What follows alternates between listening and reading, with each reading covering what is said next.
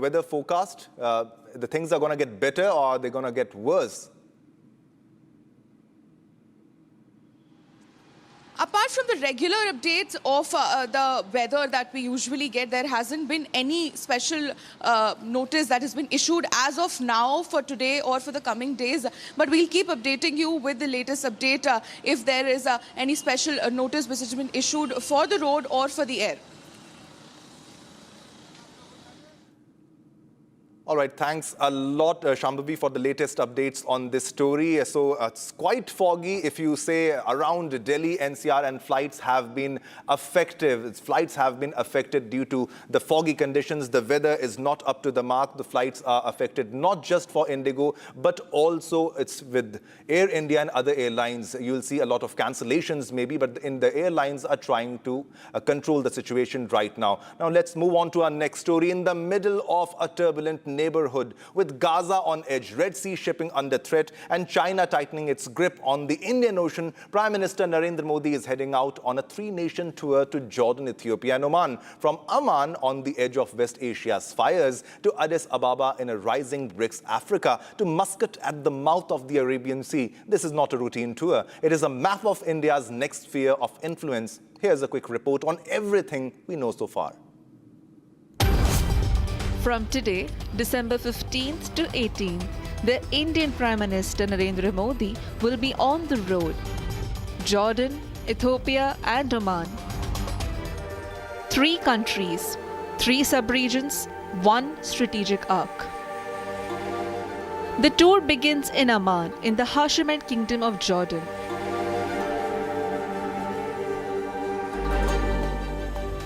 At the invitation of King Abdullah II. Herein, Prime Minister Modi would review the entire gamut of relations between India and Jordan with Abdullah II and exchange perspectives on regional issues. Soon thereafter, on the 16th, the Indian Prime Minister is set to make his way to Ethiopia, marking his first visit to the country. During this visit, PM Modi will meet his Ethiopian counterpart and will hold wide-ranging discussions on all aspects of Indian-Ethiopian bilateral ties. And lastly, in the final leg of his visit, the Prime Minister will reach Oman and will meet Sultan Haitham bin Tariq. This visit will mark 70 years of the establishment of diplomatic relations between India and Oman, while providing an opportunity for both countries to comprehensively review the bilateral partnership, including areas of trade, investment, energy, defense, security, technology, agriculture and culture. Over 4 days and 3 capitals, PM Modi's itinerary offers a glimpse of where Indian foreign policy is headed after big-ticket visits to Washington, Paris and Moscow. If this Jordan-Ethiopia-Oman triangle delivers, India can lock its position in the Arabian Sea. With a map of India's influence from the Suez to the Cape looking very different by the end of this decade. All right, viewers, moving to our next top story. The BJP has announced the appointment of Bihar Cabinet Minister Nitin Nabin as its national working president, effective immediately. Nabin, who currently serves as a minister in the Nitish Kumar-led Bihar government cabinet, where he holds the road construction portfolio, has become youngest BJP president in the history. PM Modi and all the BJP leaders congratulated him. PM Modi in his tweet said that Nitin Nabin is a young and industrious leader and has an impressive record as MLA and minister. Have a look. The BJP has made a decisive organizational move. Bihar Minister Nitin Nabin is appointed national working president.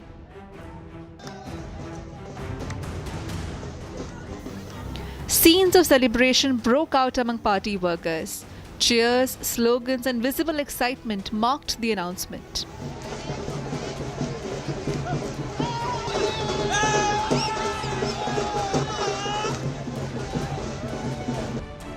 At just 45, Nitin becomes the youngest BJP working president. a clear push towards generational transition. Meanwhile, Congress MP Gaurav Gogoi has questioned the BJP's appointment process, saying Congress follows a democratic system to choose its leadership and alleged that BJP prefers secrecy over dialogue. There's a clear lack of process in the recent announcement of the BJP for their national working president. And there's a clear lack of meaningful engagement and dialogue with their party workers. The BJP has chosen the complete opposite. It prefers secrecy because they are unwilling to engage in dialogue. They don't believe in dialogue even with their own party workers. They don't even trust the opinion of their own party workers. While BJP hit back strongly, leaders said Nitin's appointment reflects trust and performance. मैं नरेंद्र मोदी जी देश के प्रधानमंत्री जी को विशेष तौर पर और पूरी party आदरणीय नड्डा जी और पूरी भारतीय जनता पार्टी को धन्यवाद देता हूं कि बिहार से एक पटना से हमारे नौजवान साथी नितिन नवीन जी को देश के कार्यकारी अध्यक्ष के तौर पर मनोनीत हुए हैं। इसके लिए विशेष शुभकामना भी देता हूं नितिन नवीन जी को कि भारतीय जनता पार्टी को जिस ऊंचाई तक आदरणीय प्रधानमंत्री जी के नेतृत्व में और आदरणीय नड्डा जी के नेतृत्व में बढ़ा है, आदरणीय नितिन जी के नेतृत्व में भी बिहार के साथ साथ पूरे देश में भारतीय जनता पार्टी मजबूती के साथ खड़ा होगा। Republic spoke exclusively to the man of the moment. Nitin Nabin expressed gratitude and reaffirmed commitment to the BJP ideology. आज पार्टी ने भरोसा किया है तो निश्चित रूप से उस भरोसे को आगे बढ़ाने का प्रयास करेंगे और जिस प्रकार का हमारा नेतृत्व का भरोसा पूरे देश में जनता के बीच में है, हमारा संगठन भी उसी प्रकार से विस्तार करे। जहां एक और संगठन का विस्तार वहीं कार्यकर्ता का विकास, ये निश्चित रूप से हम दोनों ही विषयों पर प्रयास करेंगे और सर्वव्यापी सर्वस्पर्शी जो हमारा संगठन का विचार रहा है, समाज के हर वर्ग में नेतृत्व को पैदा करना, समाज के हर क्षेत्र में नेतृत्व को आगे बढ़ाना। With nearly 2 decades of experience, Nitin has handled key elections in Bihar, Chhattisgarh and Delhi.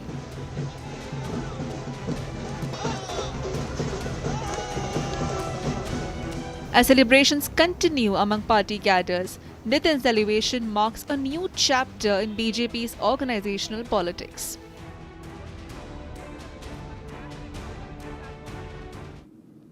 All right, viewers, let's go on to our next breaking news. Big news coming up. Karnataka Labour Minister Santosh Lad has made a controversial statement about Chhatrapati Shivaji Maharaj.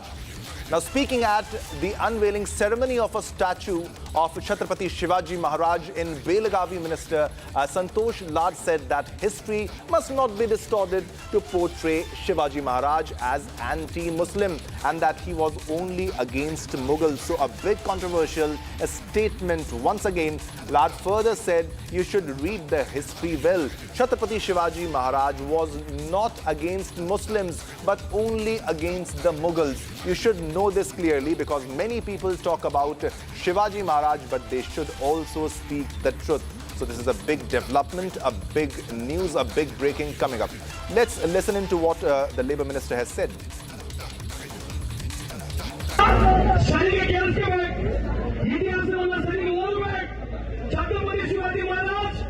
He is not against Muslim or against Mughals. ಎಲ್ಲೋ ಒಂದು ಬೇಕು ಛತ್ರಪತಿ ಶಿವಾಜಿ ಮಹಾರಾಜರ ಬಗ್ಗೆ ಎಲ್ಲೋ ಮಾತಾಡ್ತಾರೆ, ಗೌರವ ಇದೆ. ಶಿವಾಜಿ ಮಹಾರಾಜರ ಬಗ್ಗೆ ಮಾತಾಡ್ತಾರೆ, ಗೌರವ ಇದೆ. ಸರಿಗೆ ಕೇಳಿಸ್ಕೋಬೇಕು, ಇತಿಹಾಸವನ್ನ ಸರಿಗೆ ಓದಬೇಕು. Chhatrapati Shivaji Maharaj he is not against Muslim or against Mughals. ಇದನ್ನ ನೀವು ಕ್ಲಿಯರ್ ಆಗಿ ಹೇಳಿ. ಯಾಕಂತಂದ್ರೆ ಎಲ್ಲೋ ಒಂದು ಬೇಕು ಛತ್ರಪತಿ ಶಿವಾಜಿ ಮಹಾರಾಜರ ಬಗ್ಗೆ ಎಲ್ಲೋ ಮಾತಾಡ್ತಾರೆ, ಗೌರವ ಇದೆ. ಶಿವಾಜಿ ಮಹಾರಾಜರ ಬಗ್ಗೆ ಮಾತಾಡ್ತಾರೆ, ಗೌರವ ಇದೆ. All right, we are being joined by our correspondent Abhishek on this matter. Abhishek, are there any response to this? Are any reactions to this? Why was such a statement made? Was it a political rally or something else? In what context was this statement made? Well, the statement of Santosh Lad hasn't received any remarks from the BJP or the JDS or the Congress party MLAs as of now, but it is unclear as to why Santosh Lad had to make this statement at this point of time in Belagavi, where he was there to unveil the statue of Shivaji Maharaj.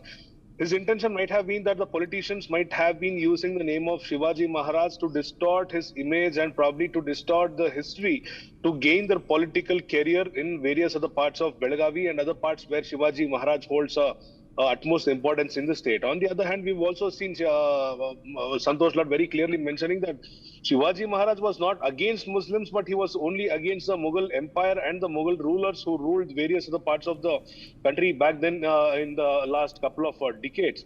But we are awaiting the response of Santosh Lad because the context at what he spoke is unclear as of now, and no one knows why he had to bring the name of the Mughals and Muslim anti-Muslim talk in between the unveiling ceremony of Shivaji Maharaj. But we will have to see if this continues in the assembly today as well, because BJP and JDS MLAs had clearly in the last couple of years had mentioned that Shivaji Maharaj was against Muslims in various other contexts, but we will have to see if Santosh Lad will have to give any clarification as to why this topic came out in the open stage where he was addressing the public at the gathering where the statue of Shivaji Maharaj was unveiled.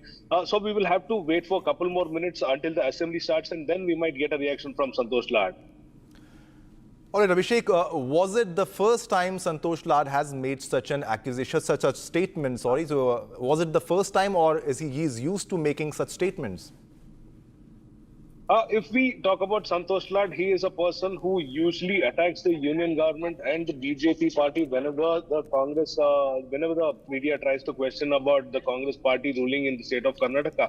So this might be one such statement, might be he is targeting at the union government or the NDA government. Probably he is also trying to back off the INDI alliance by stating that they are not distorting the history. It is only the ruling party in the union government that might have been distorting, or he might be indicating that the opposition party in Karnataka, BJP, might be trying to distort the history of the country, and probably they are gaining their political mileage. So the context of what he spoke on stage is yet unclear, and we will have to get his reaction in the next couple of minutes.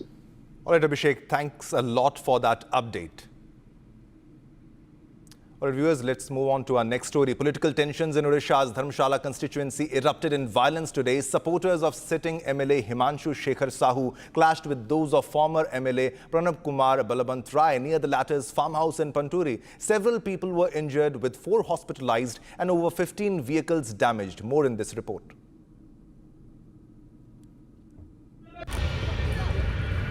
Political tensions in Odisha's Jajpur district took shape into violence today, turning a power struggle into scenes of chaos. The Dharmshala Assembly constituency witnessed violent clashes between supporters of sitting MLA Himanshu Shekhar Sahu and former MLA Pranab Kumar Balabant Rai, leaving several injured and widespread destruction in their wake. The flashpoint: Balabant Rai's farmhouse in Panturi. The supporters of the former 2-time BJD MLA and the supporters of sitting MLA Himanshu Shekhar Sahu had gathered there for a meeting. What followed was mayhem. The former MLA claimed that 4 people were injured in the violence. The opposition party alleges that Sahu's supporters stormed the farmhouse and attacked the BJP supporters. The violence also left a trail of destruction. Vehicles vandalized, windows shattered, and property damaged.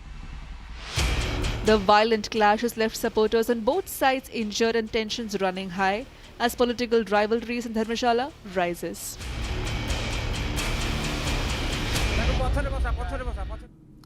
All right, viewers, there's a big breaking news that is coming in. Israel PM Benjamin Netanyahu has reacted to Sydney mass shooting.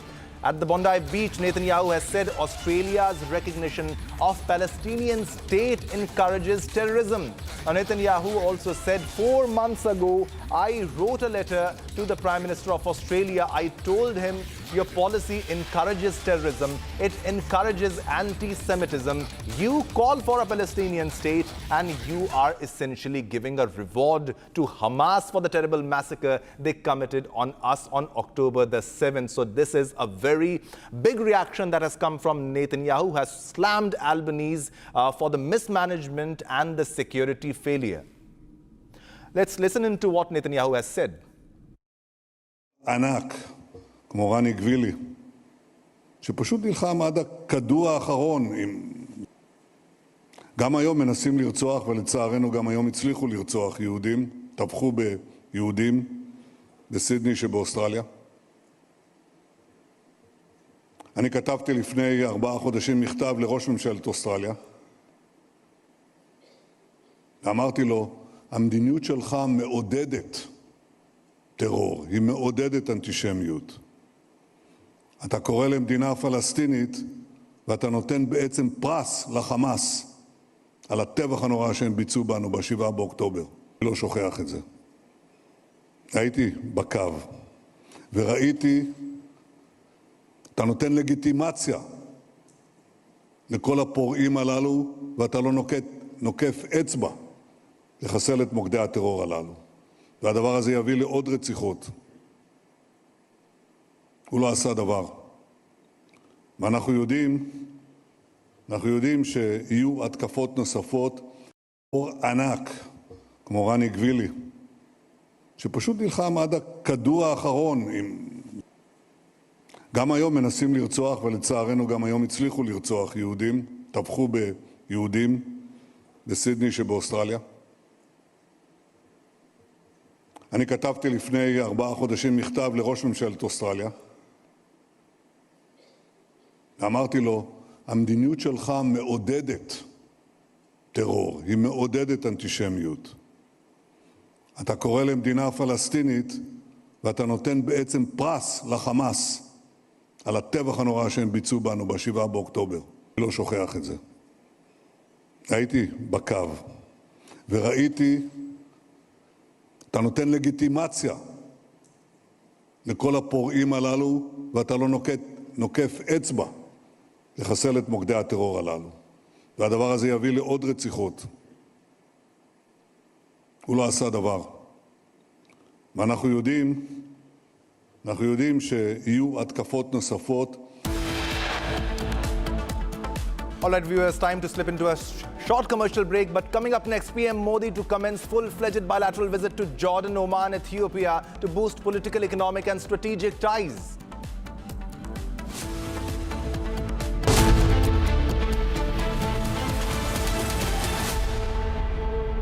Powered by Century Ply Club Prime. रहो बेफिक्र। MDH की हल्दी मिर्ची धनिया करे कमाल, ये रंग दे, ये खुशबू दे, ये तीखा, ये कम पड़े, क्या निराला MDH मसाला। Please stop! झुमका, तेरा झुमका, तेरा झुमका। Not there, मेरा काउंटर टॉप टूट जाएगा। तेरा झुमका।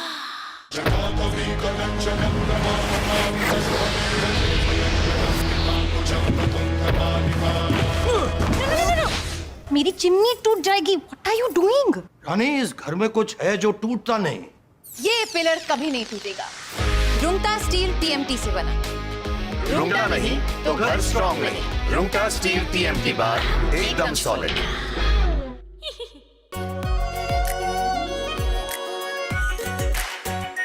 Are pure shahi paneer masala, delicious, healthy everyday.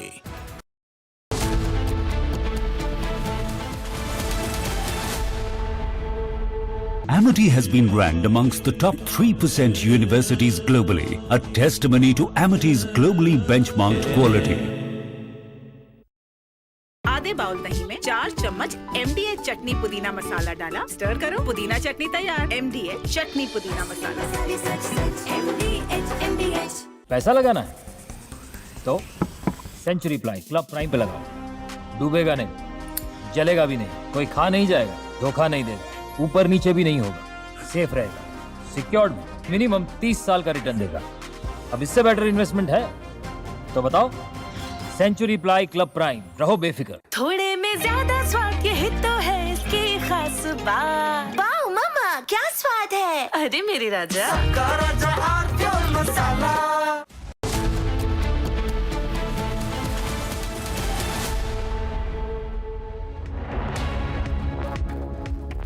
Hello viewers, a very good morning. We'll have a breaking of Shivangi Shukla getting you the latest coming in. Prime Minister Modi has made a statement ahead of his visit, a tri-nation visit.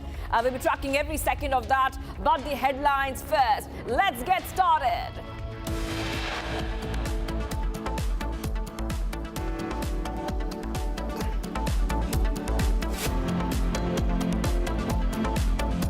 PM Modi to commence full-fledged bilateral visit to Jordan, Oman, Ethiopia to boost political, economic and strategic ties.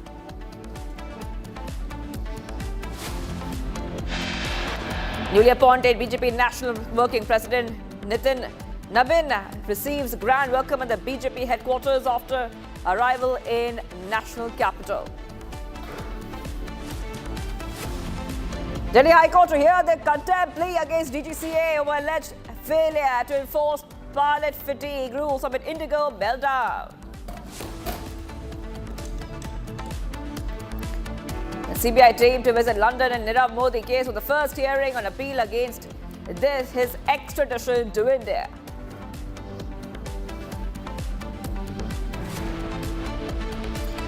NIA to file charge sheet in the Pahalgam massacre before the special NIA court in Jammu.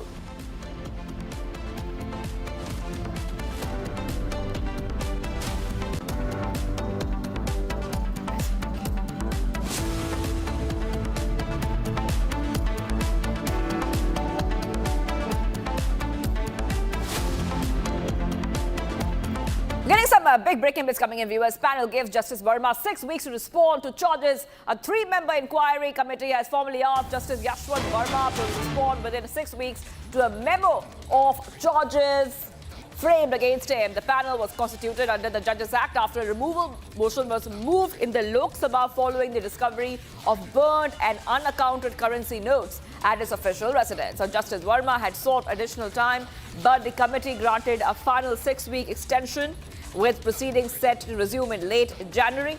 And inquiry panel is asking Verma to respond formally. Evidence shared with Verma includes videos and witness statements from the fire brigade and police recording the cash found in his residential storeroom. So we're getting these updates coming in, viewers on Republic TV. Getting on these back-to-back updates. Inquiry panel asking Verma to respond. I'm going to go because Shambhavi is joining us. Shambhavi, yes, take our viewers to latest coming in. You know, this is very important, given the fact that the judge has been denying these charges, which are very, very serious. The Republic has been tracking this very closely. What is the latest?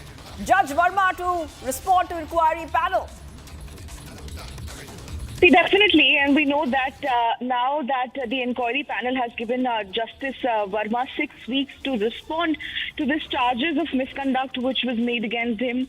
And for our viewers, this is very important to know that this is followed by a removal motion which was filed in the Lok Sabha, which was signed by around 146 MPs in the Lok Sabha itself, after some burnt and unaccounted currency notes were found at his official residence. And this committee is basically a 3-member panel which is headed by the Supreme Court Judge Arvind Kumar, where Justice Verma was formally served with a memo of charges. So now that is when he sought additional time from the panel. The panel has now given him 6 weeks and has also very explicitly said that no further extension will be granted. And the proceeding of the same is expected to resume in the last week of January after this period of 6 weeks is over. Right. Okay, so, you know, like we were saying that Justice Verma will be having the opportunity now to counter these charges. This is also something that we will be looking out for, because now we see that he can also cross-examine witnesses supporting the memo of charges against him. So this is the opportunity for Judge Verma to also go ahead and counter the charges which have been leveled against him. Very serious ones at that, Shambhavi.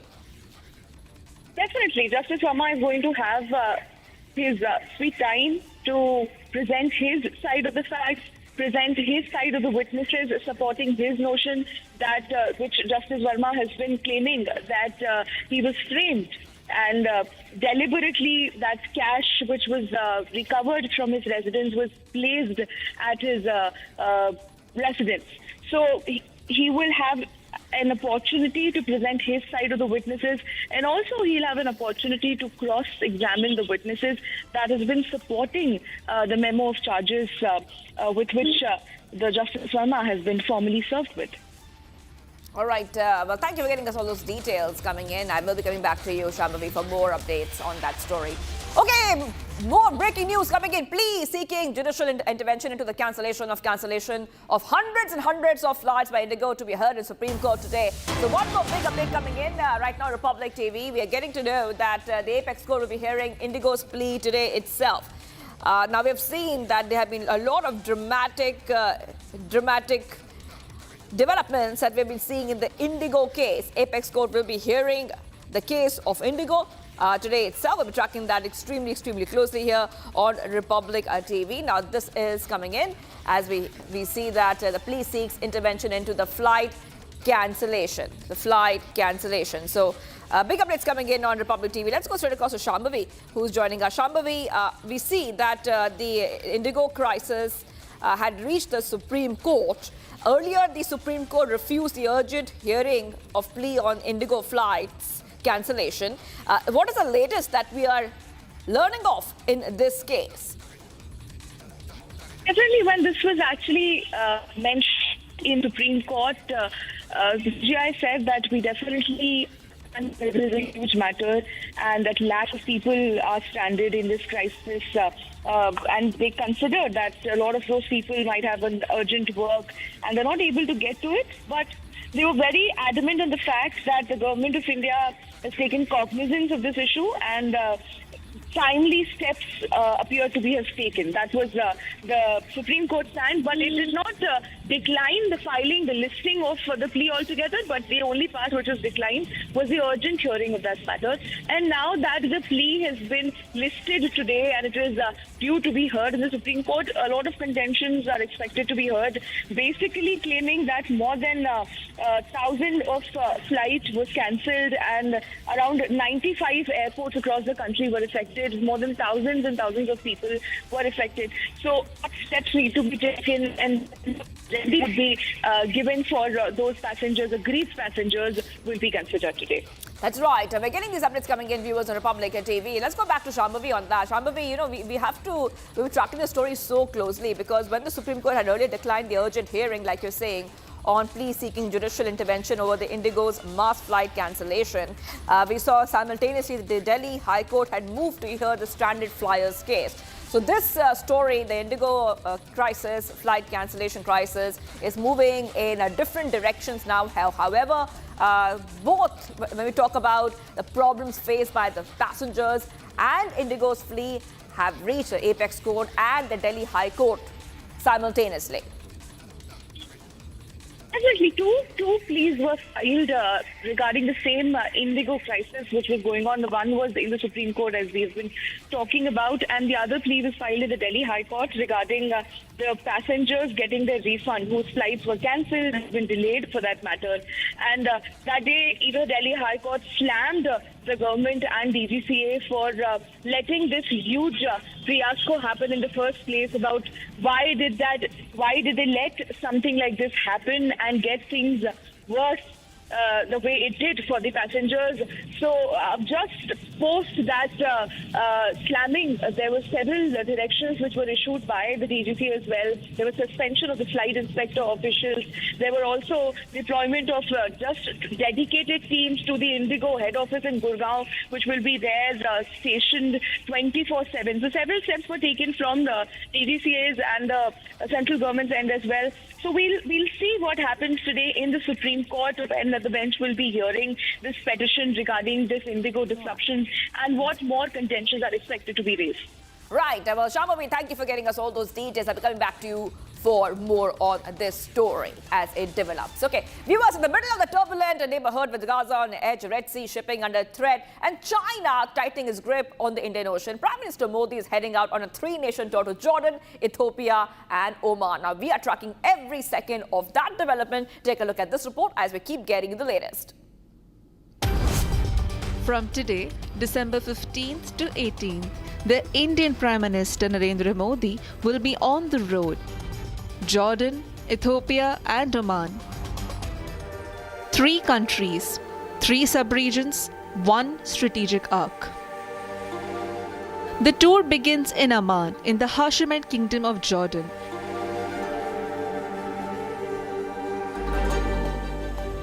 At the invitation of King Abdullah II. Herein, Prime Minister Modi would review the entire gamut of relations between India and Jordan with Abdullah II and exchange perspectives on regional issues. Soon thereafter, on the 16th, the Indian Prime Minister is set to make his way to Ethiopia, marking his first visit to the country. During this visit, PM Modi will meet his Ethiopian counterpart and will hold wide-ranging discussions on all aspects of Indian-Ethiopian bilateral ties. And lastly, in the final leg of his visit, the Prime Minister will reach Oman and will meet Sultan Haitham bin Tariq. This visit will mark 70 years of the establishment of diplomatic relations between India and Oman, while providing an opportunity for both countries to comprehensively review the bilateral partnership, including areas of trade, investment, energy, defense, security, technology, agriculture, and culture. Over 4 days and 3 capitals, PM Modi's itinerary offers a glimpse of where Indian foreign policy is headed after big-ticket visits to Washington, Paris, and Moscow. If this Jordan-Ethiopia-Oman triangle delivers, India can lock its position in the Arabian Sea. With a map of India's influence from the Suez to the Cape looking very different by the end of this decade. The BJP has announced the appointment of Bihar Cabinet Minister Nitin Nabin as its National Working President, effective immediately. Now, he currently serves as a minister in Nitish Kumar-led Bihar government, where he holds a road construction portfolio, has become the youngest BJP president in history. PM Modi and all the BJP leaders congratulated him. PM Modi in his tweet said that he's a young and industrious leader and has an impressive record as MLA and minister. The BJP has made a decisive organizational move. Bihar Minister Nitin Nabin is appointed National Working President.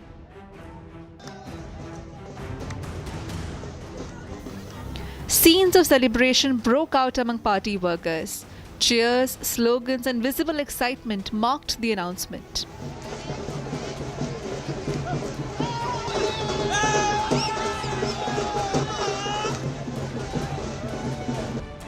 At just 45, Nitin becomes the youngest BJP working president. A clear push towards generational transition. Meanwhile, Congress MP Gaurav Gogoi has questioned the BJP's appointment process, saying Congress follows a democratic system to choose its leadership and alleged that BJP prefers secrecy over dialogue. There's a clear lack of process in the recent announcement of the BJP for their national working president. And there's a clear lack of meaningful engagement and dialogue with their party workers. The BJP has chosen the complete opposite. It prefers secrecy because they are unwilling to engage in dialogue. They don't believe in dialogue, even with their own party workers. They don't even trust the opinion of their own party workers. While BJP hit back strongly, leaders say Nitin's appointment reflects trust and performance. मैं नरेंद्र मोदी जी देश के प्रधानमंत्री जी को विशेष तौर पर और पूरी party आदरणीय नड्डा जी और पूरी भारतीय जनता पार्टी को धन्यवाद देता हूं कि बिहार से एक पटना से हमारे नौजवान साथी नितिन नवीन जी को देश के कार्यकारी अध्यक्ष के तौर पर मनोनीत हुए हैं, इसके लिए विशेष शुभकामना भी देता हूं नितिन नवीन जी को कि भारतीय जनता पार्टी को जिस ऊंचाई तक आदरणीय प्रधानमंत्री जी के नेतृत्व में और आदरणीय नड्डा जी के नेतृत्व में बढ़ा है, आदरणीय नितिन जी के नेतृत्व में भी बिहार के साथ साथ पूरे देश में भारतीय जनता पार्टी मजबूती के साथ खड़ा होगा। Republic spoke exclusively to the man of the moment. Nitin Nabin expressed gratitude and reaffirmed commitment to the BJP ideology. आज पार्टी ने भरोसा किया है तो निश्चित रूप से उस भरोसे को आगे बढ़ाने का प्रयास करेंगे और जिस प्रकार का हमारा नेतृत्व का भरोसा पूरे देश में जनता के बीच में है, हमारा संगठन भी उसी प्रकार से विस्तार करे। जहां एक और संगठन का विस्तार वहीं कार्यकर्ता का विकास, ये निश्चित रूप से हम दोनों ही विषयों पर प्रयास करेंगे और सर्वव्यापी सर्वस्पर्शी जो हमारा संगठन का विचार रहा है, समाज के हर वर्ग में नेतृत्व को पैदा करना, समाज के हर क्षेत्र में नेतृत्व को आगे बढ़ाना। With nearly 2 decades of experience, Nitin has handled key elections in Bihar, Chhattisgarh and Delhi.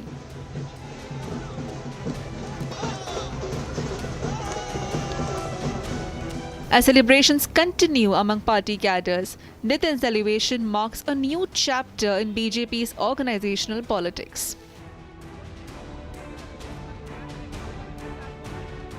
We're just getting some updates coming in right now. NIA to present charge sheet in the Pahalgam terror attack case before special NIA court, Jammu today. Now, top sources have told Republic that top Lashkar leadership will be named in the NIA. I repeat, in the NIA charge sheet, Pakistan-based terror leadership of Lashkar and their role to be named in charge sheet.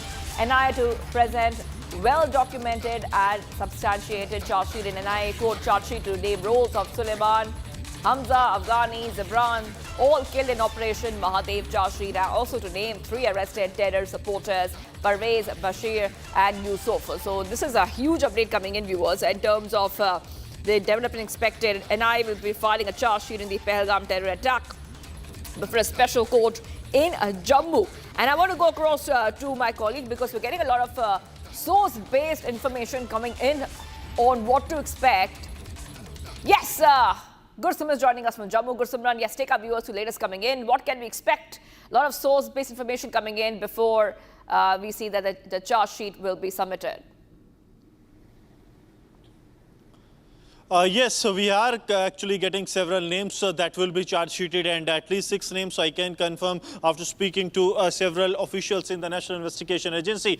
There is a 2 set of charge sheets. It is a single charge sheet, but the names will be that first it will have the top leadership of Lashkar that is based in Pakistan, their lower role. We are told that one of the senior most leaders of Lashkar will also be named in the charge sheet. Has already been named. It will be presented before the court, and his role has been duly established based on the evidences and also the investigation that has been carried out. Some of the names that have been confirmed to us that will be charge sheeted, that includes Suleiman, the terrorist that has been killed in the Operation Mahadev, along with the 2 others, Afghan and Gibran. All 3 will be charge sheeted. They will be charge sheeted as of the key conspirators and the executors of this attack. Apart from this, Parvez Jothar, Bashir Jothar and one person named Yusuf that has also been arrested by the National Investigation Agency. It is being said that he will also be named. So these are the 6 confirmed names that will be charge sheeted. Apart from that, it will have the senior leadership of Lashkar-e-Toiba and also the Pakistani planning and execution part. That will also be a part of this charge sheet that has been detailed. What we are being told that this is a comprehensive charge sheet. It is not going to be like 10,000 or 20,000 odd pages charge sheet that will have all the details, but it will be a comprehensive and substantiated charge sheet that will be filed by the National Investigation Agency. This is the first set of charge sheet that is being filed. We are told that there lies every probability that there will be supplementary charge sheets that will be filed in the later part of the investigation. But for now, it will have all the details of who actually planned this, how the execution orders were made, and also the key details that have emerged out of the mobile phones of the 3 terrorists that have been killed on 28th of July as part of Operation Mahadev by Jammu and Kashmir Police, CRPF and the Indian Army. Those mobile details, mobile dump data and also the data of the Thoraya, that was the satellite communication set, that will also be part of this charge sheet. It has taken NIA to 32 days to investigate from the day they were handed over this investigation, and now we are told that on the 176th day of the first arrest of Pervez and the Bashir Ahmad Jothar, that NIA will be filing the charge sheet today at 2 p.m. in the Jammu Special NIA Court. We are outside the NIA headquarters. Senior officials of the NIA have already arrived at the NIA headquarters. Many of the senior officials, they have been camping here overnight as well, because this is going to be a very big day for the NIA. All their investigations that have been carried out in last 7 to 8 months, that will now be presented before the court, and it will unravel the dirty games of the Pakistan, that how Pakistan always remains in a bid to destabilize India, and how they plan to carry out the targeted killing of Hindus and 25 Indian nationals and one Nepali national that has been all those details. I'll be coming back to you for more on that story, because of course when we see the charge sheet will be submitted, Gursim will be right there at the NIA headquarters getting us all those updates. All right, viewers, move ahead right now. 2 U.S. Army soldiers and U.S. civilian interpreter were killed in an ambush in central Syria on December 13 in an attack attributed to a lone gunman believed to be linked to the ISIS. The attack occurred near Palmyra during a joint patrol with Syrian forces as part of the ongoing counter-ISIS operation in the region. Now, 3 other American soldiers and many Syrian security personnel were wounded. The gunman was killed at the scene by the partner forces. Watch this report for more. Well, thank you very much. Always a pleasure to be with you on Republic. Now, we all know that America was responsible for the downfall of Bashar al-Assad, the previous president, legitimately elected. He overstayed his welcome. There's no doubt about that. But he was legitimate. He was legal. And then this joker who led the movement against the Syrian regime, and he was himself an Al-Qaeda and an IS member. This joker then was installed as president, and Donald Trump went to him and said, buddy, you look so smart in a suit. You're no longer a terrorist. Now you're my darling. You're such a good-looking guy. You can do what you feel like. And I love good-looking guys. I myself used to be very good-looking. Now he's ugly as hell. So what is happening now is, it shows to you that Al-Jolani or Al-Shara, whatever they have named this joker, he is incapable of controlling his former comrades. They say, look, what has happened is that you've got recognition, you've got the money, excuse me a moment, you've been honored by the Americans, you'll be invited, you'll be lioness. What about us? We were your foot soldiers. We've been ignored, we are being slaughtered, we are involved in fighting remnants of the previous regime. We are dying while you're sitting in the palace traveling across the world and being lionized and feted. So that was the first thing. Now, Trump has vowed retaliation. Retaliation against whom? At the same time, he has also said that Al-Shara Jolani, the self-styled president, is also very upset. What does that mean? He doesn't have the strength to do anything. So Trump is trying to say it's not Jolani's fault. It's the fault of these unguided missiles who used to be his comrades once upon a time. The fact is that Syria is falling apart and Trump can do nothing about it. He's not going to get yet another claim to the Nobel Peace Prize by saying, oh, I brought peace to Syria, because that has not happened. There's conflict going on everywhere. The Kurds are active, the Iraqis are active, the Syrians are active, the Russians are active. The Americans we all know about, the Europeans are messing around. So there's not going to be peace in a long time yet. Al-Qaeda hasn't been destroyed. ISIS or IS has not been decimated. They are still there. Trump can do what he wants. Who is he going to bomb in Syria? He doesn't even know that. If he had known, if his intelligence was good, these fellows would not have died. So simply by sucking up to the turned Democrat, he's not going to get very much. My own feeling is that he's not going, President Trump is going to scream and yell and shout. He's not going to be able to do anything except bomb the areas where these 2 soldiers were killed. And of course, he's described them as great American patriots, etc. And what on earth are they doing in Syria? Get the hell out of that. If that happens, you won't lose soldiers.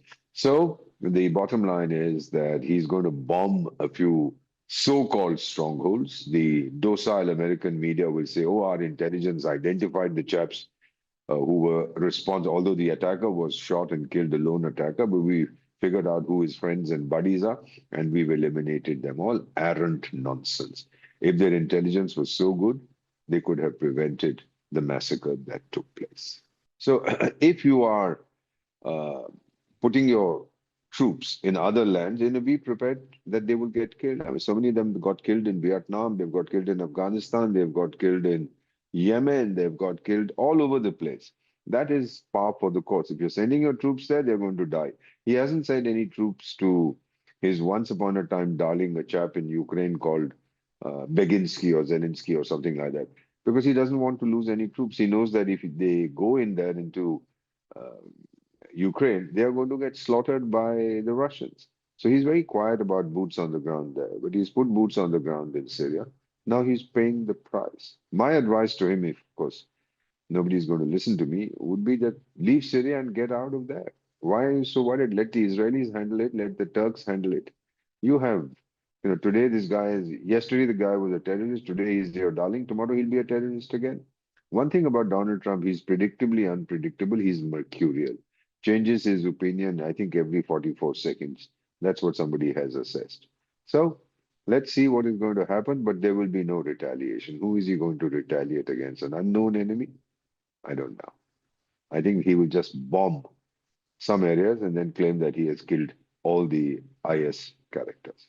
But yes, he will dump this character. He'll find somebody else. Just as in Jihadistan, my feeling is that he's going to dump that Pinjrewali Munni Bai, a so-called fool marshal.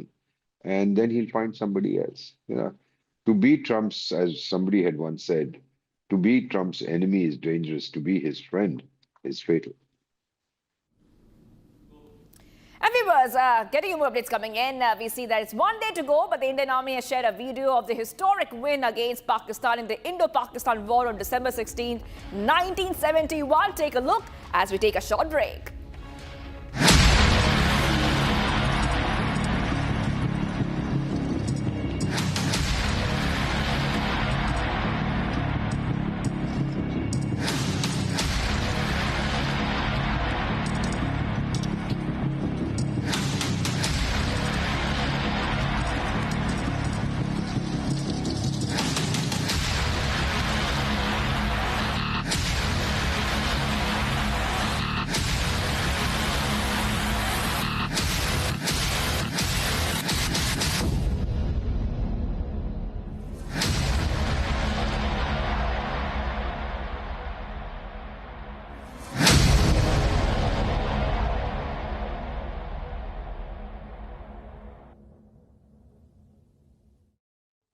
Secret recipe MDH का जीरा SIP जल जीरा मसाला।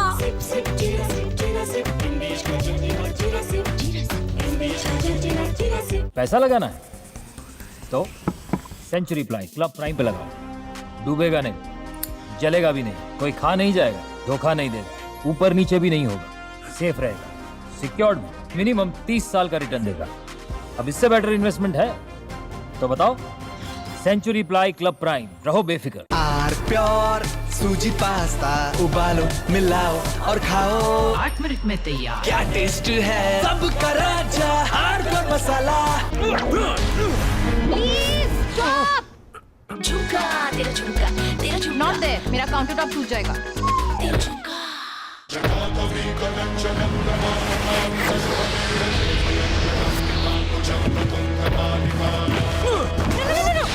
मेरी chimney टूट जाएगी। What are you doing?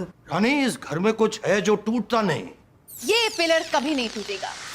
Rungta steel TMT से बना। रुंगटा नहीं तो घर स्ट्रॉन्ग नहीं। From Asia's largest news headquarters, setting the agenda for Bharat.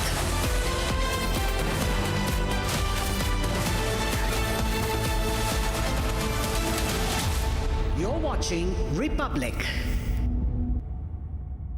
Powered by Century Ply Club Prime. रहो बेफिक्र।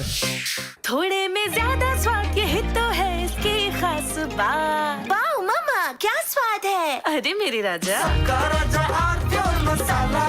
पैसा लगाना है तो सेंचुरी प्लाई क्लब प्राइम पे लगाओ। डूबेगा नहीं, जलेगा भी नहीं, कोई खा नहीं जाएगा, धोखा नहीं देगा, ऊपर नीचे भी नहीं होगा, सेफ रहेगा, सिक्योर्ड, मिनिमम 30 साल का रिटर्न देगा। अब इससे बेटर इन्वेस्टमेंट है तो बताओ। सेंचुरी प्लाई क्लब प्राइम, रहो बेफिक्र। दादी के हाथों का जादू और खुशबू से महकता घर, माँ की मुस्कुराहट और खाने की सुगंध। MDH गरम मसाला, क्योंकि हर रिश्ता है स्वाद से जुड़ा। केसरिया से मन जोगी हुआ रे, दिल झूमे देखो मतवारा हुआ रे। केसरिया से मन जोगी हुआ। हर पल मनाओ केसरी त्योहार। विमल, बोलो जुबान Kesari.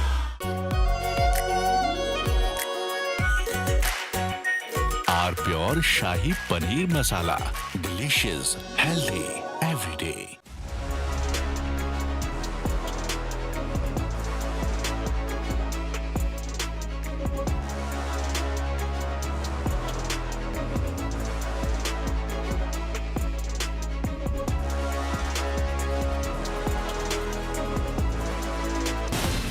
From Asia's largest news headquarters, setting the agenda for Bharat.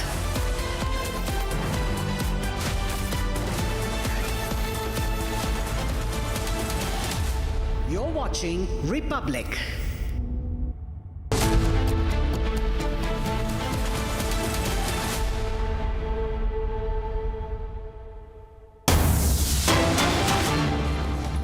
Of Honorable Prime Minister Modi ji, it is the most unfortunate and most tragic scene I have ever seen in the history of Indian politics. The Congress president and the leader of opposition must tender apology to the nation through the floor of the Parliament House. क्या संसद ने आज इस मामले को सत्ता पर स्वीकृत करवाया? सर, इस पर कांग्रेस कह रही है वो डिफेंड कर रही है अपने बयान को और वो बोल रही है।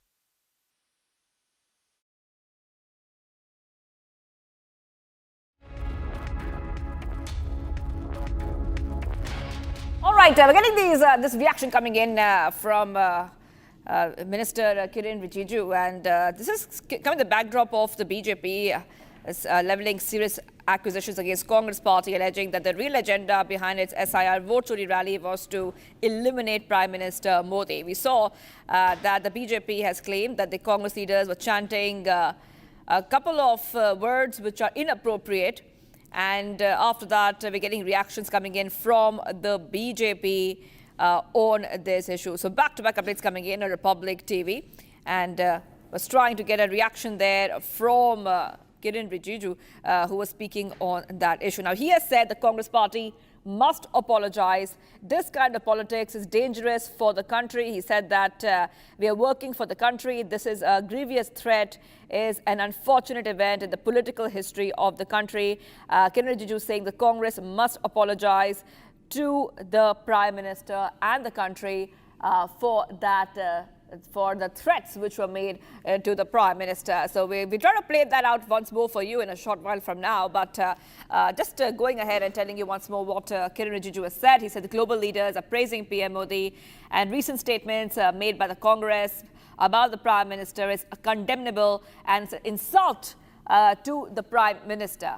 He has said the Congress party must apologize. This kind of politics is dangerous for the country, and we're working for the country. This grievous threat is an unfortunate event in political history of the country. So getting these updates coming in, viewers, back-to-back updates coming in here to Republic TV. And we see that when the Congress party was holding a mega rally, that's when we saw these comments which were made, these threats which towards Prime Minister Modi. So a lot of reactions have been coming in from different BJP leaders on this issue. Just getting these updates coming in, and we see that Rijiju says that previous threat to Prime Minister Modi is absolutely unfortunate. Let's clear that statement once more of the minister. Sri Rahul Gandhi can adopt leftist ideology or whatever his party wants to adopt. But we are working for the country, and to openly declare in the Congress rally to take the life of Honorable Prime Minister, to dig the grave of Modi ji, it is the most unfortunate thing we have seen in the political history of India. We are rivals. We are not enemies. We belong to different political parties. We propagate different ideologies, but we are working for the nation. We want to make India a strong nation, a Viksit Bharat, a developed India by 2047. Modi ji's dream is to make India a developed and powerful nation so that every Indian can be proud of. But to openly declare in Congress rally, to dig the grave of Honorable Prime Minister Modi ji, it is the most unfortunate and most tragic scene I have ever seen in the history of Indian politics.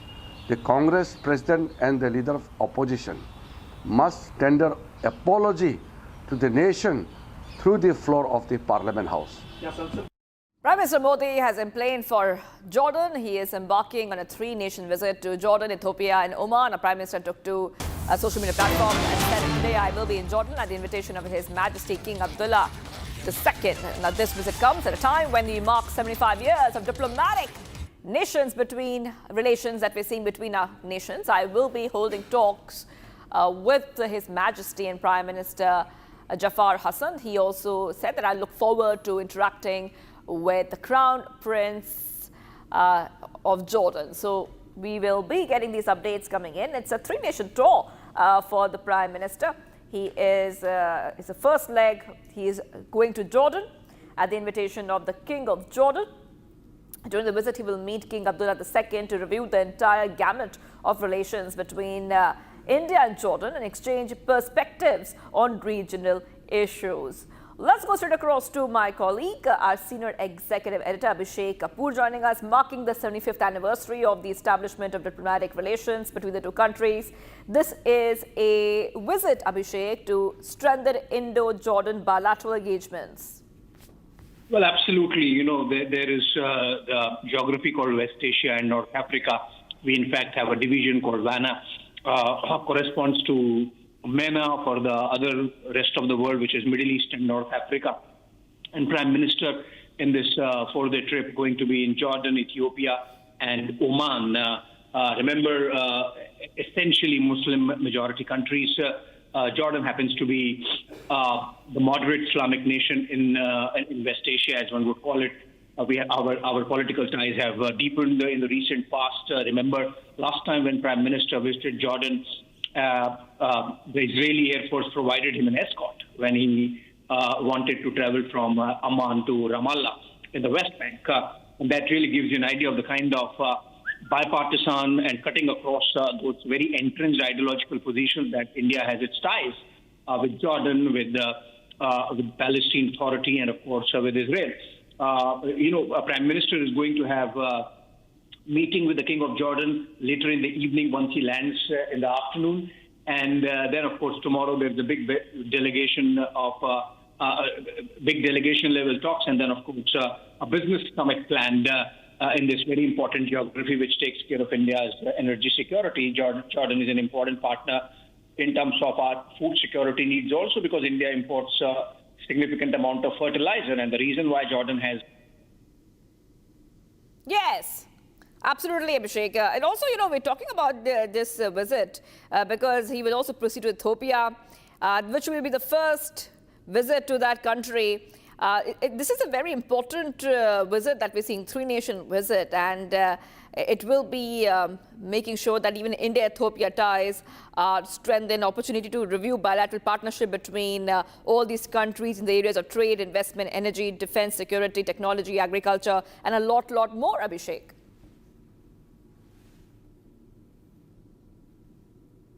All right, we'll go back. We'll go back to Abhishek in a short while from now. But PM Modi in planes for Jordan. All right, let's move ahead, viewers, to some of the other stories we're tracking here on Republic TV. All right, let's move ahead, viewers. Big update coming in. This is in the Goa's Birch Club fire incident case. Saurabh Luthra and Gaurav Luthra's legal team has landed in Thailand, and the team is here to aid, I repeat, aid their deportation of process. They will also be providing the requisite legal aid to the Luthra brothers. A big update coming in, viewers, on Republic TV. The CBI has already landed in Thailand to bring back the Luthra brothers. to bring back the Luthra brothers. They will be coming back expectedly this week itself. Sorali is joining us. Sorali, the CBI landed in Phuket, and now we see that the legal team of the Luthra brothers have landed in Thailand to aid the Luthra brothers and expedite the process. Yes, Sorali. Yes, that's true. Let me tell you, a legal team to aid the entire process of deportation has landed in Phuket, and now the process will be expedited as we are tracking the story continuously. The CBI team is there and the entire process will be done now.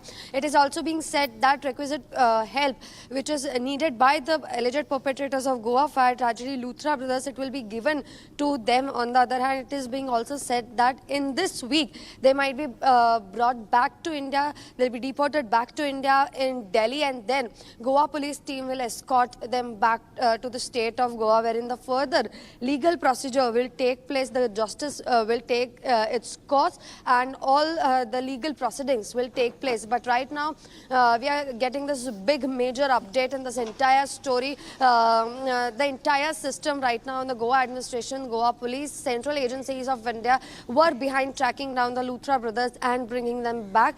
Now in a major success, and another update, a legal team, a team to aid the entire process of deportation is now in Thailand to expedite the process, and we can get the information anytime soon that when exactly on which date will they be brought back to India. That's right. And let's talk a little bit more about Sorali, how the process has been in Thailand. And Indian Embassy in Thailand is issuing an emergency certificate, one-way travel to document to the Luthras since their Indian passport was suspended by the union government. Now the Luthras fled Thailand hours after the fire incident. There has been so many questions which were raised, Sorali, about how these Luthra brothers escaped after the fire incident to avoid any kind of legal responsibility. However, they will be back. The CBI is there, and the legal team will bring them back as well. Sorali.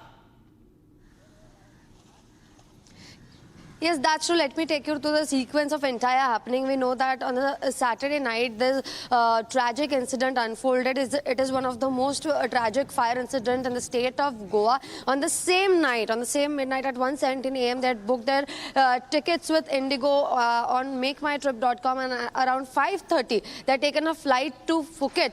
And this is within the few hours of this tragic incident unfolding. The Burj by Romeo Lane nightclub was owned by this Luthra brothers, and at the very same night, wherein 25 people were killed, 23 succumbed to death, 2 burned to death. They fled this entire scene. On the other hand, we have seen the kind of arguments that were being put out by their legal teams in the Rohini court, saying that they were on a business trip. They did not flee, but the anticipatory bail plea, we have seen it was totally cancelled out. It was rejected. We know that FIR was registered on the very same day, post to which a lookout notice was released, and then it came into the light that they are not in India anymore. They have fled the country, and then Interpol comes into the picture when a blue corner notice was released to check about their whereabouts, and then NCB Thailand had traced them, post which Thai royal authorities, Thai royal police had taken them into the custody. Formal communication was done back with the Indian central agencies, and then they were nabbed from a spa called Kutha, and then they were taken to Phuket's immigration center, post which few days ahead they were brought to Bangkok's immigration center to take ahead the process of deportation. And now the major update that is coming is a legal team has reached in Thailand to expedite this entire process, because the justice is awaited in this entire case. It has become a very sensitive issue, because Goa is a tourism hotspot, we have to understand, and such lapses can cause a major issue, which already a tragic incident has unfolded. But this has to become an example for the rest of the nightclubs, bars and restaurants if they are operating without the required permissions and checks and balances. Absolutely. They have to see the kind of CBI officials in Thailand. We see that soon the Luthra brothers will be deported very soon. Okay, let's move ahead, viewers, to some other stories. Tracking, the BJP has announced the appointment of Bihar Cabinet Minister Nitin Nabin as its national National Working President effective immediately. Nabin, who currently serves as a minister in Nitish Kumar-led Bihar government, where he holds a road construction portfolio, has become the youngest BJP president in the history. PM Modi said, and all the BJP leaders congratulated him. PM Modi in his tweet said that Nitin Nabin is a young and industrious leader, has an impressive record as MLA and minister. Take a look. The BJP has made a decisive organizational move. Bihar Minister Nitin Nabin is appointed National Working President.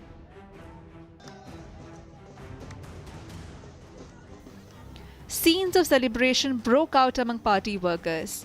Cheers, slogans, and visible excitement marked the announcement.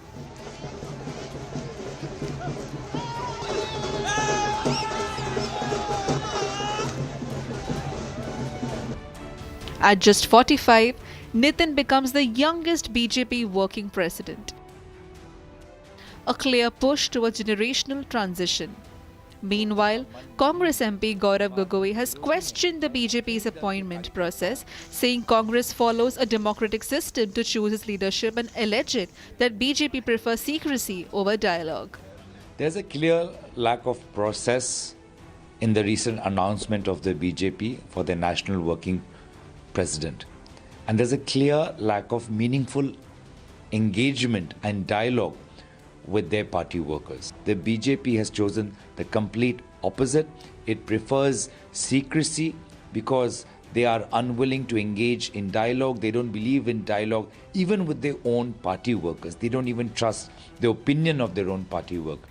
While BJP hit back strongly, leaders say Nitin's appointment reflects trust and performance.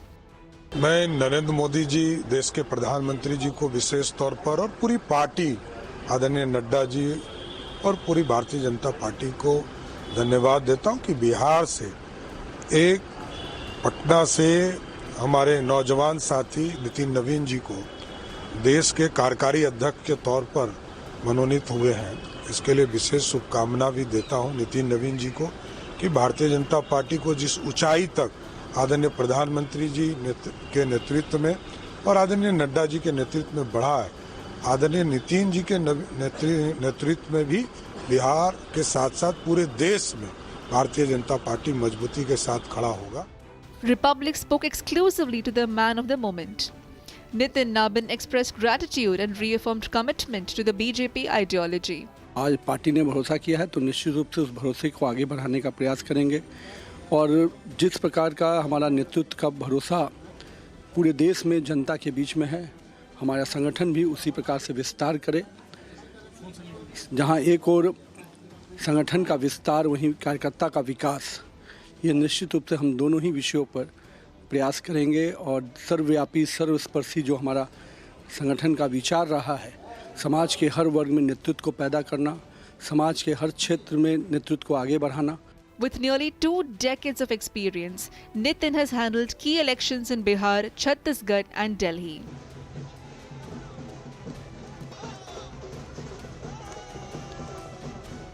As celebrations continue among party cadres, Nitin's elevation marks a new chapter in BJP's organizational politics. The political tensions in Odisha's Dharmasala constituency erupted into violence. Supporters of the sitting MLA Himanshu Shekhar Sahu clashed with those of former MLA Pranab Kumar Balabantare near the latter's farmhouse in Panturi. Now, several people were injured with 4 hospitalized and over 15 vehicles damaged. More in this report.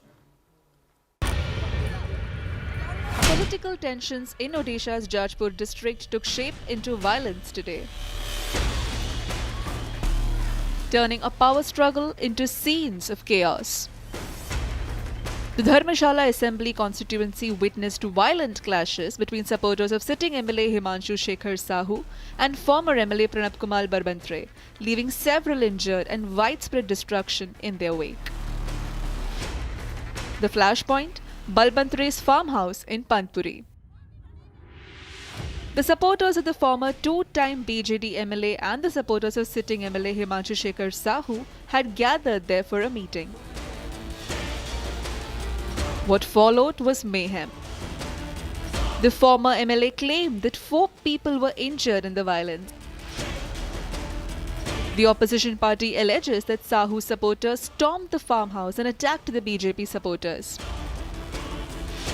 The violence also left a trail of destruction. Vehicles vandalized, windows shattered, and property damaged. The violent clash has left supporters on both sides injured and tensions running high as political rivalries in Dharmshala rises.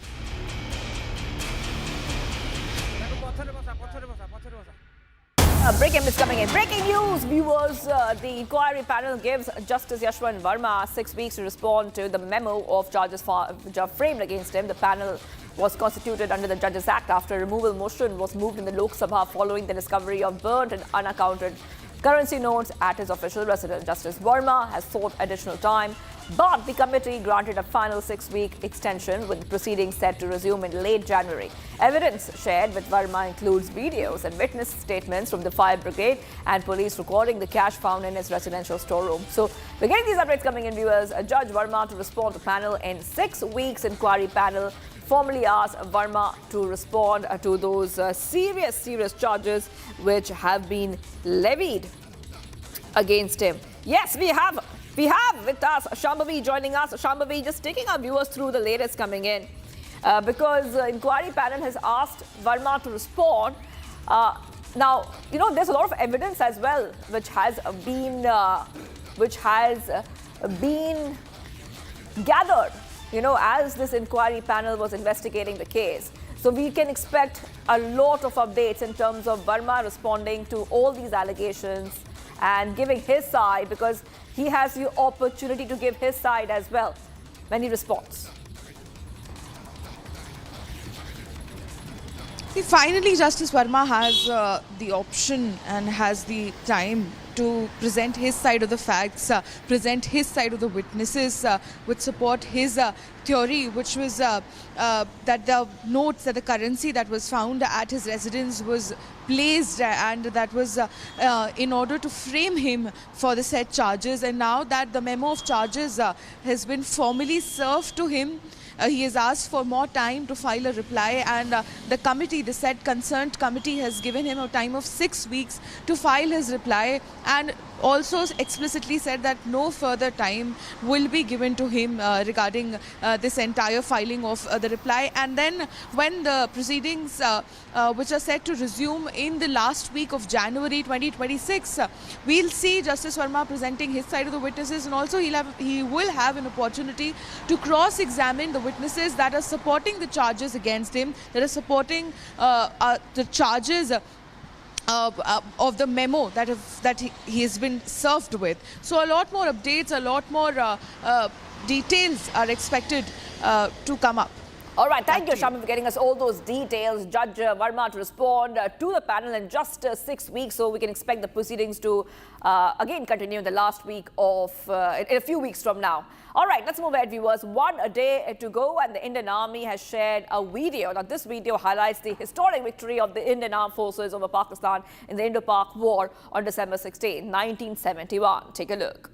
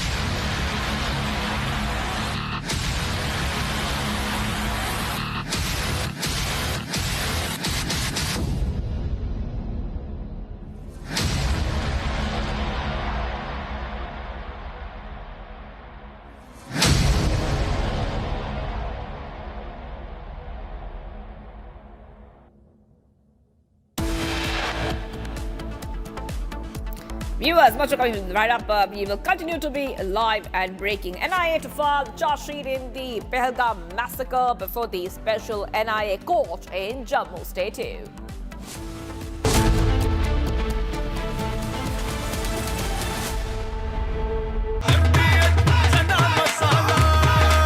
अब छोलिया हो या लोबिया, सफेद चने या काले चने, सब कुछ मजेदार बने।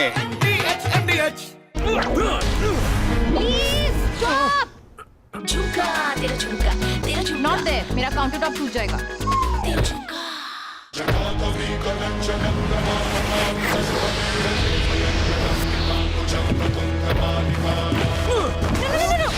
मेरी चिमनी टूट जाएगी। What are you doing? रानी, इस घर में कुछ है जो टूटता नहीं।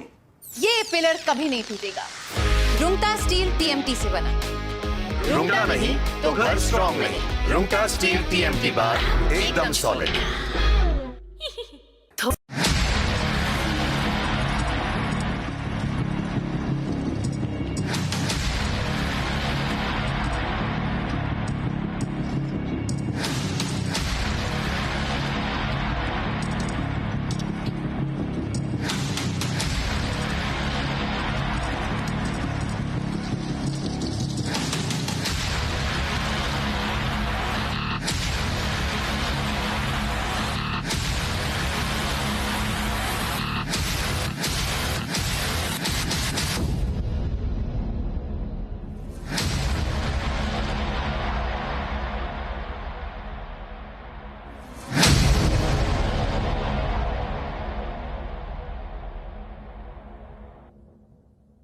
आधे बाउल दही में 4 चम्मच MDH चटनी पुदीना मसाला डाला, स्टर करो, पुदीना चटनी तैयार। MDH चटनी पुदीना मसाला। केसरिया से मन जोगी हुआ रे, दिल झूमे देखो मतवारा हुआ रे। केसरिया से मन जोगी हुआ। हर पल मनाओ केसरी त्योहार। विमल, बोलो जुबान केसरी। आर प्योर सूजी पास्ता उबालो, मिलाओ और खाओ। 8 मिनट में तैयार। क्या टेस्ट है सबका राजा, आर प्योर मसाला। MDH की हल्दी मिर्ची धनिया करे कमाल। ये रंग दे, ये खुशबू दे, ये तीखा, ये कम पड़े। क्या निराला MDH masala.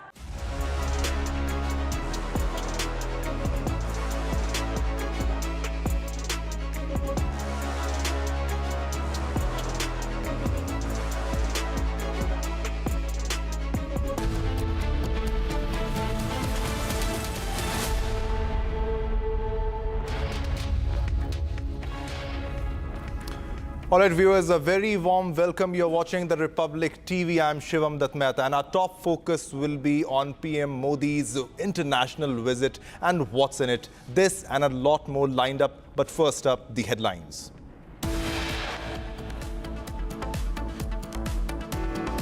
Prime Minister Narendra Modi emplanes for Amman, embarking on a 3-nation visit to Jordan, Ethiopia and Oman to boost political, economic and strategic ties.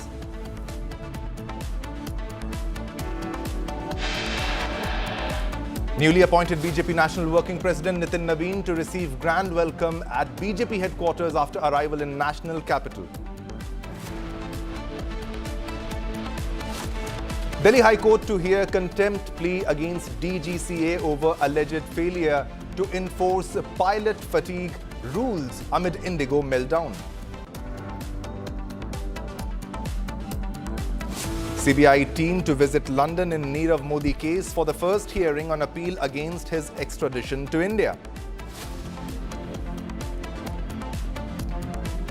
NIA to file charge sheet in the Pahalgam massacre before the special NIA court in Jammu.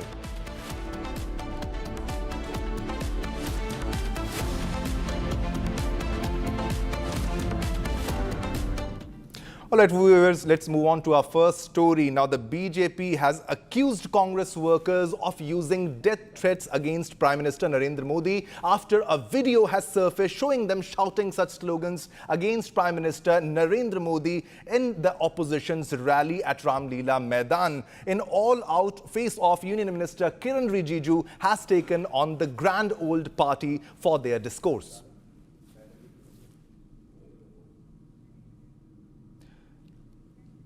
So BJP has accused Congress workers of issuing death threats to Prime Minister Narendra Modi after a video surfaced showing them shouting slogans ahead of the opposition's rally at Ramleela Maidan. Now, this is not the first time the Congress has been accused of using death threats against Prime Minister Narendra Modi. Let's listen into what Kiran Rijiju has said.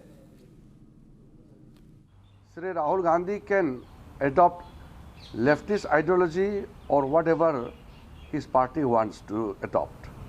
But we are working for the country, and to openly declare in the Congress rally to take the life of Honorable Prime Minister, to dig the grave of Modi ji, it is the most unfortunate thing we have seen in the political history of India.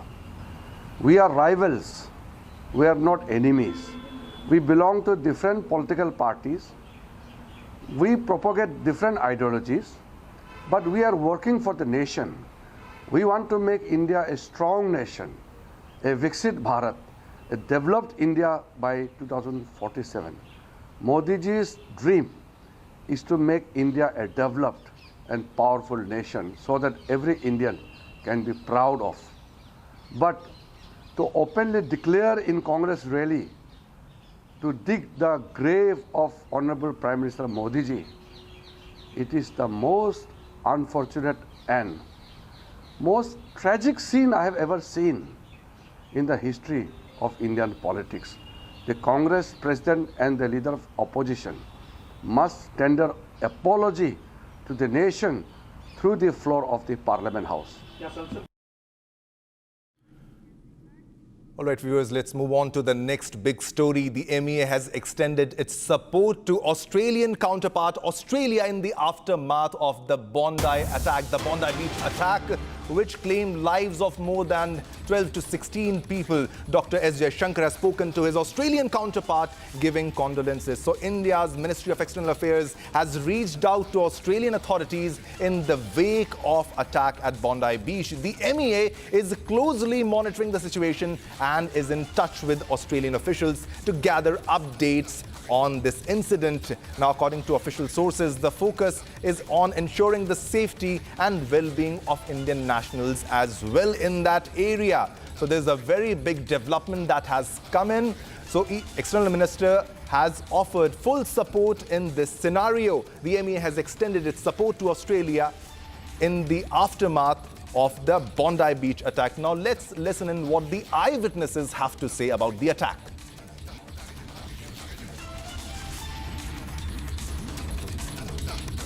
I don't get scared very easily.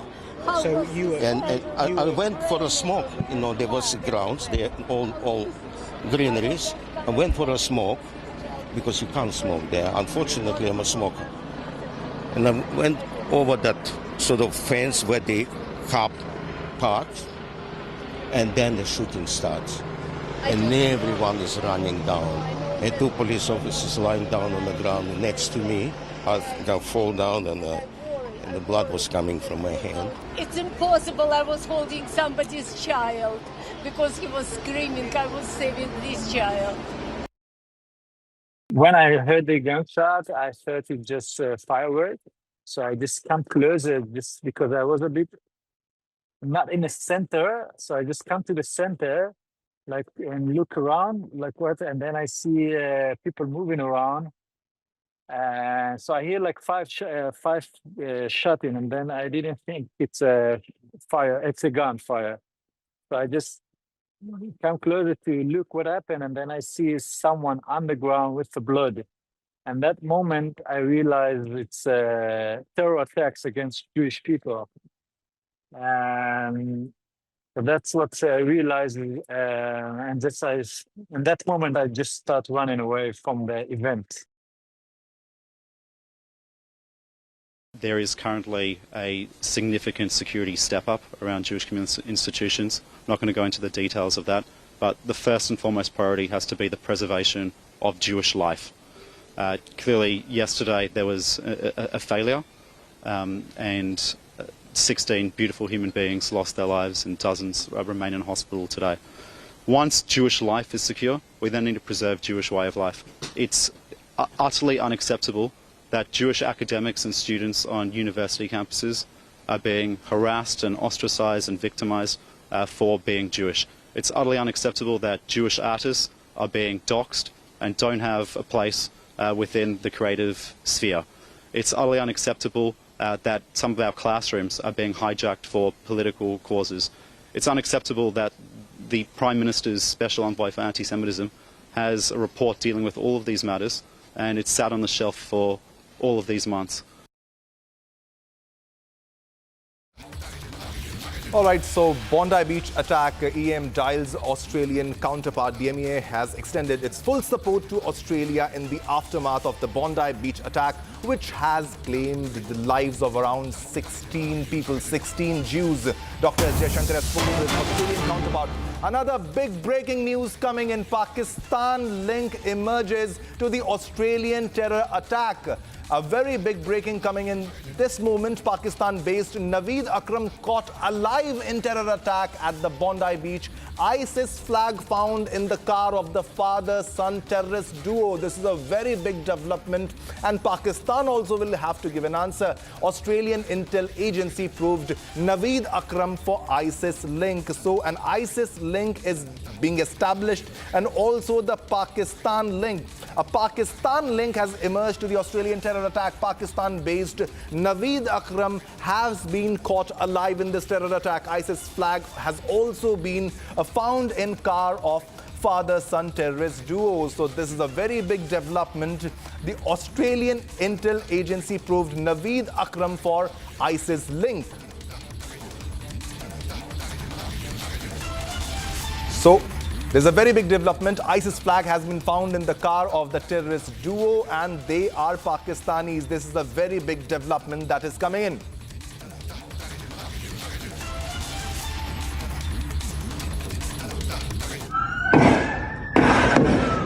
Oh! C'est un malade. Oh non, gros! Oh! Ouais, mais il y a son pote, il va se faire tirer dessus. Il est trop con, le mec qui a l'arme.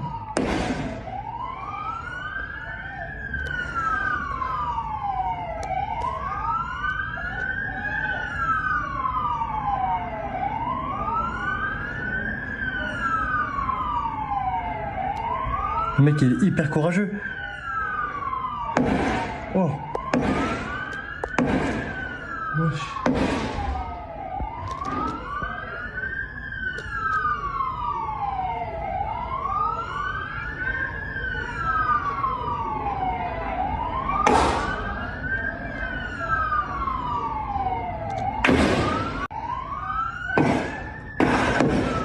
Oh! C'est un malade. Oh non, gros! Oh! Ouais, mais il y a son pote, il va se faire tirer dessus. Il est trop con, le mec qui a l'arme.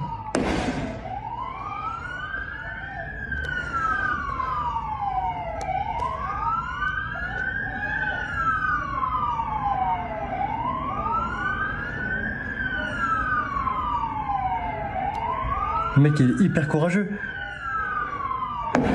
Oh. Wesh.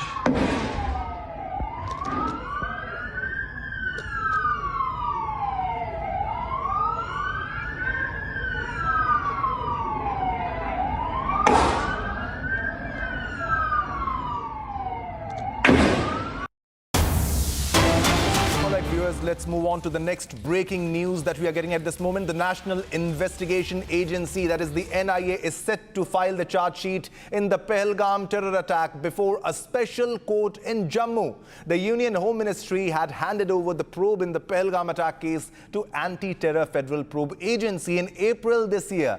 Earlier, NIA had arrested 2 accused, and during their interrogation, they had disclosed details about the identities of the 3 armed terrorists who are involved in the attack. The NIA has gathered a substantial body of evidence regarding the identities of the terrorists. Charge sheet to name roles of Suleiman, Hamza Afghani, Gibran, all killed in Operation Mahadev. Security has been beefed up outside the NIA headquarters in Jammu. So for more details, we have Gursimran on the phone line. Gursimran, so this is a very big development that is coming in. NIA is set to file the charge sheet after a long time. What are the latest developments?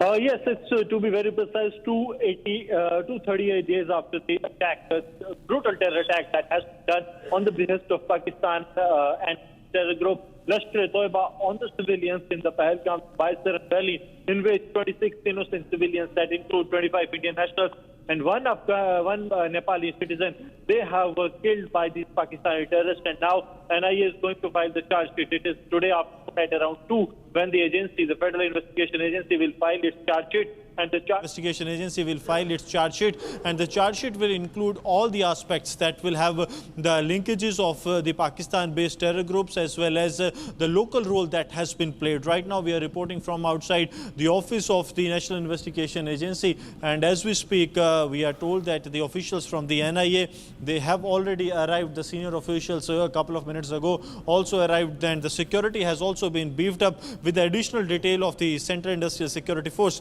that has been deployed there. So the security arrangements have been put in place. What will be in the charge sheet? It will be the top leadership of Lashkar-e-Toiba based in Pakistan that will be part of this charge sheet. Their role has been detailed by the NIA. We are told that this is not going to be a lengthy charge sheet, that is, it is not going to be like 10,000 or 20,000 odd pages, but it will be a comprehensive, and it will have all the details regarding the role of the Pakistan, Lashkar-e-Toiba, the resistance front, and also the role of 3 terrorists that have been killed. That includes Suleiman, Hamza Afghani and Gibran, along with the 3 of their associates, Yusuf, Pervez and Bashir, that have been arrested by the NIA in the investigation that they have carried out so far. This is not going to be the final charge sheet in the case, because NIA is going to file a supplementary charge sheet as well at the later stage of the investigation, as investigation is underway, and also some of the leads that they are working with regards to the Delhi bombing also, since it has the roots in the Kashmir Valley. So that will also be looked upon by the National Investigation Agency. But today afternoon, the charge sheet will be filed at around 2 in the special NIA court in Jammu. All right, it's an all-going investigation, but Gursimran, what are the kind of evidences that we are looking at, which will be presented by the NIA in the charge sheet? More details about that.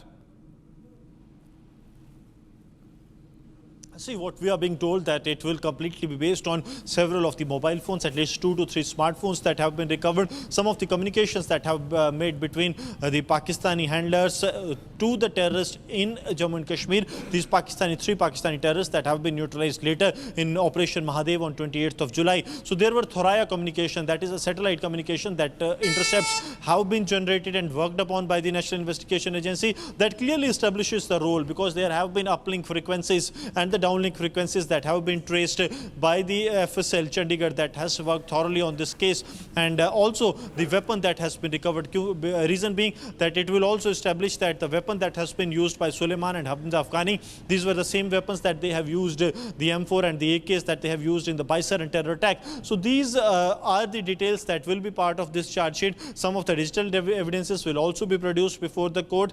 It will be a sealed pack CD that will be handed over to the court, and apart from that, there will be a written charge sheet that will have all the details regarding the role of Pakistan, Lashkar-e-Toiba, the resistance front, and these Pakistani proxies that are working on the behest of their Pakistani handler from Jammu and Kashmir. All right, Gursimran, thanks a lot for information on this developing story. Keep tracking this story. All right, viewers, let's move on to the next story. 2 U.S. Army soldiers and a U.S. civilian interpreter were killed in an ambush in central Syria. This is a developing story, I'll tell you, on December 13 in an attack attributed to a lone gunman believed to be linked to ISIS. The attack occurred near Palmyra during a joint patrol with Syrian forces as part of ongoing counter-ISIS operations in the region. 3 other American soldiers and several Syrian security personnel were wounded. The gunman was killed at the scene by partner forces. Watch this detailed report for more. Thank you very much. Always a pleasure to be with you on Republic. Now, we all know that America was responsible for the downfall of Bashar al-Assad, the previous president, legitimately elected. He overstayed his welcome. There's no doubt about that. But he was legitimate. He was legal. And then this joker who led the movement against the Syrian regime, and he was himself an Al-Qaeda and an IS member. This joker then was installed as president, and Donald Trump went to him and said, buddy, you look so smart in a suit. You're no longer a terrorist. Now you're my darling. You're such a good-looking guy. You can do what you feel like. And I love good-looking guys. I myself used to be very good-looking. Now he's ugly as hell. So what is happening now is it shows to you that Al-Jolani or Al-Shara, whatever they have named this joker, he is incapable of controlling his former comrades. They say, look, what has happened is that you've got recognition, you've got the money, excuse me a moment, you've been honored by the Americans, you'll be invited, you'll be lioness. What about us? We were your foot soldiers. We've been ignored, we are being slaughtered, we are involved in fighting remnants of the previous regime. We are dying while you're sitting in the palace, traveling across the world and being lionized and feted. So that was the first thing. Now, Trump has vowed retaliation. Retaliation against whom? At the same time, he has also said that Al-Shara Jolani, the self-styled president, is also very upset. What does that mean? He doesn't have the strength to do anything. So Trump is trying to say it's not Jolani's fault. It's the fault of these unguided missiles who used to be his comrades once upon a time. The fact is that Syria is falling apart and Trump can do nothing about it. He's not going to get yet another claim to the Nobel Peace Prize by saying, oh, I brought peace to Syria, because that has not happened. There's conflict going on everywhere. The Kurds are active, the Iraqis are active, the Syrians are active, the Russians are active. The Americans we all know about, the Europeans are messing around. So there's not going to be peace in a long time yet. Al-Qaeda hasn't been destroyed. ISIS or IS has not been decimated. They are still there. Trump can do what he wants. Who is he going to bomb in Syria? He doesn't even know that. If he had known, if his intelligence was good, these fellows would not have died. So simply by sucking up to the turned Democrat, he's not going to get very much. My own feeling is that he's not going, President Trump is going to scream and yell and shout. He's not going to be able to do anything except bomb the areas where these 2 soldiers were killed. And of course, he's described them as great American patriots, etc. And what on earth are they doing in Syria? Get the hell out of there. If that happens, you won't lose soldiers.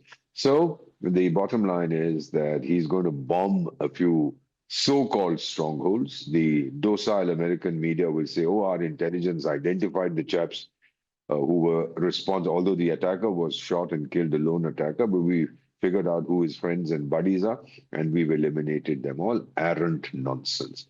If their intelligence was so good, they could have prevented the massacre that took place. So if you are putting your troops in other lands, be prepared that they will get killed. I mean, so many of them got killed in Vietnam, they've got killed in Afghanistan, they've got killed in Yemen, they've got killed all over the place. That is par for the course. If you're sending your troops there, they're going to die. He hasn't sent any troops to his once upon a time darling, a chap in Ukraine called Beginsky or Zelensky or something like that, because he doesn't want to lose any troops. He knows that if they go in there into Ukraine, they are going to get slaughtered by the Russians. So he's very quiet about boots on the ground there, but he's put boots on the ground in Syria. Now he's paying the price. My advice to him, if of course nobody's going to listen to me, would be that leave Syria and get out of there. Why are you so worried? Let the Israelis handle it, let the Turks handle it. You have, today this guy is, yesterday the guy was a terrorist, today he's your darling, tomorrow he'll be a terrorist again. One thing about Donald Trump, he's predictably unpredictable, he's mercurial. Changes his opinion, I think, every 44 seconds. That's what somebody has assessed. So Let's see what is going to happen, but there will be no retaliation. Who is he going to retaliate against? An unknown enemy? I don't know. I think he will just bomb some areas and then claim that he has killed all the IS characters. But yes, he will dump this character. They'll find somebody else, just as in Jihadistan. My feeling is that he's going to dump that Pinjrewali Munni Bai, a so-called fool marshal, and then he'll find somebody else. You know, to be Trump's, as somebody had once said, to be Trump's enemy is dangerous. To be his friend is fatal. All right, viewers, another big breaking news coming in. The legal team representing the Luthra brothers met both of them at the detention center. This is a big breaking news that is coming in. The meeting lasted for around 30 minutes, during which the lawyers briefed their clients on the legal procedures that are ahead, that they have to be deported very soon. The deportation process has been initiated and is expected to be completed likely within this week. So the Indian embassy in Bangkok is also working in close coordination with Thai authorities following the detention of the Goa nightclub owners, that is Saurav Luthra and Gaurav Luthra. And this is the big development that is coming in. The legal team of the Luthra brothers is there, and they have met them at the detention center at Thailand in Bangkok. In the detention center, the meeting has lasted around 30 minutes, and as part of the procedure protocol, the lawyers briefed their clients on the legal procedures that lie ahead. They have to face the Indian law. The Thai authorities have supported the Indian authorities. They have been supportive, and now the deportation process has been initiated and is expected to be completed likely within this week. So you can see the detention visuals also on your television screen. The legal team representing the Luthra brothers have met them both at the detention center. The meeting has lasted around 30 minutes. These are the Luthra brothers, the owner of the nightclub where 25 people have lost their lives due to a fire incident. And this is the big breaking news that is coming up on your television screen. The legal team representing Luthra brothers have met them at the detention center. They have explained their clients, which is the Luthra brothers, about the legal procedures that lie ahead. For more information, we are being joined by Swarali. Swarali, what are the latest updates on this? We are getting that the legal team representing the Luthra brothers have met them, and the meeting has lasted for around 30 minutes.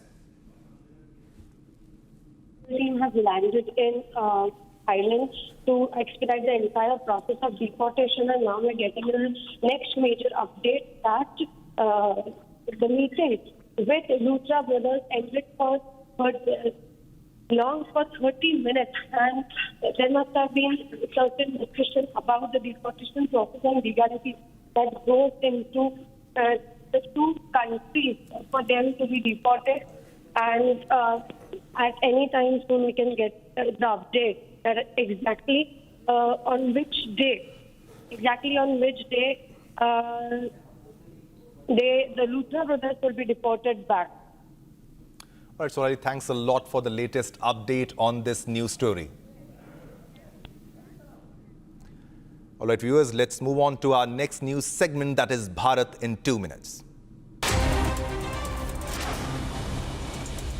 New Delhi was blanketed by dense fog this morning, reducing visibility across the national capital. Data from the Central Pollution Control Board showed the air quality index in Delhi at 456 at 6 a.m., marking the season's second worst reading. 4 air quality monitoring stations in Delhi recorded the maximum measurable pollution level of 500 on Sunday.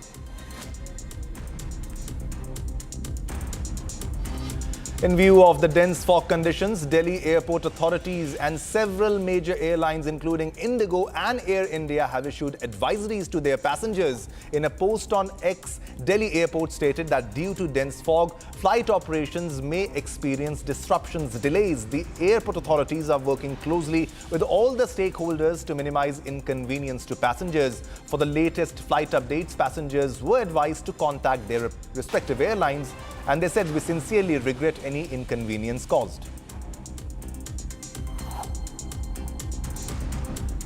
A cold wave continues in the Kashmir Valley with a drop in temperature. Tourist movement remains steady, with visitors expressing appreciation for the weather overall.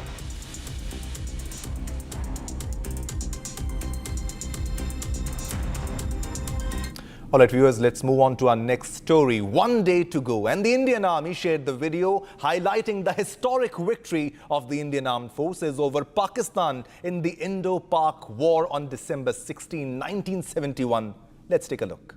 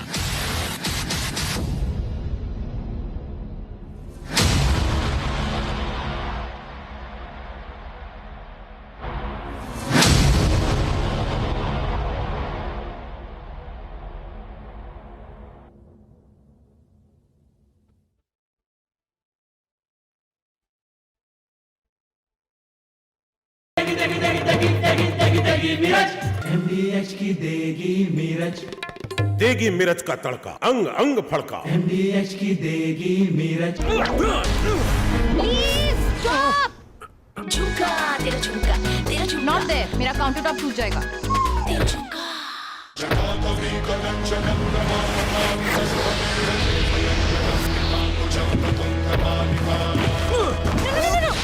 मेरी chimney टूट जाएगी। What are you doing?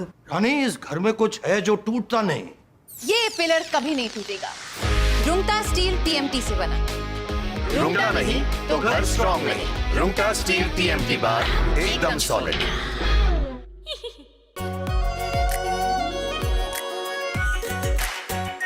Are pure shahi paneer masala, delicious, healthy, everyday. केसरिया से मन जोगी हुआ रे, दिल झूमे देखो मतवारा हुआ रे। केसरिया से मन जोगी हुआ। हर पल मनाओ केसरी त्योहार। विमल, बोलो जुबान केसरी।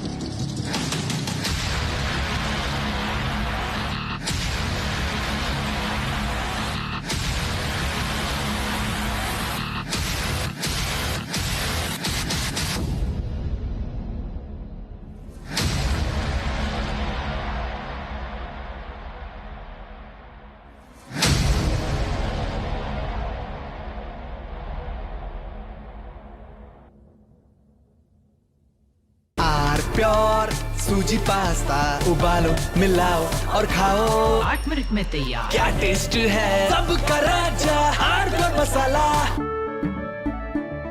केसरिया से मन जोगी हुआ रे, दिल झूमे देखो मतवारा हुआ रे। केसरिया से मन जोगी हुआ। हर पल मनाओ केसरी त्योहार। विमल, बोलो जुबान केसरी। MDH की देगी मिर्च, देगी मिर्च का तड़का, अंग अंग फड़का। MDH की देगी मिर्च। थोड़े में ज्यादा स्वाद, यही तो है इसकी खास बात। वाओ मामा, क्या स्वाद है? अरे मेरे राजा।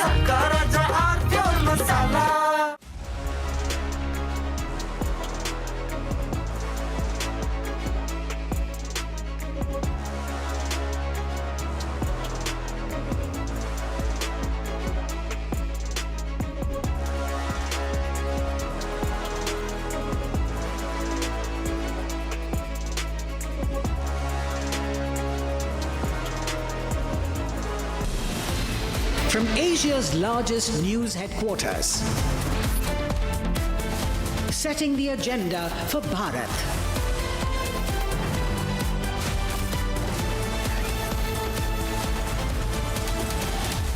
You're watching Republic.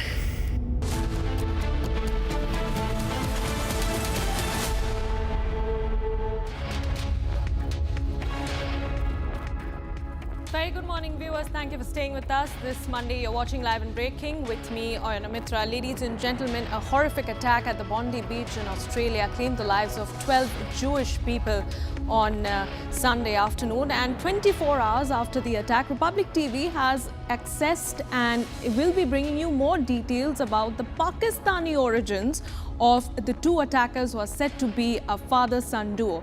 So those details, lots of new sound bites that are coming in, so that and a lot more for you. But first, the headlines at 11 a.m. Openly declare in Congress rally to dig the grave of Honorable Prime Minister Modi ji. It is the most unfortunate and most tragic scene I have ever seen in the history of Indian politics. After death threat to Prime Minister Modi in a Congress rally, BJP demands an unconditional apology from Rahul Gandhi and the Congress party. Saurabh Luthra and Gaurav Luthra's legal team lands in Thailand. Luthra's to be deported to India soon. Delhi High Court to hear contempt plea against DGCA over alleged failure to enforce pilot fatigue rules amid IndiGo meltdown. NIA files charge sheet in Pahalgam case, names Lashkar terrorists behind killing of 26 people. Australia reels after a deadly terror attack at Sydney's Bondi Beach. Police say father-son duo of Pakistani origin opened fire on the crowd. Delhi's AQI worsens. Heavy smog reported. Choking effect hits flights.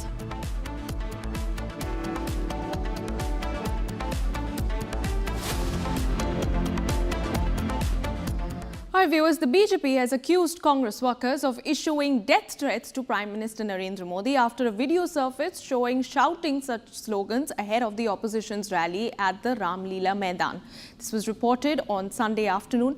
Now, in an all-out face-off that has erupted between the BJP and the opposition, it is Union Minister Kiran Rijiju who has taken on the grand old party for their abusive discourse, saying this is a new low for the Congress. Listen in.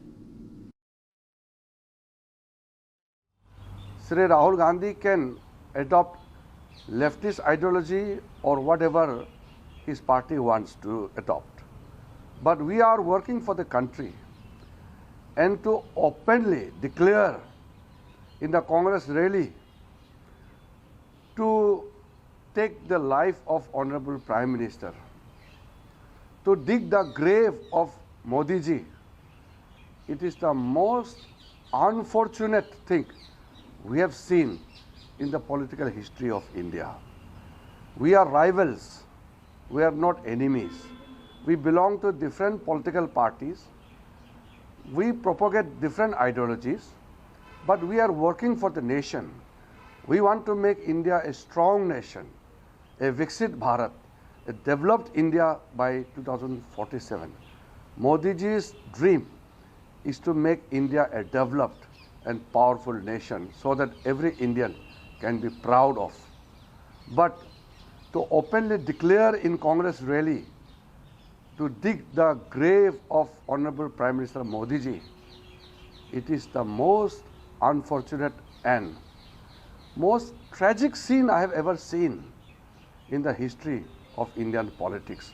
The Congress President and the leader of opposition must tender apology to the nation through the floor of the Parliament House. कि यही संस्कृति है, अब इसी संस्कृति पर वो देश का पर राज करने का सपना देख रहे हैं। हमने तो कहा है कि भाई प्रधानमंत्री जी ने कहा है, मुफ्त ऑफर किया है, टिप्स तो लीजिए कि कैसे जनता का विश्वास तो मिल नहीं रहा है। अब यही सब तक तरह का अनर्गल आरोप जिसका कोई राजनीति से लेना देना नहीं है, इस तरह का आरोप लगाते रहे।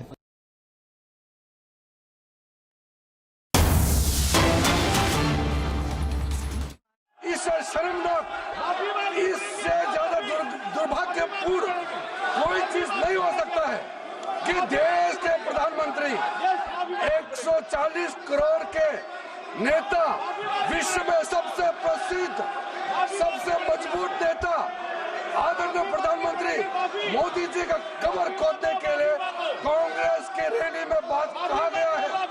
मैं चाहता हूं कांग्रेस के नेतृत्व माफी मांगना चाहिए, इस सदन के माध्यम से देश से माफी मांगना चाहिए। राज्यसभा में भी, लोकसभा में भी कांग्रेस के अध्यक्ष स्थगित की जाती है।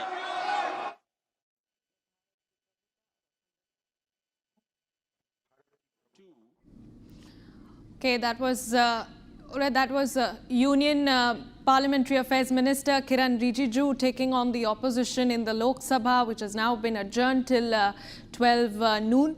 Earlier today, he issued a statement essentially taking on the Congress party for the abusive discourse and calling it a new law for issuing death threats to the Prime Minister. The party has now, the BJP has now demanded unconditional apology from Rahul Gandhi and from the Congress party workers over abusing the Prime Minister. All right, in just a short while from now, we'll get you that entire sequence from the Lok Sabha in which Union Parliamentary Affairs Minister Kiran Rijiju has essentially questioned the opposition over their discourse against the Prime Minister. The BJP has called this a new law for the Congress and essentially gone on to say that in their bid to oppose the Prime Minister and the BJP, this is the sort of political discourse that has been displayed by the Congress in their rallies. And since the party essentially cannot counter इस तरीके के नारे की बात record पे जा रही है प्लीज। ये तरीके के नारे कांग्रेस पार्टी के सोच और मानसिकता को दर्शाता है। ये नामदारों के झंझलाहट को स्पष्ट इंगित करता है और साथ में इस तरीके की बात कहना एक प्रधानमंत्री जी के खिलाफ और मृत्यु की कामना करना, यह अपने आप में बहुत ही निंदनीय है।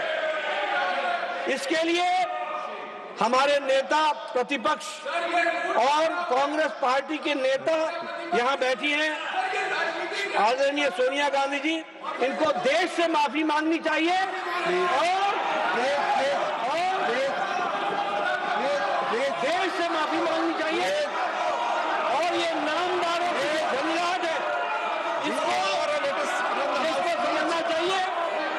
और मैं ये भी कहना चाहूंगा कि राजनीति का स्तर कांग्रेस पार्टी ने इतना गिरा दिया है जो कल्पना के बाहर है। इसलिए इसकी मैं घोर निंदा भी करता हूं और मैं श्रीमती सोनिया गांधी जी से Right, all out chaos and ruckus in Parliament over there. Viewers, in the Lok Sabha, you had Union Parliamentary Affairs Minister Kiran Rijiju take on the Congress party. In the Rajya Sabha, it is Leader of Opposition Union Minister JP Nadda who has essentially condemned the remarks against the Prime Minister that were made by Congress party workers at a rally at Ramleela Maidan yesterday. The BJP has now gone on to say that this essentially is the real agenda of the Congress party. They cannot counter the BJP or the Prime Minister in terms of the love and admiration that he has from across the people, from across the globe. They cannot counter him in terms of winning elections, so this is their real agenda. The BJP has said that SIR, issues like SIR and vote chori is nothing but an excuse that the Congress party uses, wherein the real agenda that they hold is to eliminate Prime Minister Modi. So these are the allegations that have been now made by the BJP. I'll take you back to Lok Sabha viewers, and here is that entire sequence of Union Minister Kiran Rijiju. हम लोग सब इस सदन का सदस्य है, अलग अलग पार्टी से। हम लोग एक दूसरे का विरोधी है, हम दुश्मन नहीं है। आप बात को सुनो, गंभीरता से सुनो बात को।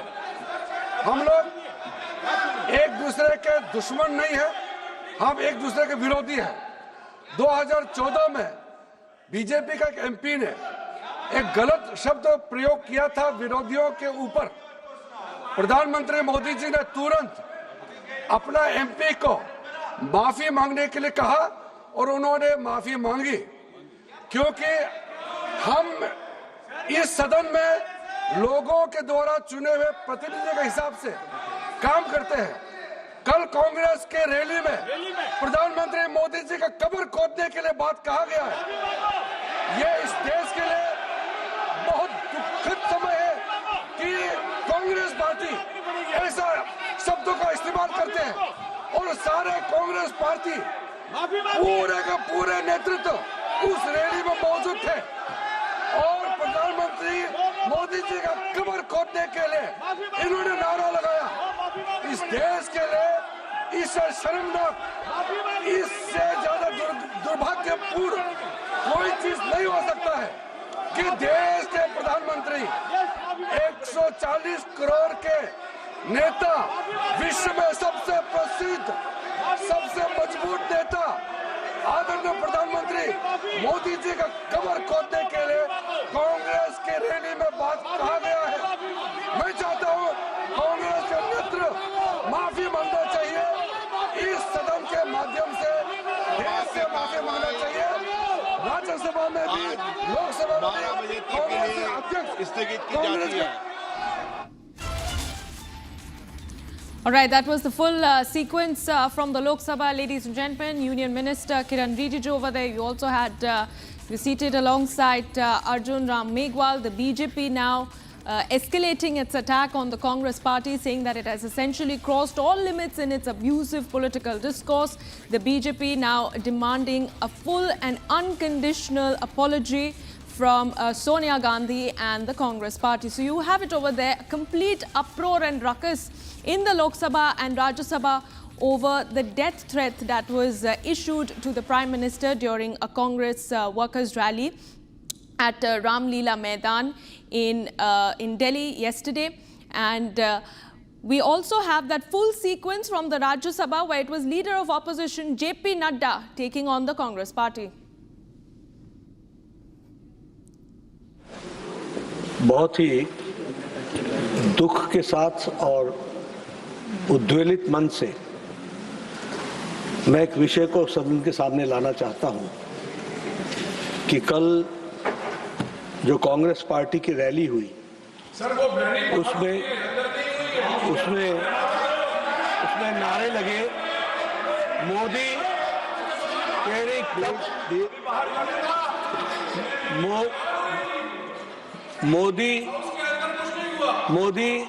तेरी कब्र खुदेगी, आज नहीं तो कल खुदेगी। ये इस तरीके के नारे की बात रिकॉर्ड पे जा रही है, प्लीज। ये तरीके के नारे कांग्रेस पार्टी के सोच और मानसिकता को दर्शाता है। ये नामदारों के झंझलाहट को स्पष्ट इंगित करता है और साथ में इस तरीके की बात कहना एक प्रधानमंत्री जी के खिलाफ और मृत्यु की कामना करना, यह अपने आप में बहुत ही निंदनीय है। इसके लिए हमारे नेता प्रतिपक्ष और कांग्रेस पार्टी के नेता यहां बैठी हैं, आदरणीय सोनिया गांधी जी, इनको देश से माफी मांगनी चाहिए और देश से माफी मांगनी चाहिए और ये नामदारों की धन्यवाद है इसको समझना चाहिए। और मैं ये भी कहना चाहूंगा कि राजनीति का स्तर कांग्रेस पार्टी ने इतना गिरा दिया है जो कल्पना के बाहर है। इसलिए इसकी मैं घोर निंदा भी करता हूं और मैं श्रीमती सोनिया गांधी जी से All right, viewers, you heard what was happening in the Lok Sabha and in the Rajya Sabha. Now let's take you back to yesterday. In videos that have now surfaced on social media, Congress workers were heard chanting death threats to the Prime Minister ahead of a Congress party workers rally in New Delhi. Here's that full sequence. Modi तेरी कमर खुदेगी आज नहीं तो कल खुदेगी मोदी तेरी कमर खुदेगी आज नहीं तो कल खुदेगी वोट चोर गद्दी चोर वोट चोर गद्दी चोर वोट चोर गद्दी चोर वोट चोर गद्दी चोर वोट चोर गद्दी चोर मोदी तेरी कमर खुदेगी आज नहीं तो कल खुदेगी मोदी तेरी कमर खुदेगी आज नहीं तो कल खुदेगी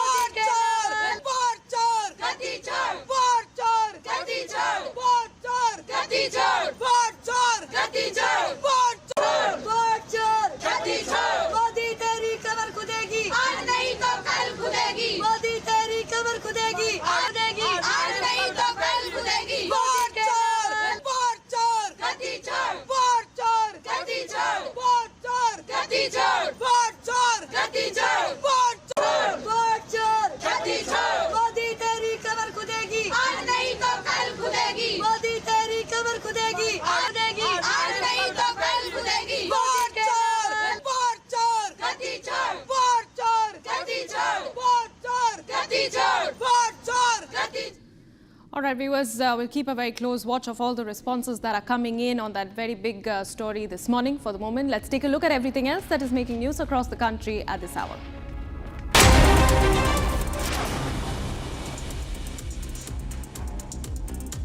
New Delhi was blanketed by dense fog this morning, reducing visibility across the national capital. Data from the Central Pollution Control Board showed the air quality index at Delhi at 456 at 6 a.m., marking the season's second worst reading. 4 air quality monitoring stations in the national capital recorded the maximum measurable pollution level of 500 on Sunday. In view of the dense fog conditions, Delhi airport authorities and several major airlines, including IndiGo and Air India, issued advisories to passengers. In a post on X, the airlines said that several flights have been delayed.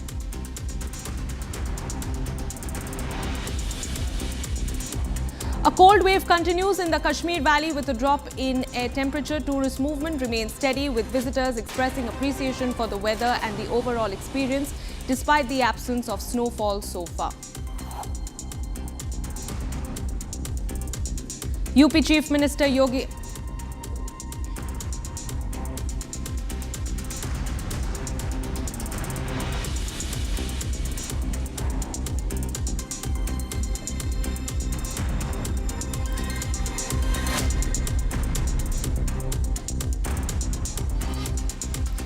All right, viewers, what's been happening in Australia? Let's get you the latest details. On the 14th of December, a terrorist mass shooting occurred at Sydney's iconic Bondi Beach during a Hanukkah celebration organized, resulting in at least 16 deaths and dozens being injured.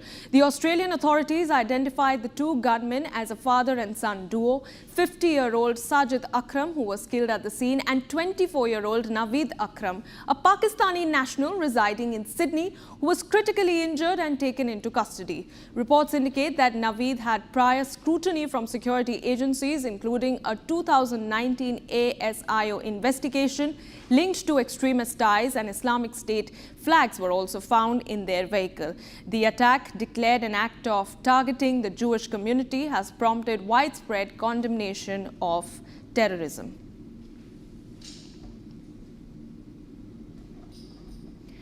And on your screen, viewers, are the details of the accused, Naveed Akram, who's 24 years old. In fact, Republic TV has gotten more details about his Pakistani origins.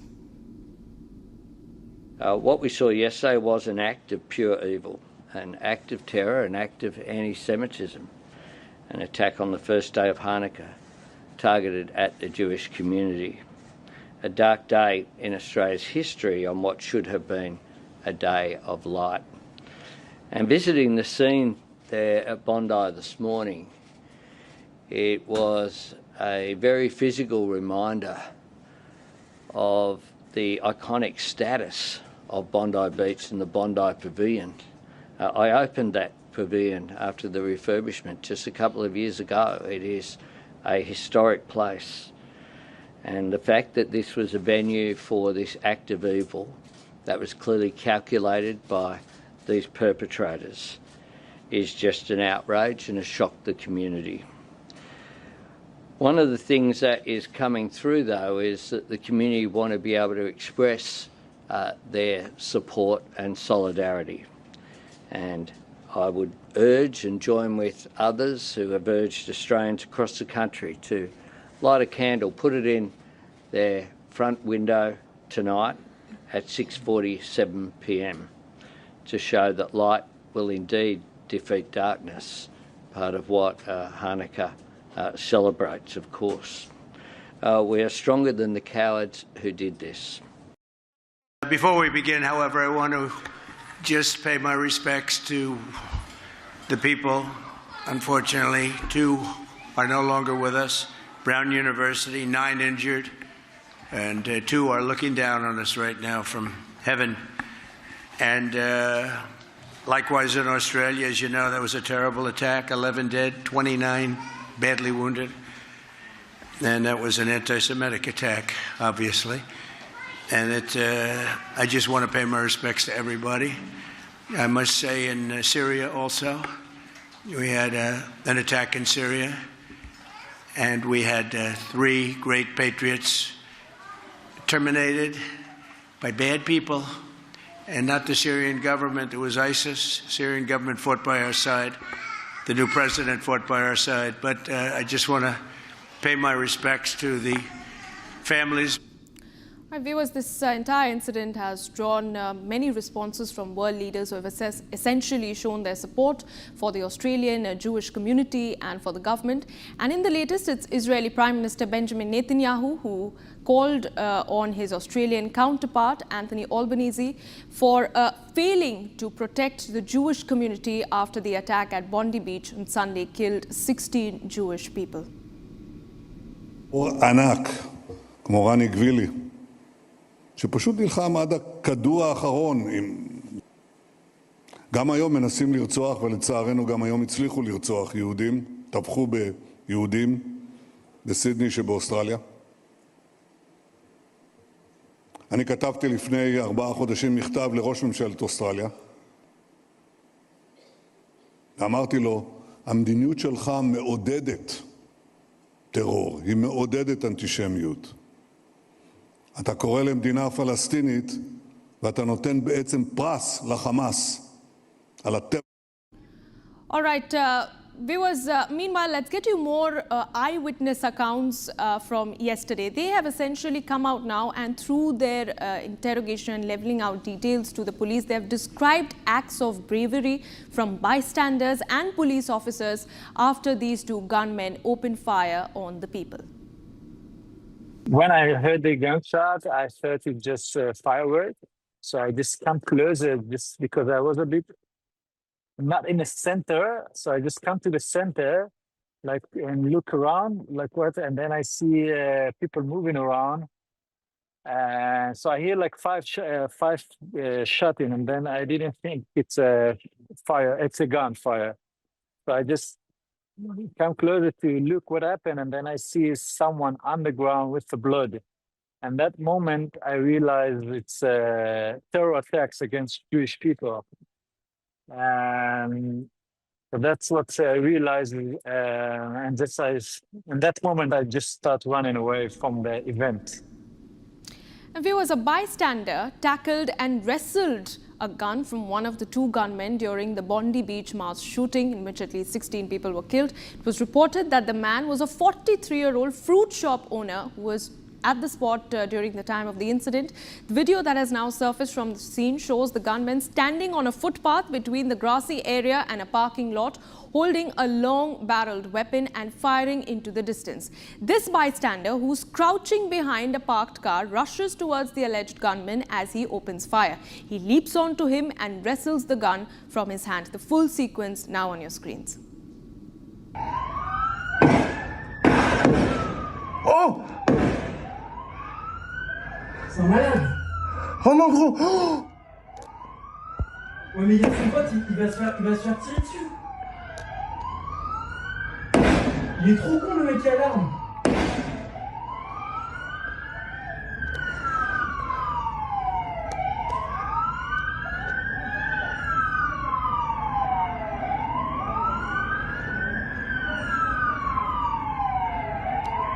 Le mec il est hyper courageux. Oh. Wesh.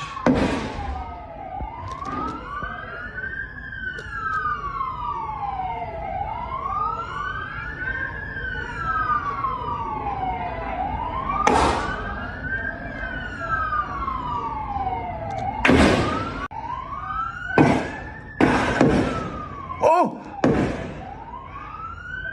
C'est un malade. Oh non, gros. Oh. Ouais, mais il y a son pote, il va se faire tirer dessus. Il est trop con, le mec qui a l'arme.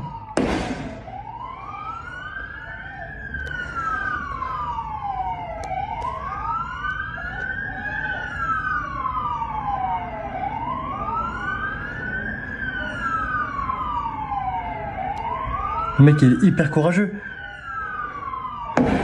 Oh. Wesh.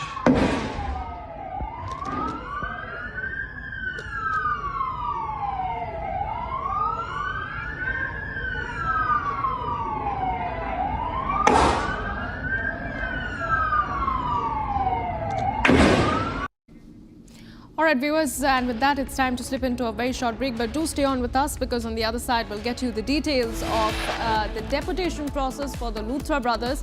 We're now learning that the counsel for the Luthra brothers has landed in Thailand. They're likely to be deported to India this week.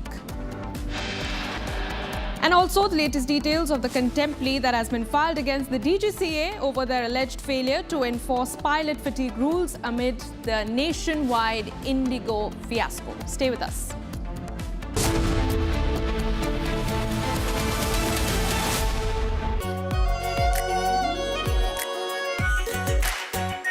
Our pure Shahi Paneer Masala. Delicious, healthy, every day.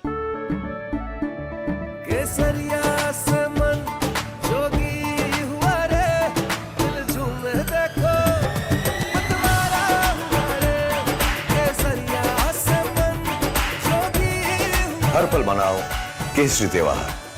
विमल, बोलो जुबान केसरी। दादी के हाथों का जादू और खुशबू से महकता घर, माँ की मुस्कुराहट और खाने की सुगंध। MDH गरम मसाला, क्योंकि हर रिश्ता है स्वाद से जुड़ा।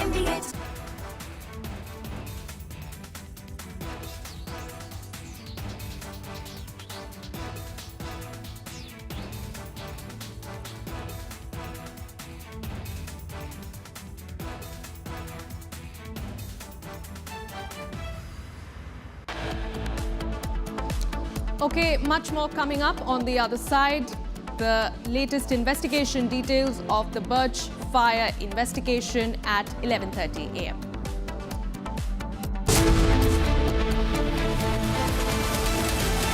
आर प्योर सूजी पास्ता उबालो मिलाओ और खाओ 8 मिनट में तैयार। क्या टेस्ट है सबका राजा आर प्योर मसाला। केसरिया से मन जोगी हुआ रे, दिल झूमे देखो मतवारा हुआ रे। केसरिया से मन जोगी हुआ। हर पल मनाओ केसरी त्योहार। विमल, बोलो जुबान केसरी। MDH की हल्दी मिर्ची धनिया करे कमाल, ये रंग दे, ये खुशबू दे, ये तीखा, ये कम पड़े, क्या निराला MDH masala.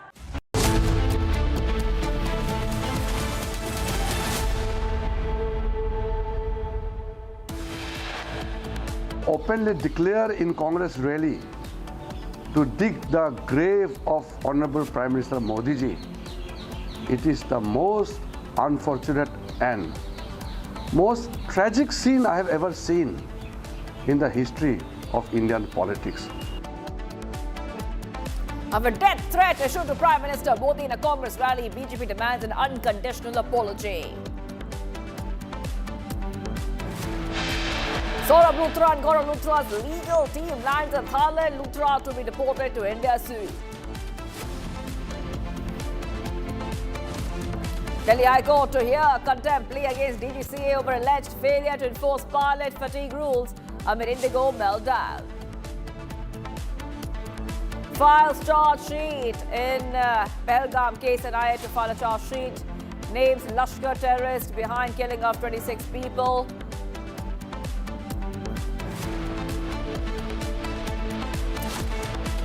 Australia reels after a deadly terror attack at Sydney's Bondi Beach. Police say a father-son duo of Pakistani origin opened fire on the crowd. Delhi's AQI severe for the third straight day. Smog versus choking effect hits flights.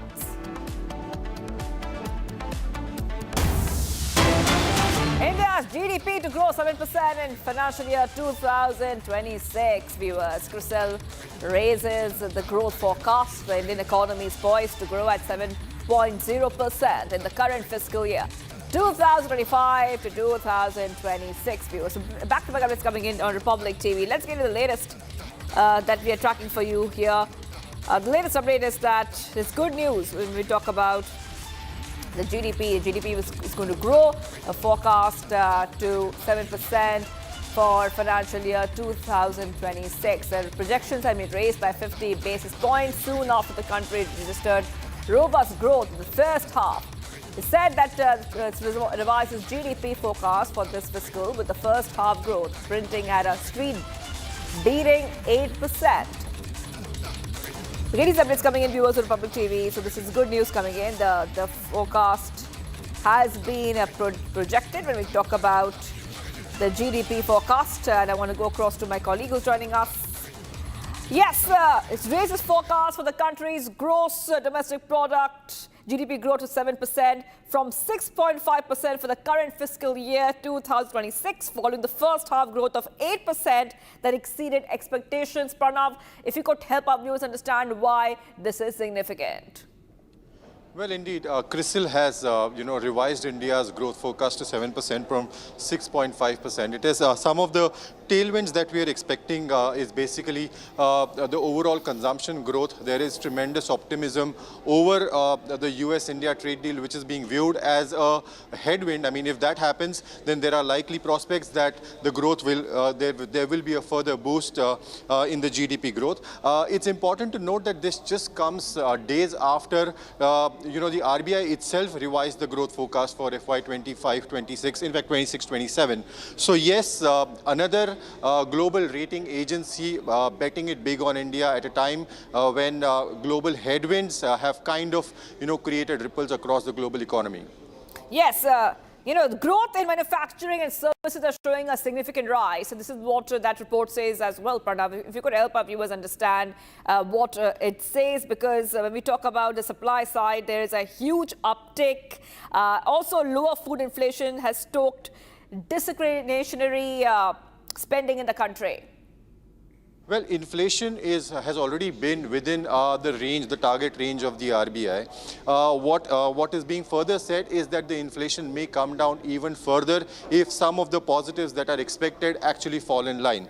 It's just extremely important to note that the Indian economy is a consumption-driven economy, and the entire globe, in fact, there was a report just today, Bloomberg reported today, that the entire global investors are looking at India as a hedge against the risk factors sectors that are currently on in the global markets. So yes, a lot of positives, a lot of tailwinds, and rating agencies such as CRISIL saying that India's growth could be higher than what we've been expecting so far. All right, thank you, Pranav, for getting us all those details. We will be getting more details on the story soon. We're getting some more update coming in the Goa fire tragedy investigation, viewers. According to the sources, Goa police recorded statements of excise department officials in fire tragedy case. The big update coming in, viewers. Statements of Panchayat body are also being examined. Substantive details have come out during the investigation. The Magisterial Inquiry Committee has questioned the original landowner Pradeep Amankar. Pradeep had a dispute, and the Magisterial Committee has now called over 100 people to join a probe and recorded statements of 20 more people. Police record statements in Goa fire probe. So more people are being questioned. A lot of their statements are being recorded. Excise officials are also being questioned in the Goa fire tragedy. So we're getting these updates coming in, viewers. Back-to-back updates coming in Republic TV. Simultaneously, effort is on to deport the Luthra brothers from Thailand. So we see the CBI has reached Thailand already. Also, the Luthra brothers' lawyers are in Thailand. All right, Swarali is joining us. Swarali, looks like more questioning is taking place and statements are being recorded. If you could help our viewers understand what the latest is. Yes, that's true. As we all know that a magisterial probe had been ordered by the CM of Goa, Pramod Sawant, and now that is taking place. It is in the process, and now we get to know that statements are recorded from the excise department and fire department.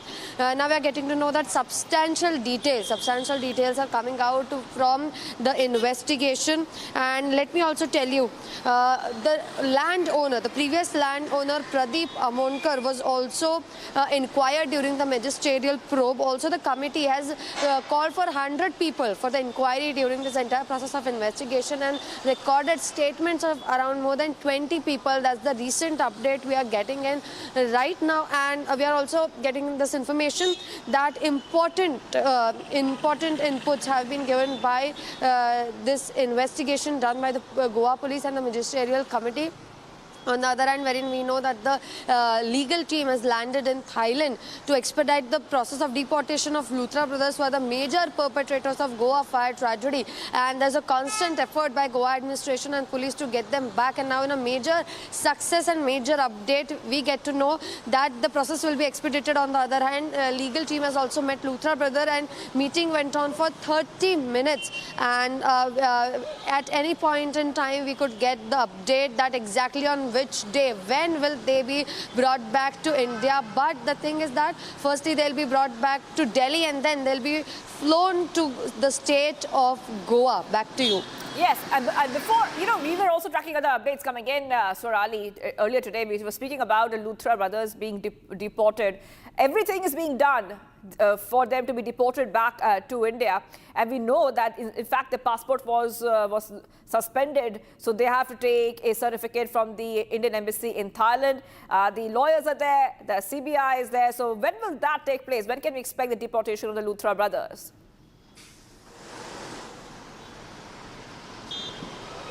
Yes, according to the information we are collecting from the sources in Goa police, we have been informed that the date might be 17th December. On Wednesday, Luthra brothers might be brought back to India, but still the date is not confirmed. We are waiting for the official confirmation from the Goa administration and the central agencies of India. But right now, as we can see, that the legal team is there, and they are there to expedite the entire process of deportation. So anytime soon in this week, we can expect that Luthra brothers will be brought back to justice in India from Thailand, specifically in the state of Goa, for further legal action to be taken.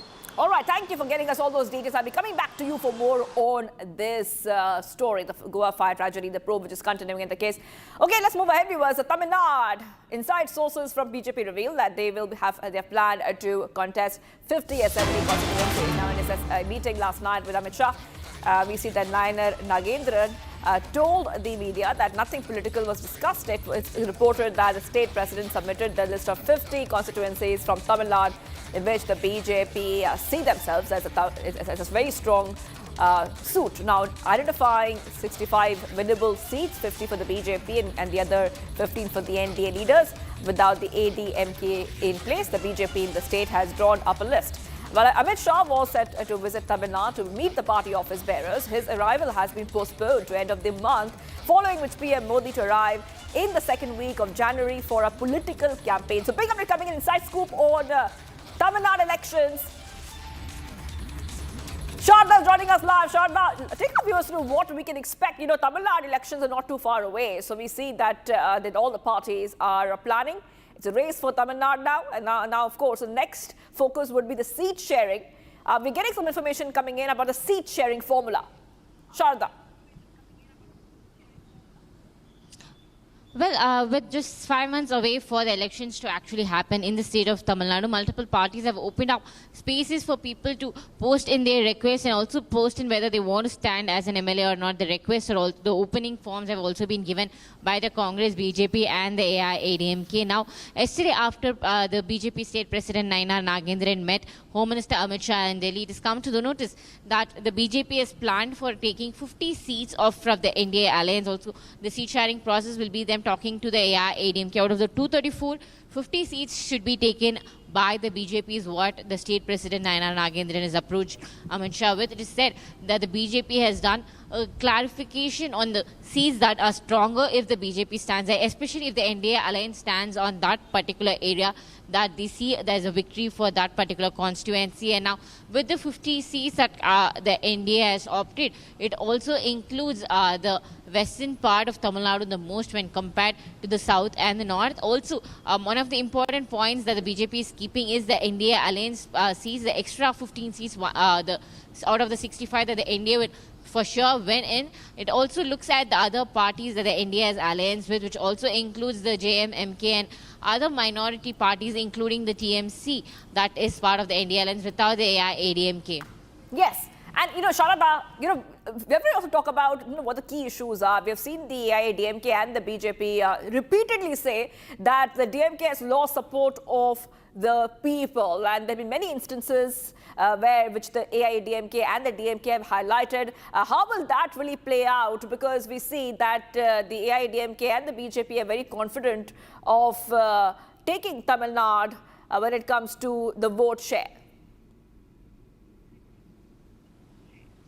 Well, the NDA alliance, the main formation happened in May after Amit Shah made his visit to Tamil Nadu, and following which there's been constant talks between the AIADMK and BJP leaders. We can see Nainar Nagendran and the AIADMK Party General Secretary Edappadi K. Palaniswamy having conversations every once in a while, and that the AIADMK and BJP constantly thinks about dethroning the DMK from power, and they see they see themselves as a strong political opponent for the DMK, and to make a mega alliance to make sure that the 2026 elections is in the hands of NDA and make sure that though the DMK alliance is strong as of now, over time, even yesterday, the AIADMK General Secretary in the party meet revealed that there are more parties that to come and join the NDA alliance, and that this alliance really gets stronger.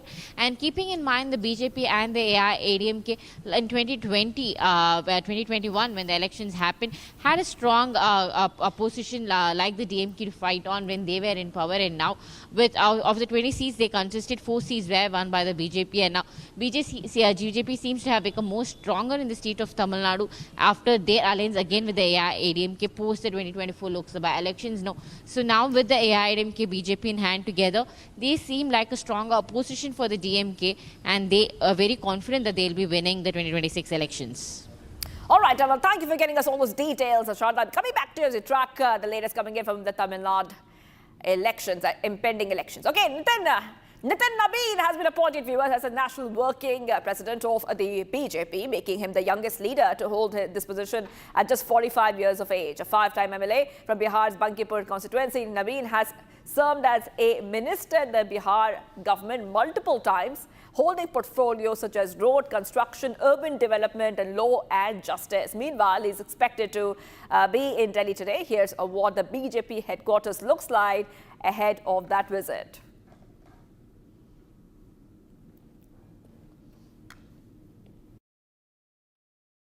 14 December 2025 BJP के लिए, BJP के कार्यकर्ताओं के लिए एक बड़ा दिन रहा है, क्योंकि बीजेपी को अपना नया नवीन अध्यक्ष जो है वो मिल चुका है। बात हम कर रहे हैं बीजेपी के नए अध्यक्ष नितिन नवीन की, और इस वक्त बीजेपी हेड ऑफिस में मौजूद है। बिहार से आपको बता दें कि नितिन नवीन है, पटना के रहने वाले हैं, और यहाँ पर इस वक्त जो तस्वीरें हैं वो बिहार टच ही दे रही है। बता दें यहाँ पर मखाना खीर जो है वो मनाई जा रही है। कुछ समय पहले आपको याद होगा जब बिहार में एनडीए की रिकॉर्ड तोड़ जीत हुई थी, तब भी ये मखाना खीर जो है वो मनाई गई थी। बिहार में कहा जाता है, मिथिलांचल में अगर हम बात करें तो कुछ बस दिल्ली के बिहार के लोगों को शुभकामना है।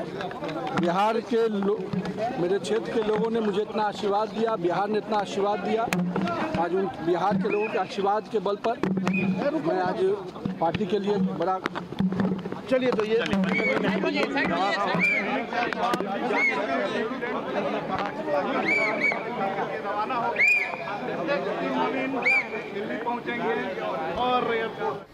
It's a big update that we're tracking on Republic TV. We see in the latest coming in, Nitin Nabeen has been appointed as the National Working President of the BJP, making him the youngest leader to hold this position at 45 years of age. And he's a five-time MLA from Bihar's Bangipur constituency, has served multiple times in the Bihar government, holding portfolios such as road construction, urban development. So he will be in Delhi today.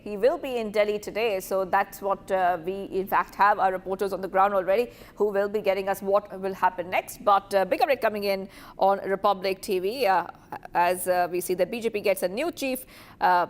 We see that Bihar Minister Nitin Nabeen has been appointed the National Working President, and he will be replacing J.P. Nadda. Now, we see that the BJP's parliamentary board appointed Nitin Nabeen as a National Working President of the party, and we see that he will be replacing the incumbent BJP chief, J.P. Nadda.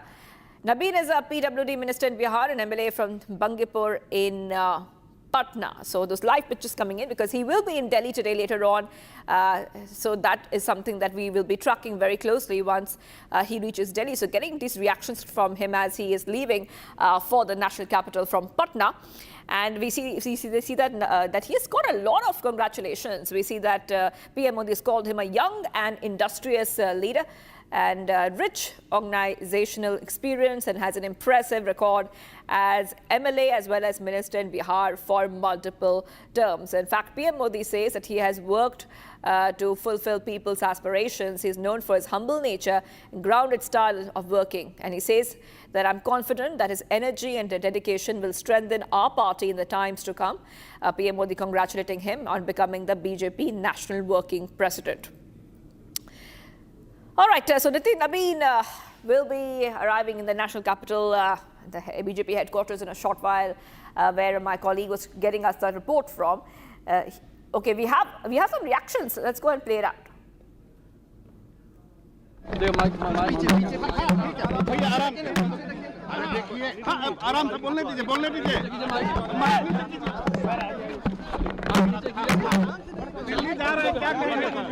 बस दिल्ली के बिहार के लोगों को शुभकामना है। बिहार के मेरे क्षेत्र के लोगों ने मुझे इतना आशीर्वाद दिया, बिहार ने इतना आशीर्वाद दिया। आज उन बिहार के लोगों के आशीर्वाद के बल पर मैं आज पार्टी के लिए बड़ा चलिए तो ये All right, shifting our focus to some international news, where we have live shots coming in from Sydney's Bondi Beach after two gunmen shot dead. At least 15 people were wounded, at least 40 during a Jewish holiday celebration on Sunday. Very unfortunate incident. Getting those live pictures coming in from Sydney's Bondi Beach. Australian authorities say that one gunman was fatally shot by the police. Second was arrested and is in critical condition. So for those who have lost their life in this unfortunate incident, we can see that they are being remembered. So we see these pictures coming in, viewers. The Bondi Beach attack, a very unfortunate incident. Australia was rocked by one of its deadliest mass shootings in decades. We're getting some more information coming in, viewers, because the death toll is rising to 16, 40 hospitalized after shooting which was targeting the Jewish community in Australia's Bondi Beach. And we see that those who lost their lives are being remembered. We have seen many people turn up in large numbers, remembering those who lost their life in that carnage, a very unfortunate incident which had come in. And we see that there are details coming in from the police saying that 16 people have lost their life, 40 remain in the hospital following the shooting at Bondi, waiting for more information to come in there. And the Jewish community representative has confirmed that a 12-year-old girl and a rabbi are among those who lost their lives. Authorities have further stated that the area around Bondi Beach remains sealed off as investigations continue, with further restrictions on aerial activity over the site. This assault specifically targeted the Jewish community, occurred while hundreds of people were gathered to mark the first day of Hanukkah and have been officially declared. This has been declared as a terrorist attack officially. Australian Prime Minister has condemned the incident in his address to the nation following the mass shooting, described the incident as a devastating terror attack, expressing solidarity with Australia's Jewish community. He stated that the incident was a targeted attack on Jewish Australians on the first day of Hanukkah, which should be a day of joy. A celebration of faith, an act of evil took place and struck the heart of our nations on a day which was supposed to be a day of joy and celebration. This is what the Australian Prime Minister has said. The eyewitnesses describe acts of bravery from bystanders and police officers after gunmen opened fire on people. Let's listen in.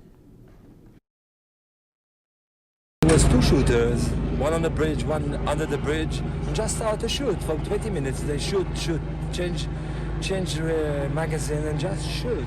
I look at him all the time. I was with two of my babies under me, and I look at that, and it's just rifle and a pistol, and just shoot.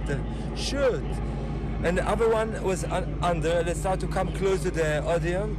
I think one of the people took his rifle and shoot him. All the crowd, anyone, Jewish, just shoot. Doesn't matter who. Men, all kids, everyone was no. I see 6 people dead and 6 people injured. 6 or 7 people injured. There was two shooters, one on the bridge, one under the bridge, and just started to shoot for 20 minutes. They shoot, change magazine and just shoot. I look at him all the time. I was with two of my babies under me, and I look at that, and it's just rifle and a pistol, and just shoot. And the other one was under. They start to come close to the audience. I think one of the people took his rifle and shoot him. All the crowd, anyone, Jewish, just shoot. Doesn't matter who. Men, all kids, everyone was no. I see 6 people dead and 6 people injured. 6 or 7 people injured. Sticking with pictures coming in from Sydney's Bondi Beach, where many people have gathered, remembering those who had lost their lives. 16 people unfortunately lost their lives. Over 40 people have been hospitalized after Australia was rocked by one of the deadliest mass shootings in decades. We have tried to get our viewers more updates, but the assailants have also been identified. The police is working on that. Australian PM has proposed tougher gun laws, saying the government is prepared to take whatever action is necessary, and saying that tougher gun laws are need of the hour. 16 people were killed. Getting pictures from Sydney's Bondi Beach. Many people lost their lives. You can see that the family members and those who knew the victims have gathered, remembering those who lost their lives. We're getting some updates coming in. This is from the Australian Prime Minister saying that today I convened the National Cabinet to respond to the act of terror and anti-Semitism in Bondi last night. We stand with the Jewish Australians and we stand against hatred and violence. Australia is stronger than those who try to divide us. And we will come through this together. So this is the latest statement coming in from the Australian Prime Minister. This is what we see right now, viewers. Back-to-back updates coming in on Republic TV.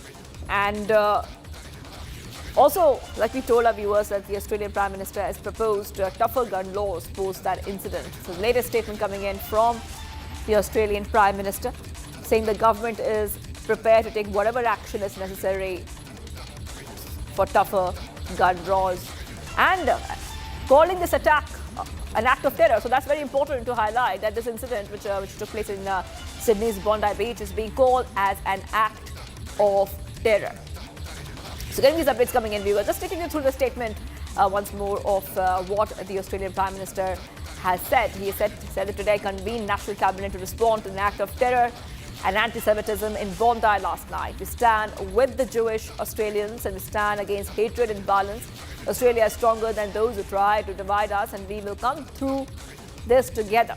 That's a statement which has been made by the Australian Prime Minister, and also talking about how important it is to make sure that there are tougher gun laws in the country. All right, let's move ahead right now to some of the other stories we're tracking.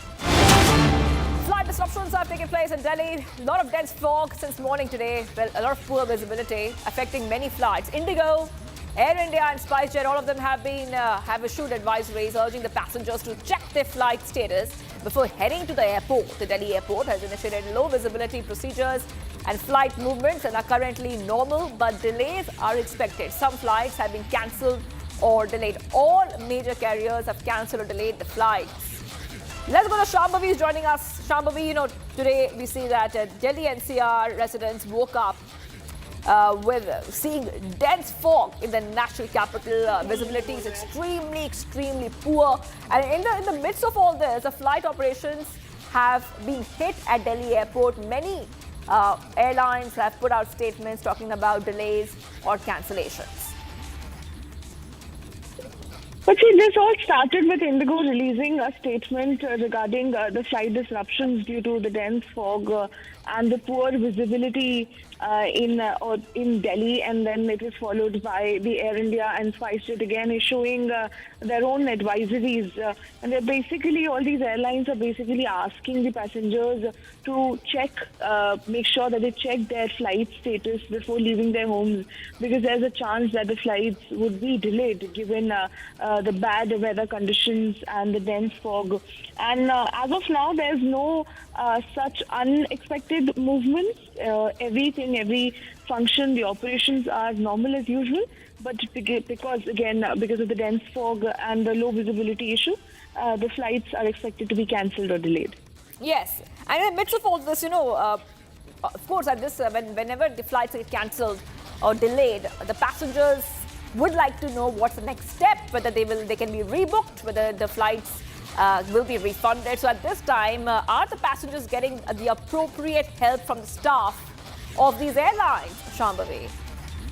See, with all the airlines, they have said that they have the dedicated teams making sure that passengers do not have any issue with the cancellations or delays, that all their concerns are being addressed by the concerned authorities, by the concerned teams of all these airlines. And as of now, there hasn't been any unexpected disruption as of yet, but again, just delays, usual delays in the flight time because of the dense fog. Right. Okay. Also, let's take a view through how many flights have been cancelled so far, Shambhavi. So from the latest coming in that we are seeing, that around 75 plus flights have been disrupted. Over 20 Air India flights have been cancelled. IndiGo flights have also been hit.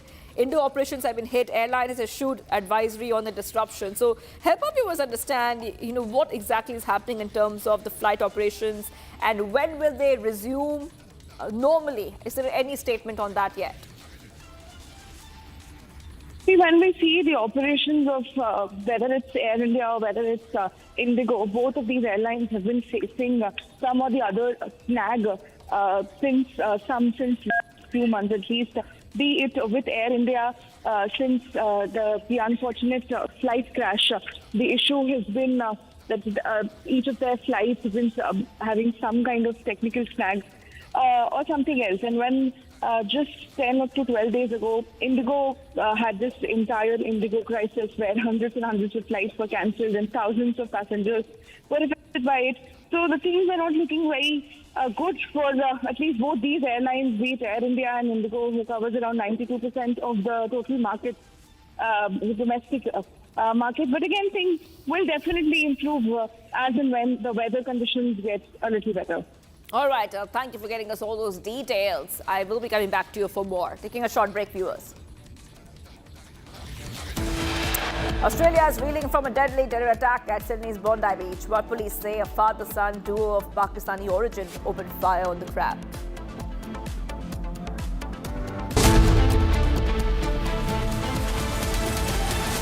थोड़े में ज्यादा स्वाद ये ही तो है इसकी खास बात। वाओ मामा, क्या स्वाद है? अरे मेरे राजा, सबका राजा और प्योर मसाला।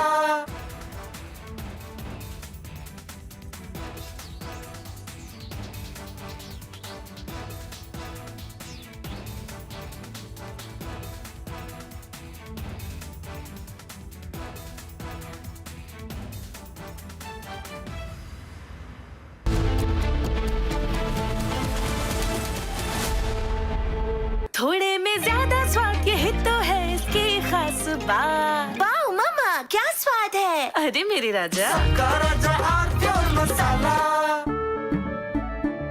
केसरिया से मन जोगी हुआ रे, दिल झूमे देखो मतवारा हुआ रे। केसरिया से मन जोगी हुआ। हर पल मनाओ केसरी त्योहार।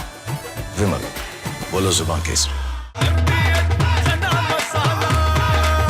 अब छोलिया हो या लोबिया, सफेद चने या काले चने, सब कुछ मजेदार बने।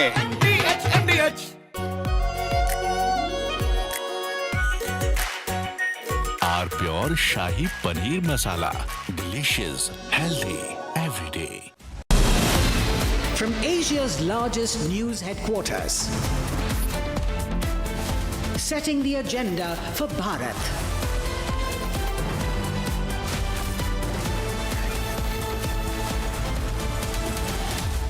You're watching Republic.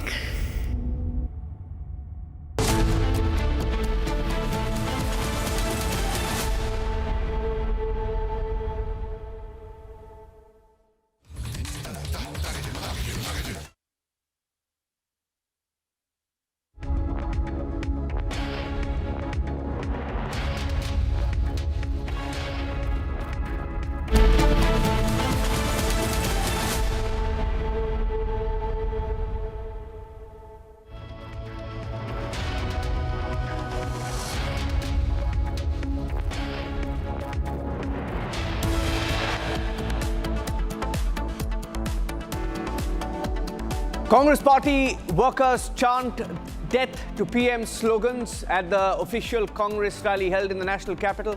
Issue reaches Parliament. BJP demands Congress's apology.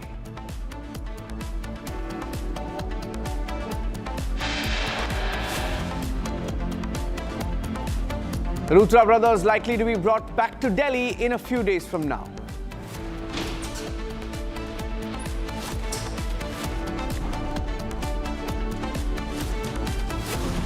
Hearing likely in the Supreme Court in a short while from now on the IndiGo crisis.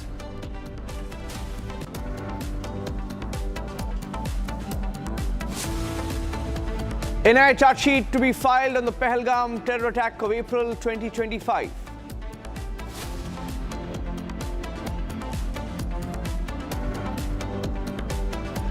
Pakistan link proven in the Sydney beach attack case. The father-son duo were from Pakistan.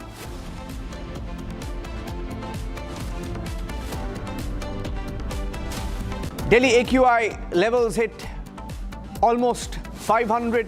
Flights also disrupted due to smog.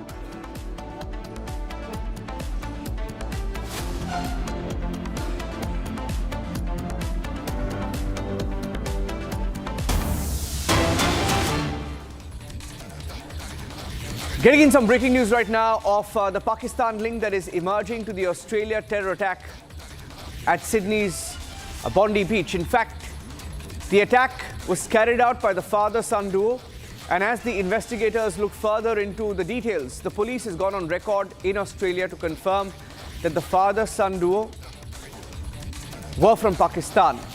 The son, 24 years old, was already under the scanner, and in the pictures that were shown and that were recorded and shared widely on social media, it appears that the attacker was Naveed Akram and his father, Naveed Akram was 24 years old, and Naveed Akram belonged to Pakistan, spent time in Pakistan is what we are hearing.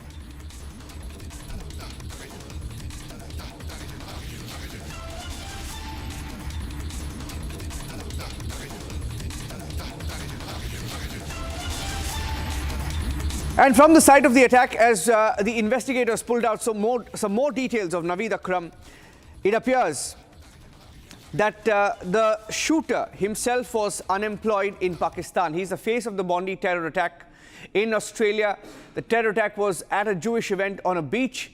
He's 24 years old, and it is reported that they were family, that the entire family of the Akrams were traveling to the south coast for a fishing trip from the details that are emerging. Attackers, 50-year-old Sajid Akram and his son, 24-year-old Naveed Akram. These are details that have been shared by the investigators. The two gunmen seen in these videos, Sajid and Naveed. Sajid, the father, was shot dead during the encounter while the attacks were on.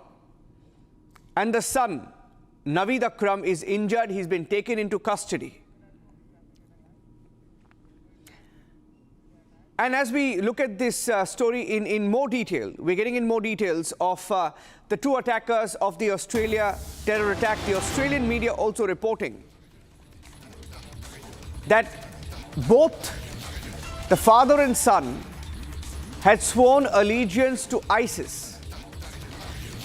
Intelligence departments in Australia had investigated ISIS links to Naveed Akram. In fact, the intel agency had Naveed Akram on their radar, according to investigators in Australia. Australian intelligence had probed Naveed for a possible ISIS link, which has also been confirmed. And he was under the radar about 6 months back. We are told that he was also interrogated. And we're picking up more details. Sandeep Fogart is joining us live from Australia. Sandeep Fogart is an Indian who's based in Australia, has been following the story very closely. Sandeep, what do we know about Sajid Akram and Naveed Akram from the details that are available? Sandeep. So Sajid Akram and Naveed Akram, so the father and son duo, they were involved in this attack. And police had confirmed that without people thinking that they had a mental situation. So police have confirmed they were absolutely fine. There was no issue with their mental health. So just to rule out that thing. Now, his son, who is critical but in stable condition at the moment. So he was scrutinized for his link with the ISIS. He was under the radar, but as soon as they found that there was no more investigation going on, so they decided Sunday, which was the first day of the Hanukkah event, to take that decision, and they took those licensed arms. So they had 6 guns, like all the licensed arm guns, because his father was the member of one of the gun clubs, so he had those for nearly 10 years. But police also clarified that it hasn't been found out that those guns or any other material which was supplied from any terrorist group at this stage, they're still investigating.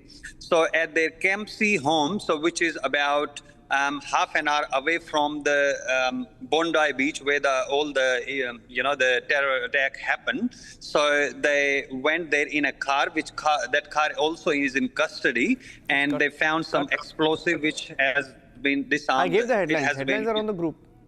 Yeah, it has been neutralized already, and they're still working on it. So at this stage, these are the information what police have shared, and they have also mentioned that they will be questioning once that the son, the other person who is still in the hospital, to get the more information if he has any ISIS link, which they already had a conversation with, like did they get any intel or any information, or somebody was helping them, somebody was funding them. So all these part of the investigation, they need to follow up once they find that person is in condition to talk. Yes. From the information that is available publicly, and we are hearing, Sandeep, that they had pledged their allegiance to Islamic State, and either the father or son or both had spent some time in Pakistan as well. So what are you hearing about the Pakistan link as is being reported, confirmed by officials there in Australia? The investigation, definitely there was some news about that they've been to Pakistan, so which could be his father's relatives living there, but the son was born here in Australia. So I've also got some information that they have visited Pakistan, but it's not confirmed that when was it, for how long, who did they meet there. So all these part of the investigation which they going to do once that person is in a stable condition, more stable condition, and he can talk. But at the moment, police here is they don't want to just give those information in bits and pieces. So they thoroughly investigating. They have already raided their house at night, and they still seal their house to get more information. But at this stage, they have confirmed that there was. At the start, they were saying that there is a third person also who they are looking for, but at this stage, they have mentioned that they're not looking for any other person involvement in this incident, and their focus is totally on that person. They're going to investigate further once he's in more stable condition. Okay. Now, this is a problem, and there is a graphic that we have. If you can put out what we just showed. One of the official documents that was perhaps recovered from one of the attackers, Naveed Akram. If you can put that out. That's a driver's license. Driver's license of Naveed Akram from the media in Australia, giving out his address as well. I don't think there's any need to blur that out, because the police was at his home knocking on his doors, and they've raided the residence last night. 2001 born, which is at the bottom of your screen. August 2001 born, he was 24 years old. And this is his driver's license, which was valid till 2026 April. And Naveed Akram, a driver's license from New South Wales in Australia. And these are details that were put out by the Australian media itself. Now, one critical aspect that has come out is that they were highly radicalized. So, highly radicalized, and they were out to kill. They were out to kill, and in their car, we are hearing that an ISIS flag was also found. An ISIS flag was found in the car of the father-son terror duo. Can you confirm that? Can you confirm that? Last question with you, Sandeep. Can you confirm that in his car there was an ISIS flag that was found? Any more details you've been able to pick up on where they were living, their background? Any more details, Sandeep? So they were living in Kempsey, which is about 30 minutes away from where the incident took place. But about the ISIS flag, I've heard it, and there's some people are speculating that, but police haven't confirmed that really, that there was a flag found in their car. There was some explosive which were neutralized. That's for sure. Police have confirmed that, but about the flag, they haven't confirmed any of those details. But some people also mentioning who were witness there that they were chanting Allahu Akbar, and they were started killing those people. But still, it hasn't been confirmed. There were no audio, there were no video where they were saying that, but definitely they were radicalized, because they were friends. Sunday they were planning how long they were planning this attack for. There are other events also which were taking place in Sydney. They have been cancelled for the Hanukkah. But about that flag, there's not much information which police have revealed. We're still waiting for the officials to confirm these details. Okay. Thank you for that. I'd like to play out some of the sound bites, and we also have a live shot coming in from Sydney. So I'll play that live shot. Sandeep, if you can stay with me for a few minutes, because I want to show the live shot, and I want you to, because you've been there, I just want you to talk over those pictures as well. Let's go to the live shot. Live shot from the Sydney beach coming in now via the Associated Press. We have a live shot from APTN, and we will go across to the live shot from the terror attack site in Sydney, because people are going there in large numbers and are paying their tribute. So if we can go across to the live shot, that would be great. We were on that. That's the live shot. That's the live shot. People are coming there in large numbers. Let's put a live bug. That's live Sydney, Australia. I'm going across back to Sandeep, who's speaking over these pictures. Sandeep, this is a turning point in Australia. Already the government there, we are hearing, is talking about stronger, not just immigration, but also gun laws, right? But the radicalization is real. Let's stay with the live pictures. Radicalization, I think that will now become the focus, Sandeep. Let's stay with the live pictures.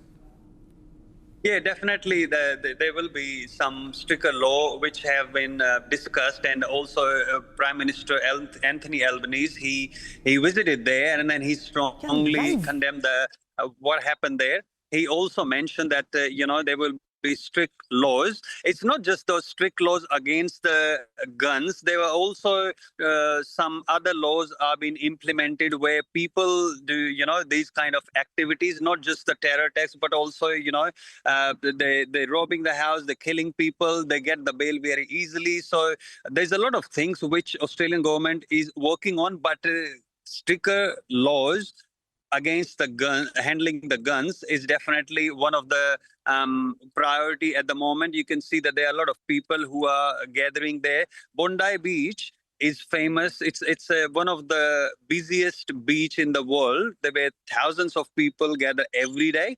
But just to remember, so this wasn't attack just on normal people, but it was an attack on the Jews because of the radicalization, what they have gone through, that father and son duo, because the way the actually that thing happened, that was one street away from the beach, not where the other people were enjoying the summertime around the beach, but it was the next street where the Hanukkah event was happening. You can see a lot of people there, they're paying tribute. There were blood donation was also organized. There large number of people who gathered, and they had to shift into the appointment if anybody wants to donate blood. So people are showing their concern on not just this event, but on the radicalization. You will see a lot of social media posts as well in recent time, and then you will see that how people are urging to stop those immigrant as well. So there's a big rally happening, I think, next month as well, and it happened a couple of months ago where Australians were talking about the immigration as well. Yeah. So you can see that person who was on the bridge, he was shooting from there. There were different videos from different angles where people were just going by the car from the road. They have recorded those. They were targeting. They were just, shooting a lot of people there. 45 people have been injured there. And 15 people died, including one 10-year-old girl. So the people who have died, In fact, there is another breaking news coming in, Sandeep. I want to go across to the breaking news with the live pictures, because the story is about the live pictures and the breaking news update now coming in that there's an IED found. An IED found, we are hearing, from the attack site. This is the other big breaking news update that's come in right now as we speak. An IED was found near the Bondi Beach area. This is the third IED found from the Australian terror attack. It's not the crime scene, it's a terror attack site. It's a terror attack site. And the Australian Joint Counter-Terror Team has begun investigating. More arms were also recovered from the gunmen, who have now been identified as Sajid Akram, Naveed Akram. And a third IED has been found from the crime scene, from the attack site in Sydney, Australia. So the attack may have been bigger. The planned attack may have been bigger than what it was initially reported. Sajid and Naveed had planned perhaps a bigger attack. Now that's what we are able to make out from these details. Right. Sandeep, any more details you've been able to pick up? How well prepared were they? Were there just two of them? Were there more? What have you been able to pick up about their antecedents or the last few hours and on how they planned it? I think what police discovered that they were suspecting another person. They were looking for. They have raided few few houses, thinking that there could be more people there. But in their last press conference, they have confirmed that they are not looking for an additional person, and they were only father and son duo. They were involved, but definitely there's IEDs been found. They have already confirmed last night that they're suspecting more explosive to be planted near the site where that incident happened, where the terrorist attack happened. So they already knew it, and then the area was sealed for long, so many hours. Like as soon as the incident happened, and it's still being sealed, and it's still looking for more explosive, because they were planning for, I think, for months. So as I confirmed that they were being scrutinized for ISIS link, his son Naved. So I think they were planning, and I think the information what I am getting, so there could be some more people who were helping them, because they can't have those IED and other materials just by themselves. Even though that father had the 6-gun license, which includes shotgun and the other gun, but I think gathering that IED and taking into the place, it's not a two-people job. So police is definitely investigating with other agencies. Border Force agencies is being involved, getting the help from the FBI as well. Like Kash Patel already confirmed yesterday that it was targeted attack to Jews. So multiple, not just Australian agency, but also getting help from the FBI, because Australia is a part of Five Eye. So getting the information, trying to find more links if it was connected to a very bigger plan. But finding those IEDs, those guns, is definitely their plan was to kill at least 100 or more than 100 people, which one of the bravery thing happened from that person who was going 43-year-old man. He took the gun away from that person. Otherwise, it could have been even bigger. Not 15 people, it could have been 30, 40, 50 people were shot. And if those IED were used and police wasn't there that quickly, it would have been very big disaster, and it would have been one of the biggest attack in Australian history. So police did a very good job around the Bondi beach. They are patrolling always there. Within couple of minutes, they were backup was called, and a lot of police car were there. So I think police handle it pretty well, but they're still investigating. And what is unfolding, that there could be more people involved. They haven't confirmed, but they're still investigating that. Okay, thank you, Sandeep, for joining us with those inputs. Those are live shots, by the way, coming in. That just to give our viewers a sense of what is happening there.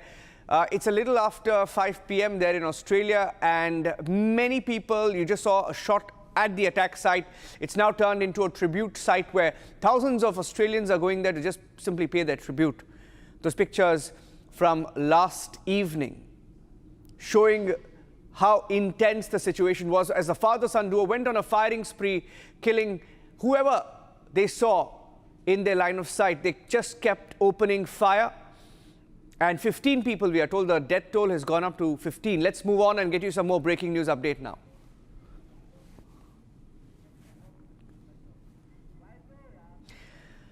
And flight disruptions continue in the national capital.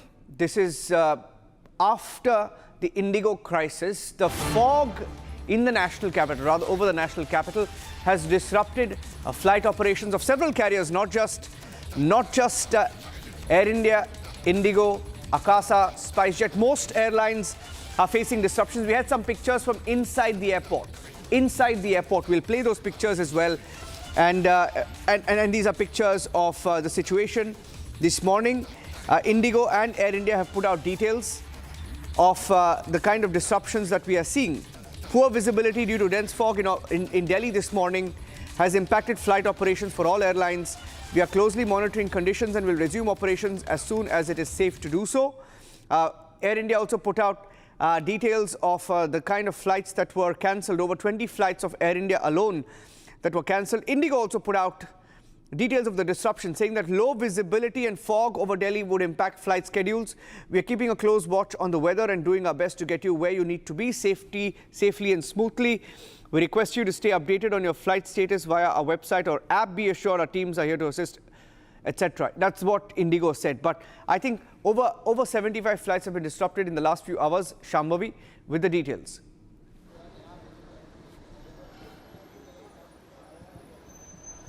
Right, and this started with IndiGo releasing a statement regarding how they've been asking the passengers to be a little patient and also make sure that they travel with some extra time.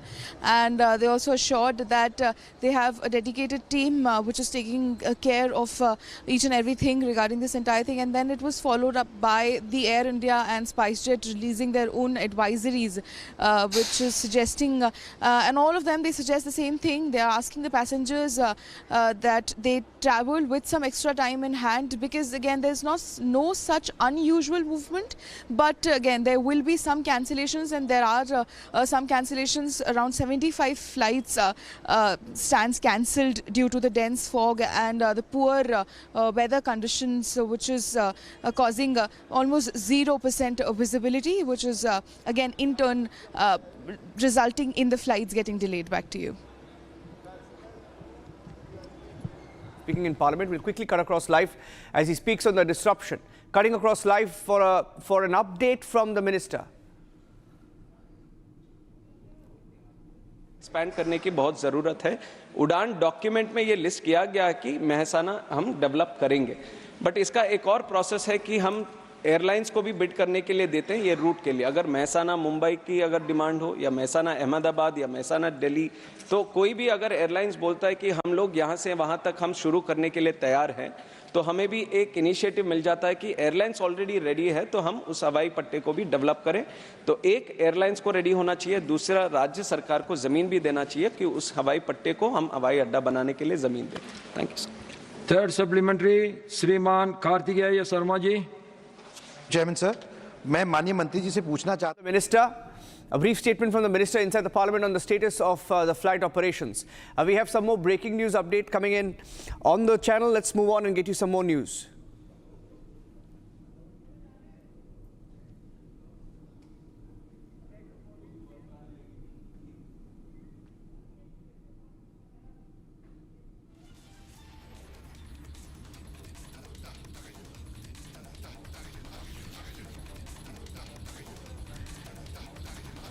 And the other big story, ladies and gentlemen, as we stay on the pictures from Delhi, we will get you the latest input. That's the video that came in from the Delhi airport this morning as flight operations continued to get disrupted. This morning, the reason was dense fog.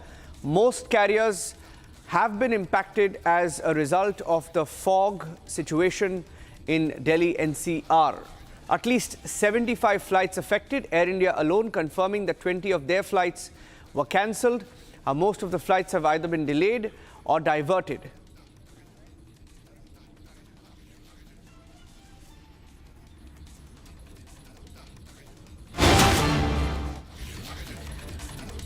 And the Congress party has responded to the death to Prime Minister chants that were heard during the official Congress rally on the weekend. The issue reached the parliament. Both in Lok Sabha and Rajya Sabha, BJP MPs and ministers, top ministers raised the issue, asking for the Congress party to apologize, asking Sonia Gandhi to apologize on behalf of her party, and the kind of slogans that were raised when Congress workers were heard chanting death to the Prime Minister. Here's what happened in the Lok Sabha, Rajya Sabha, and how the Congress party responded to it.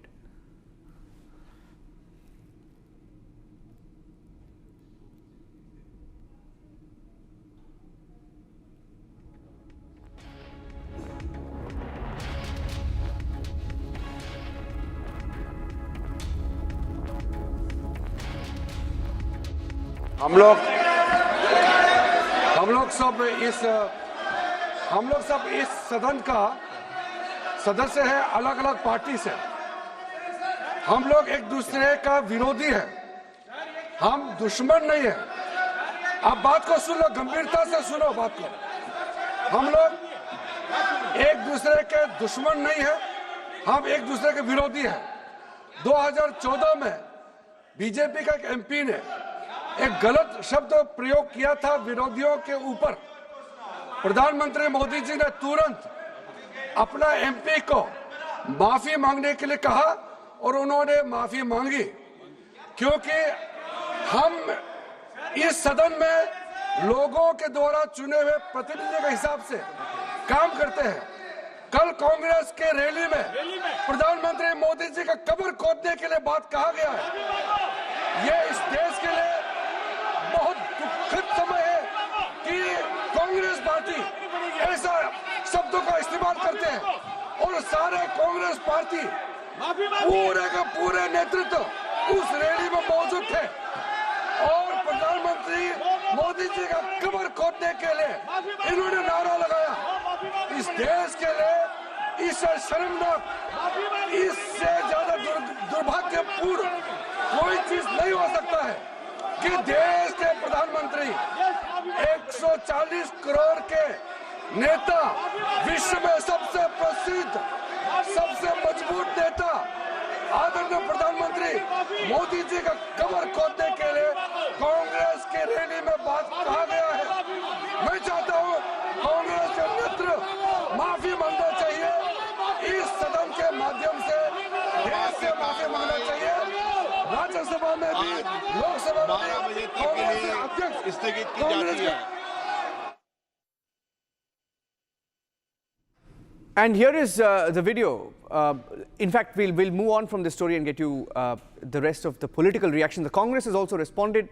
We will get that in just a short while. The Congress, in fact, has defended what has happened while asking Amit Shah, the Home Minister, to go back and look at his own speeches in Parliament. That was the official response that came in from the Congress party a few minutes back. We wanted to play that out. We'll play that in just a bit. But ladies and gentlemen, one day to go, and the Indian Army shared a video highlighting a historic victory of the Indian Armed Forces over Pakistan in the Indo-Pak War, December 16th, 1971.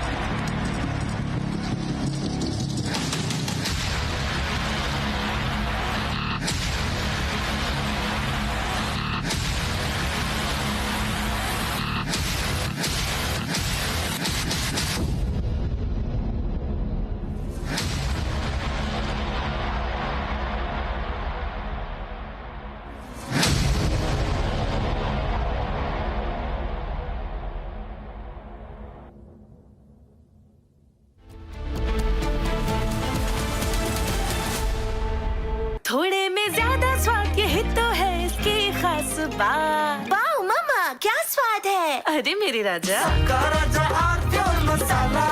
Amity has been ranked amongst the top 3% universities globally, a testimony to Amity's globally benchmarked quality. दादी के हाथों का जादू और खुशबू से महकता घर, माँ की मुस्कुराहट और खाने की सुगंध। MDH गरम मसाला, क्योंकि हर रिश्ता है स्वाद से जुड़ा।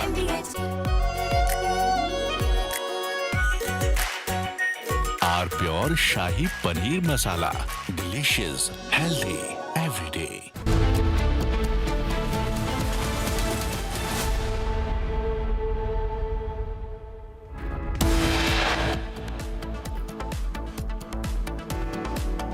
After death threat issued to Prime Minister Modi in a Congress rally, BJP demands an unconditional apology from the Congress.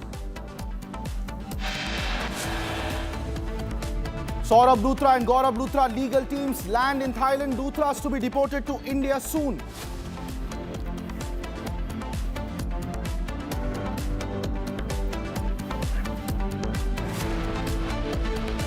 Congress के रैली में मोदी जी का कब्र खोदने के लिए बात कहा गया है। राजनीति का स्तर कांग्रेस पार्टी ने इतना गिरा दिया है, जो कल्पना के बाहर है। BJP attacks the Congress in the parliament, demands an apology over the death chants against the Prime Minister during their Ram Leela rally yesterday.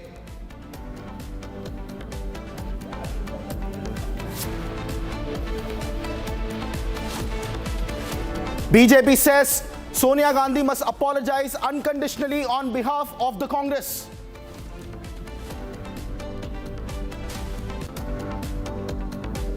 Congress barbs wire at the BJP again, points at Home Minister Amit Shah's speech, refuses to apologize, remains defiant.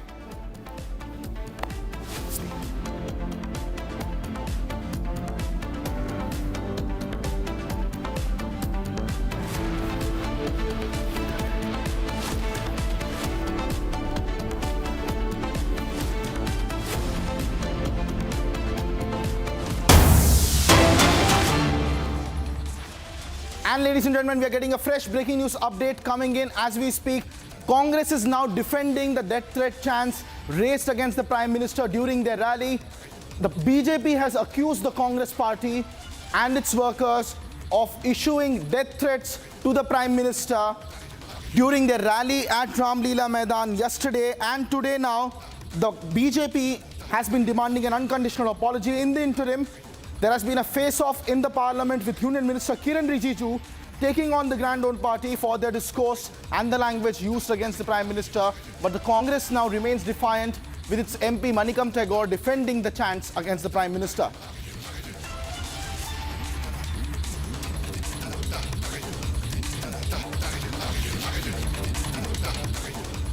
And ladies and gentlemen, we are getting in more breaking news update on this developing story as it becomes the #1 headline in the country this afternoon. Congress rally at Ramlila Maidan yesterday saw death chants against the Prime Minister. Multiple visuals from multiple angles coming in, showing us how these chants were raised. And today in the Parliament, Union Parliamentary Affairs Minister Kiran Rijiju raised that issue with the Grand Old Party. Listen in.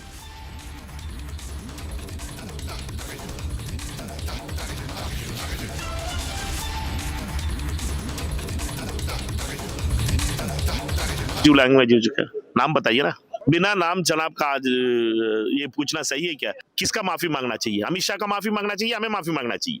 Amit Shah parliament का मंदिर बोलते हैं, वो आके माफी नहीं मांगता है। और वोट चोरी गद्दी चोर रैली इतना बड़ा सक्सेस हो गया, इसलिए समझ नहीं पा रहे वो क्या रहा है इस देश में, इसलिए आके पार्लियामेंट डिस्टर्ब करने लगे।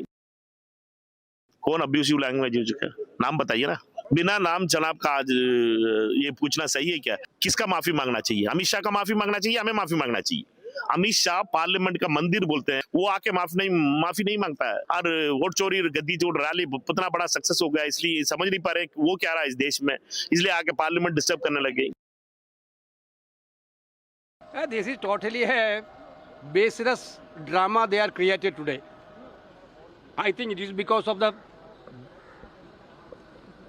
biggest successful conducted rally.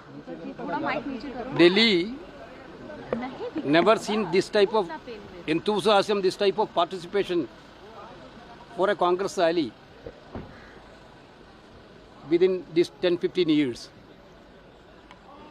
It may be provoked them, but what they are blaming, I asked Kiran Rijiju, any Congress leader spoke about it.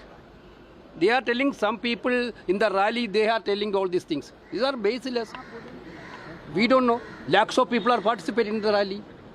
It is not our customs to blame, use dirty language, unacceptable language against any political leader, even though they are our political enemies. Our party's policy is not like that.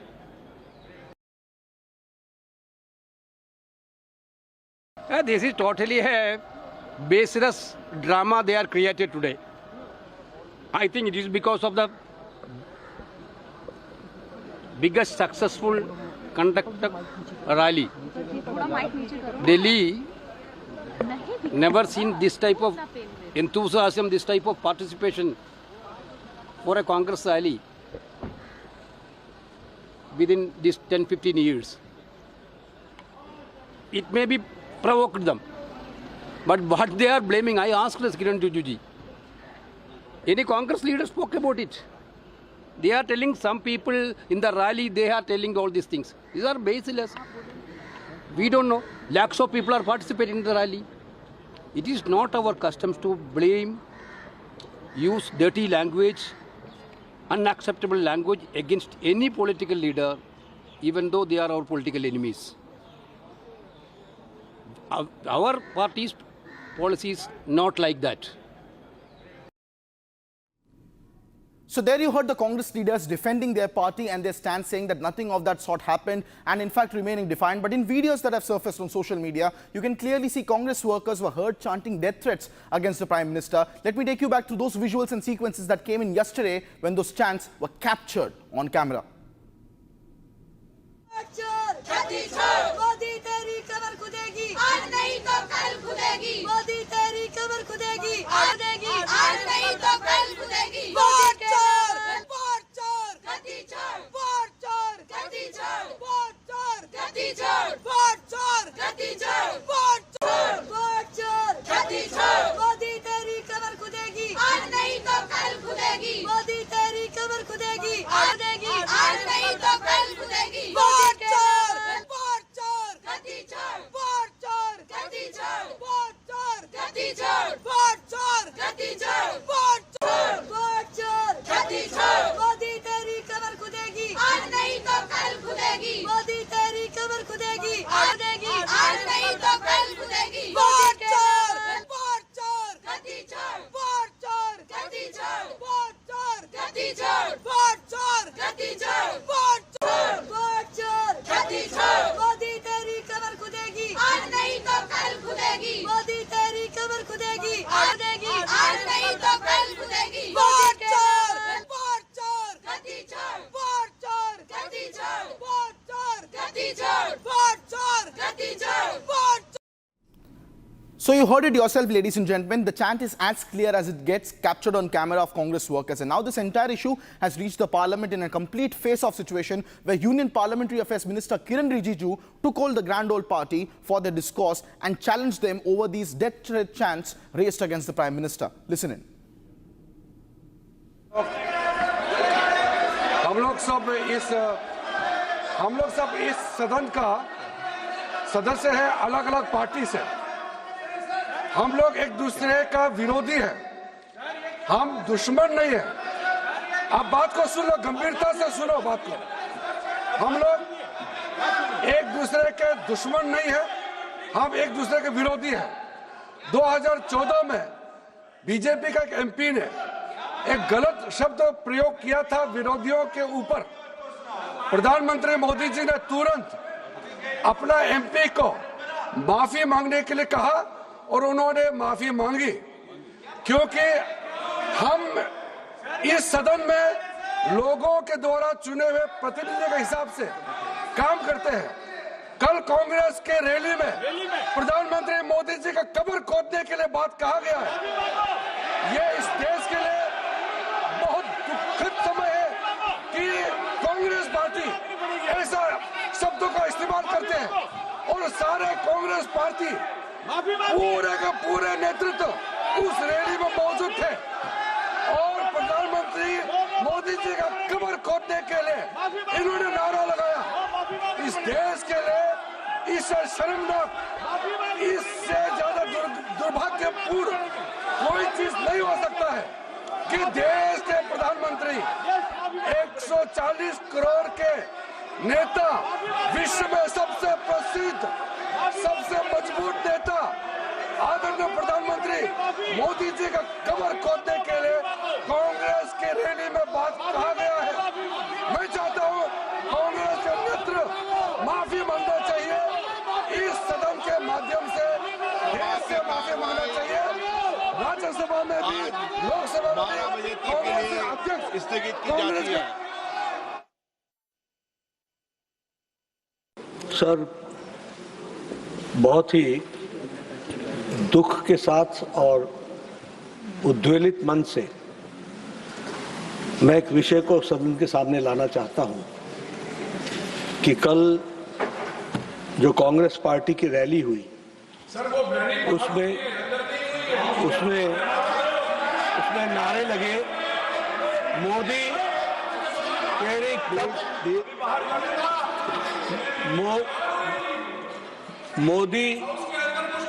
Modi तेरी कब्र खुदेगी, आज नहीं तो कल खुदेगी। ये इस तरीके के नारे की बात रिकॉर्ड पे जा रही है, प्लीज ये तरीके के नारे कांग्रेस पार्टी के सोच और मानसिकता को दर्शाता है। ये नामदारों के झंझलाहट को स्पष्ट इंगित करता है और साथ में इस तरीके की बात कहना एक प्रधानमंत्री जी के खिलाफ और मृत्यु की कामना करना यह अपने आप में बहुत ही निंदनीय है। इसके लिए हमारे नेता प्रतिपक्ष और कांग्रेस पार्टी के नेता यहां बैठी हैं, आदरणीय सोनिया गांधी जी, इनको देश से माफी मांगनी चाहिए और देश से माफी मांगनी चाहिए और ये नामदारों की झंझलाहट है इसको समझना चाहिए। और मैं ये भी कहना चाहूंगा कि राजनीति का स्तर कांग्रेस पार्टी ने इतना गिरा दिया है जो कल्पना के बाहर है। इसलिए इसकी मैं घोर निंदा भी करता हूं और मैं श्रीमती सोनिया गांधी जी से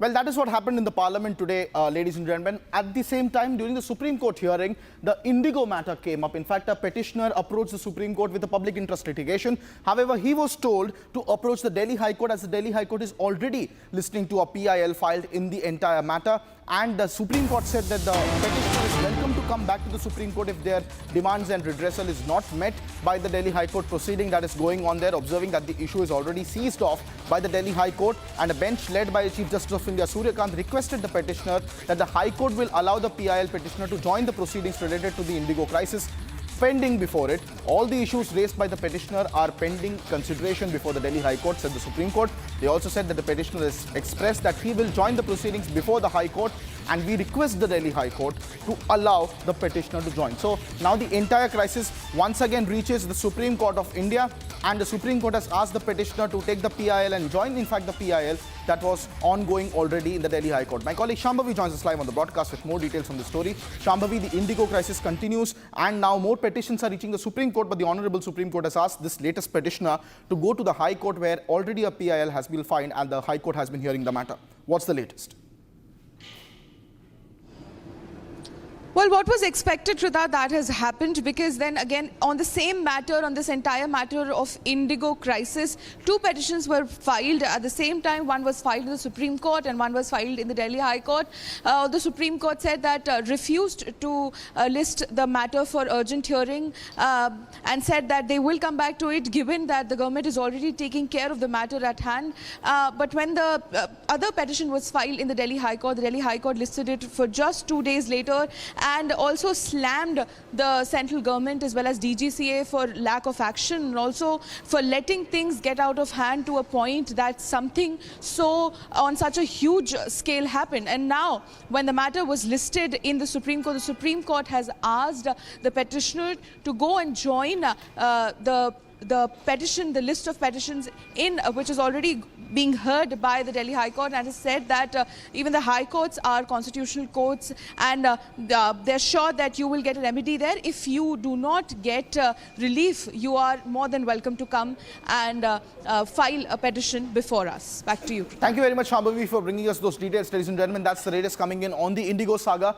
which reached the Supreme Court, but the Supreme Court has asked the PIL petitioner to go and approach the Delhi High Court, where the proceedings are presently underway. Bringing you more breaking news detail now coming in from the state of Maharashtra, where the Mumbai police have made a major breakthrough in their fight against narcotics. A synthetic drug factory worth staggering rupees 150 to 200 crore has been now busted, and that the police has calling it one of the biggest operations against the narcotics of its kind. Here's a quick report on that massive narco terror crackdown by the Mumbai police.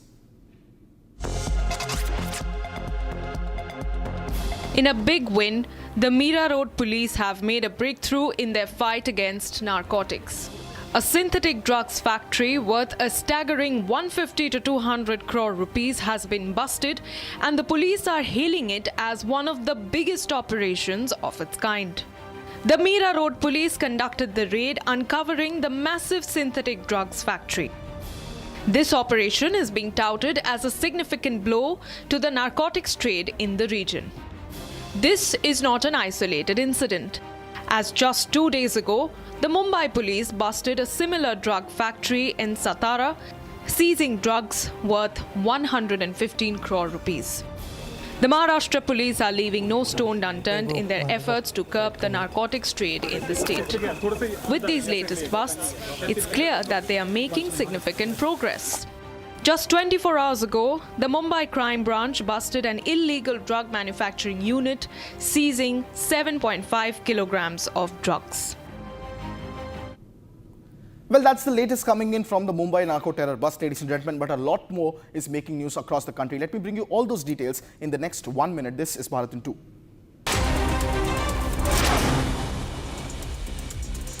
New Delhi was blanketed by a dense fog this morning, reducing the visibility across the national capital. Data from the Centre Pollution Control Board showed that the air quality index in Delhi was around 456 at 6 a.m., marking the season's second worst reading. 4 air quality monitoring stations in Delhi recorded the maximum measurable pollution level of 500 on Sunday.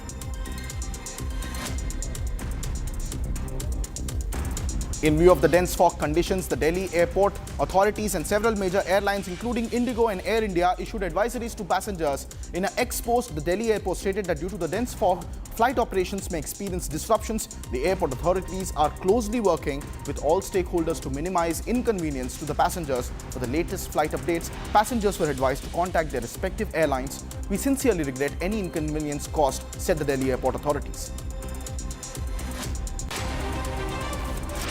A cold wave continues in the Kashmir Valley with a drop in temperature. Tourist movement remains steady, with visitors expressing appreciation for the weather and overall experience despite the absence of snowfall so far.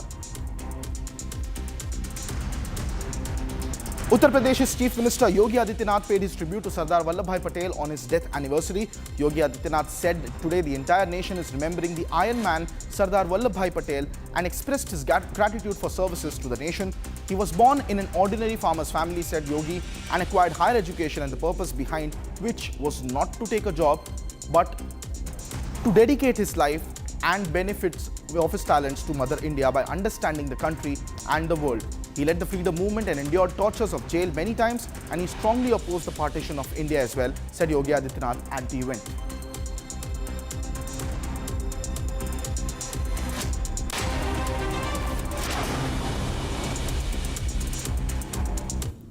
In the interim, ladies and gentlemen, more information is coming in on the Yes Bank case. The Yes Bank co-founder Rana Kapoor is being questioned by the Enforcement Directorate at its headquarters in Delhi in connection with Anil Ambani case. Officials are now interrogating the Yes Bank co-founder Rana Kapoor in the massive thousands of crores worth of Anil Ambani scam which has been on the Enforcement Directorate's radar. This is the first time now that the Yes Bank authorities are also now being questioned in the ED case. This comes just 1 week after Anil Ambani's son was also named in one of the complaints by the Enforcement Directorate on this case. My senior colleague Shavan Sen joins us live on the broadcast with more details on this story. Shavan, what's the latest now that Rana Kapoor is also being questioned by the Enforcement Directorate? Well, this all stems from the initial FIR that was registered by the Central Bureau of Investigation in the alleged bank fraud scam. The allegation that has been leveled against Anil Ambani and linked companies is that during the period of 2017 and 2019, the first tranche of loan actually came in from Yes Bank. Along with that, there are several other banks, a consortium of banks that had given loan to Anil Ambani linked companies. And in fact, it turns out that over a period of time, it became a non-performing asset. And the reason why Rana Kapoor is essentially being questioned by the Enforcement Directorate is because the agency suspects that there was a quid pro quo. The very fact that the companies that actually got loan from Yes Bank had absolutely poor financials. But despite that, loans were granted by Rana Kapoor's. At that point in time, Rana Kapoor was essentially leading Yes Bank and loans were being provided. They suspect that this was a quid pro quo, and the very fact that the loan that was received by Anil Ambani linked companies, ADAJ, in fact, these are companies which effectively diverted the loan amount that came in. It turns out that related parties, related companies were basically used to funnel the funds that came in, and it wasn't essentially used for the very purposes for which the loan was sought for. Thank you so much, Shravan, for bringing us those details. Also tell us about the significance now, as the Anil Ambani case has also seen in the recent weeks and months, multiple attachments of properties as well, and now that Rana Kapoor is also being questioned. These are fast-moving developments in the case. Can we expect any arrests on the horizon in the interim? All right, that's the latest coming in on that case, ladies and gentlemen. Moving on to more breaking news details that we are tracking. This is an international update coming in from Syria, where 2 US Army soldiers and a US civilian interpreter were killed in an ambush in central Syria on December 13th in an attack attributed to a lone gunman believed to be linked to the ISIS. Now, this attack occurred near Palmyra during a joint patrol with Syrian forces, as both were ongoing during a counter-terrorist ISIS operation in the region. 3 other American soldiers and several Syrian security personnel were also wounded in this. The gunman was killed at the scene by the partner forces. Watch this detailed report on what exactly is ongoing in Syria between the ISIS and the US forces.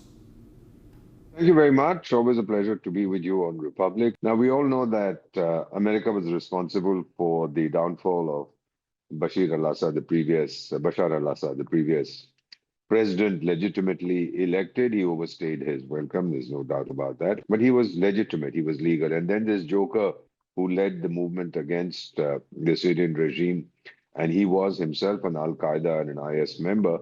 This joker then was installed as president, and Donald Trump went to him and said, buddy, you look so smart in a suit. You're no longer a terrorist. Now you're my darling. You're such a good-looking guy. You can do what you feel like. And I love good-looking guys. I myself used to be very good-looking. Now he's ugly as hell. So what is happening now is, it shows to you that Al-Jolani or Al-Shara, whatever they have named this joker, he is incapable of controlling his former comrades. They say, look, what has happened is that you've got recognition. You've got the money, excuse me a moment. You've been honored by the Americans. You'll be invited. You'll be lioness. What about us? We were your foot soldiers. We've been ignored. We are being slaughtered. We are involved in fighting remnants of the previous regime. We are dying while you're sitting in the palace, traveling across the world and being lionized and petty. So that was the first thing. Now, Trump has vowed retaliation. Retaliation against whom? At the same time, he has also said that Al-Shara Jolani, the self-styled president, is also very upset. What does that mean? He doesn't have the strength to do anything. So Trump is trying to say it's not Jolani's fault. It's the fault of these unguided missiles who used to be his comrades once upon a time. The fact is that Syria is falling apart and Trump can do nothing about it. He's not going to get yet another claim to the Nobel Peace Prize by saying, oh, I brought peace to Syria, because that has not happened. There's conflict going on everywhere. The Kurds are active, the Iraqis are active, the Syrians are active, the Russians are active. The Americans we all know about, the Europeans are messing around. So there's not going to be peace in a long time yet. Al-Qaeda hasn't been destroyed. ISIS or IS has not been decimated. They are still there. Trump can do what he wants. Who is he going to bomb in Syria? He doesn't even know that. If he had known, if his intelligence was good, these fellows would not have died. So simply by sucking up to the turned Democrat, he's not going to get very much. My own feeling is that President Trump is going to scream and yell and shout. He's not going to be able to do anything except bomb the areas where these 2 soldiers were killed. And of course, he's described them as great American patriots, etc. And what on earth are they doing in Syria? Get the hell out of that. If that happens, you won't lose soldiers.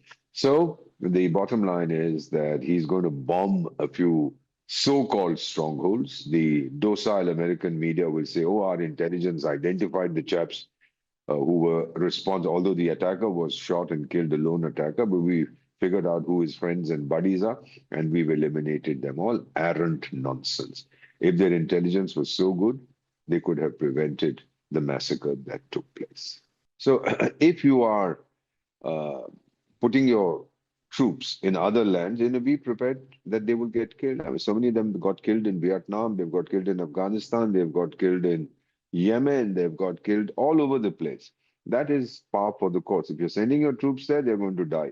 He hasn't sent any troops to his once upon a time darling, a chap in Ukraine called Beginsky or Zelensky or something like that, because he doesn't want to lose any troops. He knows that if they go in there into Ukraine, they are going to get slaughtered by the Russians. So he's very quiet about boots on the ground there, but he's put boots on the ground in Syria. Now he's paying the price. My advice to him, if, of course, nobody's going to listen to me, would be that leave Syria and get out of there. Why are you so worried? Let the Israelis handle it. Let the Turks handle it. You have, today this guy is, yesterday the guy was a terrorist. Today he's your darling. Tomorrow he'll be a terrorist again. One thing about Donald Trump, he's predictably unpredictable. He's mercurial. Changes his opinion, I think, every 44 seconds. That's what somebody has assessed. So let's see what is going to happen, but there will be no retaliation. Who is he going to retaliate against? An unknown enemy? I don't know. I think he will just bomb some areas and then claim that he has killed all the IS characters. But yes, he will dump this character. He'll find somebody else, just as in Jihadistan. My feeling is that he's going to dump that Pinjrewali Munni Bai, a so-called fool marshal, and then he'll find somebody else. To be Trump's, as somebody had once said, to be Trump's enemy is dangerous. To be his friend is fatal.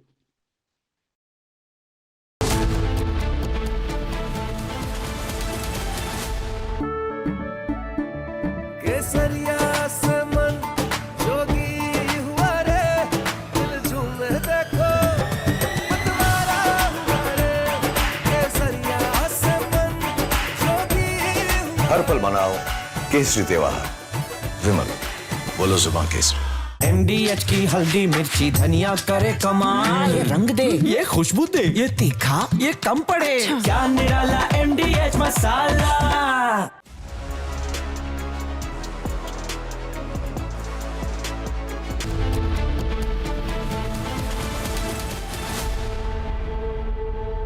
दादी के हाथों का जादू और खुशबू से महकता घर, माँ की मुस्कुराहट और खाने की सुगंध। MDH गरम मसाला, क्योंकि हर रिश्ता है स्वाद से जुड़ा। Amity has been ranked amongst the top 3% universities globally, a testimony to Amity's globally benchmarked quality. Pure सूजी पास्ता उबालो, मिलाओ और खाओ, 8 मिनट में तैयार। क्या टेस्ट है, सबका राजा hardcore masala. From Asia's largest news headquarters, setting the agenda for Bharat.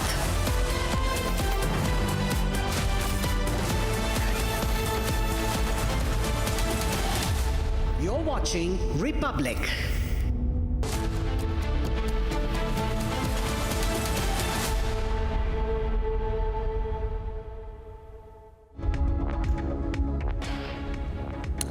Alright viewers, very good afternoon. We are live and breaking. I'm Shivangi Shukla getting you the latest coming in. There's a Pakistan link which has emerged in the carnage which we saw take place at the Bondi Beach in Sydney, Australia. We're getting you all those updates coming in, but the headlines first. Let's get started.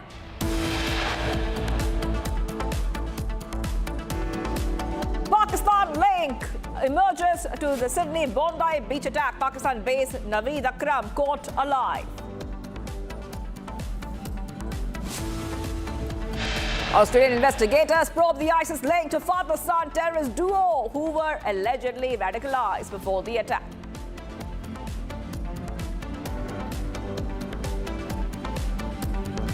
Uproar over the death threats to Prime Minister during Congress workers' rally in Delhi.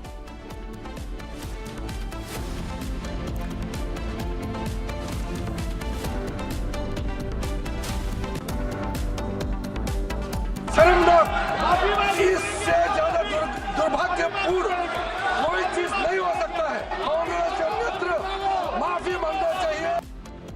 Big ruckus in Parliament over Congress death threat to Prime Minister. BJP demands unconditional apology from Sonia Gandhi. The Congress passes the buck in Parliament and says Home Minister Amit Shah used derogatory words inside the House. Major flight disruption in Delhi due to heavy smoke. 70+ flights cancelled, passengers stranded.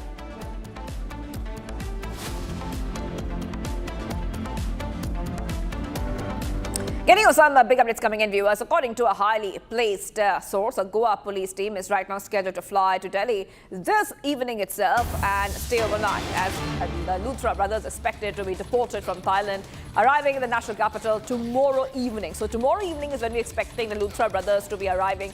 They will be deported from Thailand, where they had escaped India and gone to Thailand after that terrible fire incident which had taken place. They will be deported. In the meanwhile, the Goa police team will formally arrest both the brothers in Delhi itself. So Delhi is when the Luthra brothers will be arrested. This is a huge update coming in right now. Once they arrive, Luthra brothers arrive in Delhi, we see that they will be arrested upon their arrival, after which further legal procedure will follow in this case. So this is what we see right now, viewers. Back-to-back updates coming in on Republic TV, getting on these updates as the CBI remembers already in Thailand.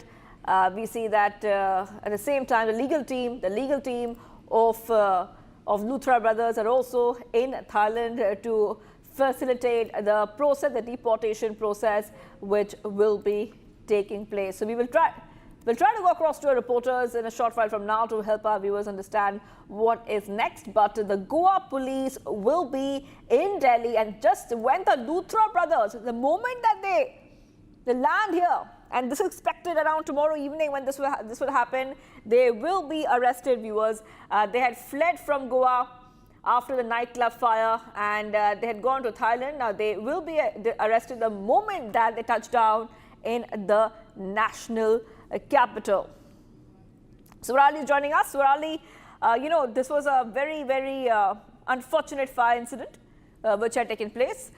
Now, the focus, of course, would be on the Luthra brothers. And we understand, according to the latest coming in, that the Goa police team is arriving, and the moment the Luthra brothers touch down on Indian soil, in the national capital, they will be arrested. So what can we expect, and when will this happen?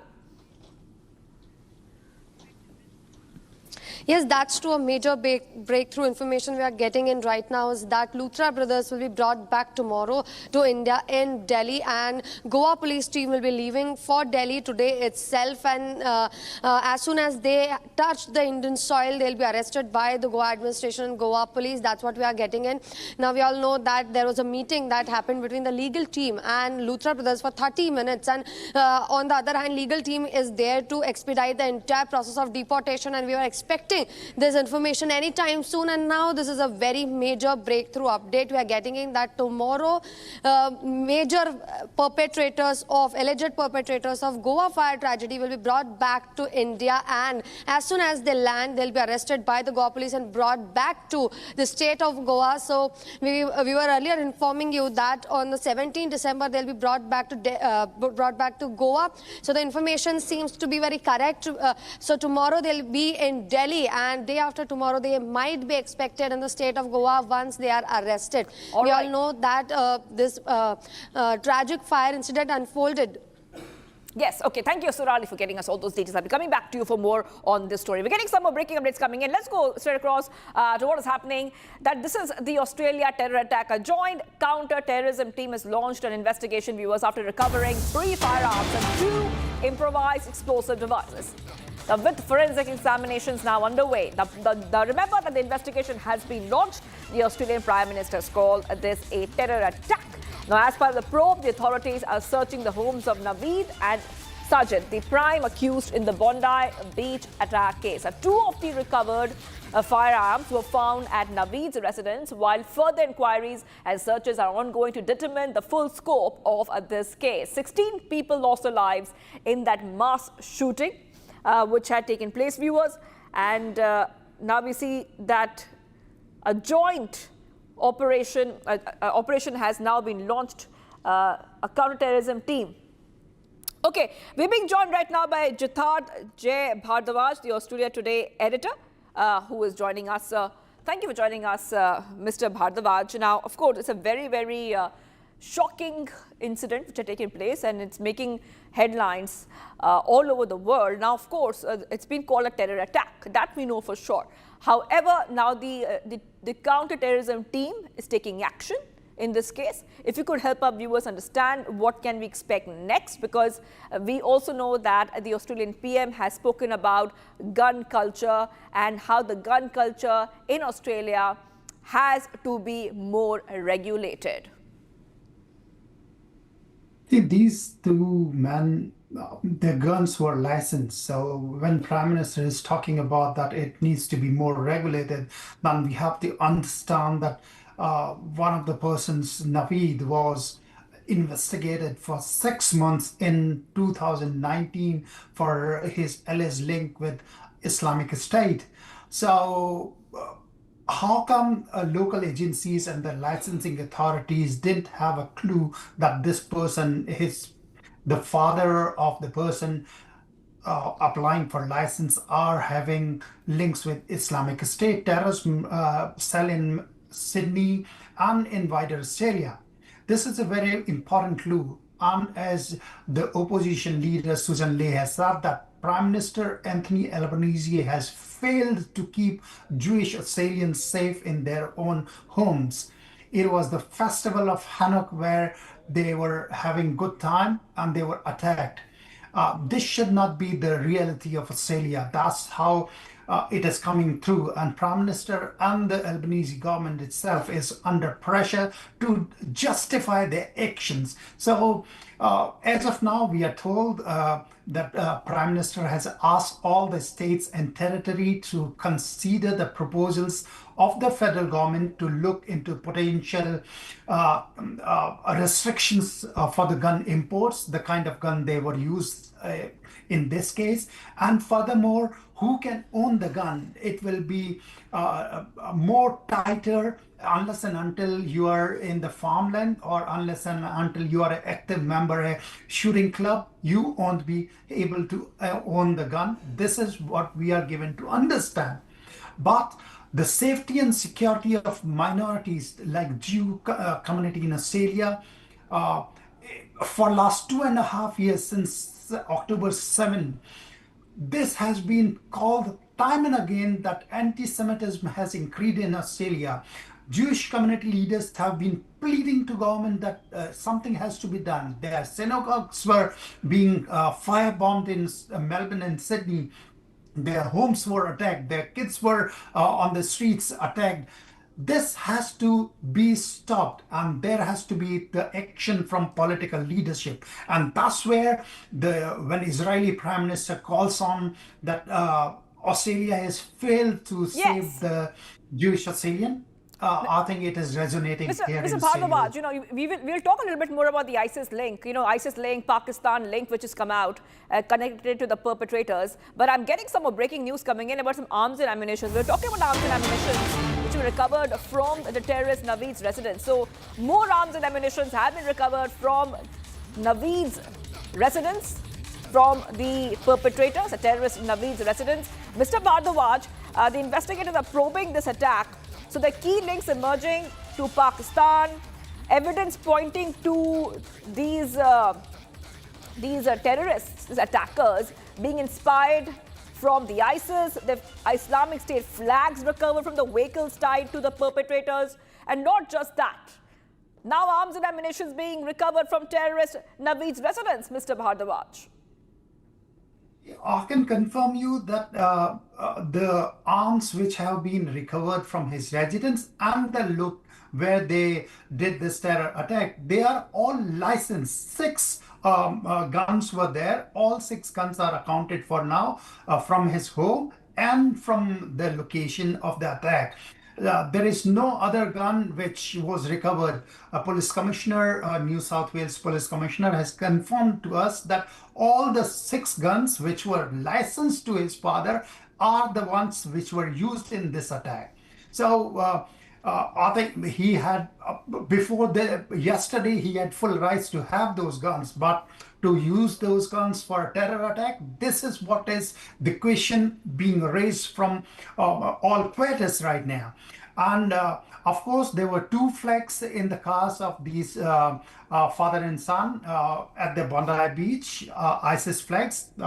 2 separate flags were there, which were recovered by police. and one flag was in the car where IED was explosive was placed for probably to detonate after the attack, which was foiled by police and AFP officers there. All right, Mr. Bharadwaj, I really wanted to hold on for a second there because, you know, a bystander, we're getting some more visuals and some updates coming in. A bystander tackled and wrestled a gun from one of the two gunmen during the Bondi Beach mass shooting in which at least 16 people were killed. It was reported that the man was a 43-year-old fruit shop owner. The video of the scene shows the gunman standing on a footpath between a grassy area and a parking lot, holding a long-barreled weapon and firing into the distance. So the bystander, who is crouching behind a parked car, rushes towards the alleged gunman as he fires. He leaps onto him and wrestles the gun from his hand. So bystander overpowers the terrorist. Now we see these are the pictures that we are seeing on Republic TV, where you see that there was an attempt for this bystander which has overpowered the terrorist. He tries to take away the weapons from the terrorist. We are putting out these pictures which are coming in for you. All right. Okay, let's go back to Mr. Bharadwaj. Mr. Bharadwaj, we see that we see this situation where a bystander is trying to go ahead and overpower the terrorist. The video shows the man is standing on the footpath and then he tries to overpower the terrorist. He rushes towards the alleged gunman. As he fires, he leaps onto him and wrestles the gun from his hand. So, of course, this is a heroic act that we saw from this bystander. What kind of effect has this video that we're seeing had on the Australian community? Well, he's a hero of Australia. If you talk to me, we have an award called Australian of the Year, then Ahmed deserves all of it. What he did, he saved multiple lives there. You can see in the pictures which you are showing that Sajid Akram, the father, was tackled by Ahmed. He's a fruit shop owner. He came from Syria to Australia as a refugee, and what he has done is incredible. You know, you can see in the pictures he has thrown a stone also at this person, and in the meantime, the son Navid started shooting at Ahmed, and he has sustained multiple gun wounds to his torso and the leg. He's out of surgery. I can tell you that he's out of surgery and he's critical but stable. Nothing, when you think of Australian community, that is the spirit that they come. Even the danger is in front of them, they will come to support each other. And this person is one of the example. And as gloomy day as it was yesterday, this was one of the brightest moments which I could find. Right, the hero bystander attempts to overpower the gunman there, and of course, like Mr. Bharadwaj is saying, Mr. Bharadwaj is the Australia Today editor, Jitarjay Bharadwaj, telling us that, of course, this is a heroic act which has been much appreciated. And of course, the Australian Prime Minister's called this entire carnage an act of pure evil. Thank you, Mr. Bharadwaj, for joining us on Republic TV. We are continuing the coverage as the investigation continues in the carnage that we saw in Australia. The eyewitnesses viewers have described this act of bravery from bystanders and police officers after gunman opened fire on the people. Let's listen it. Can you tell me what happened? Yes, there was two shooters, one on the bridge, one under the bridge, and just started to shoot for 20 minutes. They shoot, change magazine and just shoot. Simple as that. 20 minutes, was 4 policemen there, nobody gave fire back, nothing, like they are froze. Like for, it looked like 20 minutes, like, and they shoot, the guy changed magazine. I look at him all the time. I was with 2 of my babies under me, and I look at that, and it's just rifle and a pistol, and just shoot. And the other one was under. They start to come close to the audience. I think one of the people took his rifle and shoot him. That's one of them. That's what I saw. I didn't know how much I saw, but... Who were they targeting? Oh, all the crowd. Anyone, Jewish, just shoot. Doesn't matter who. Men, all kids, everyone was no. Did they say anything? I couldn't hear. Like the shooting was so loud that we couldn't hear if they say. I was too far. Like he was on a bridge. I was near the tent. So, but I saw. I look at him.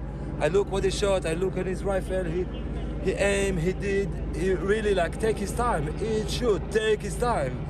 And 4 policemen there didn't give fire back. I don't understand why. Why? What was going through your mind?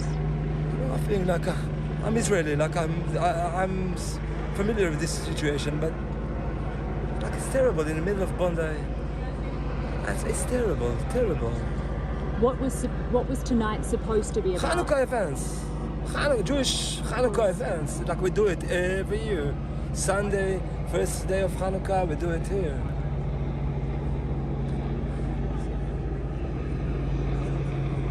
For me, it's not. I'm get used to that, but. What is this? Like try to kill us, like this, like terrorism, like try to kill Jews. Doesn't matter who you are, what you are. You kill a Jew. That's it. And it's time to people in Australia to start to understand we are not a target. We are civilian like you. We do the same thing. There is no reason that we feel not safe here in our country. This is our country. This is how we live, where we live. We need to feel safe.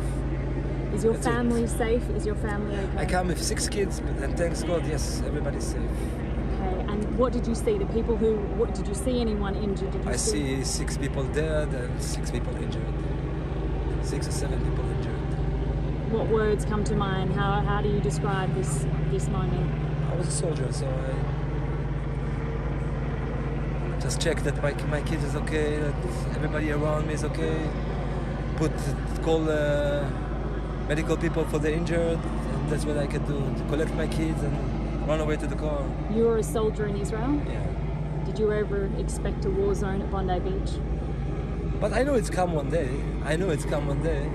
I saw many incidents. I know it's come one day, but not that level. No, I thought one gun car, one shoot, one bullet, not 20 minutes. What's your name, please?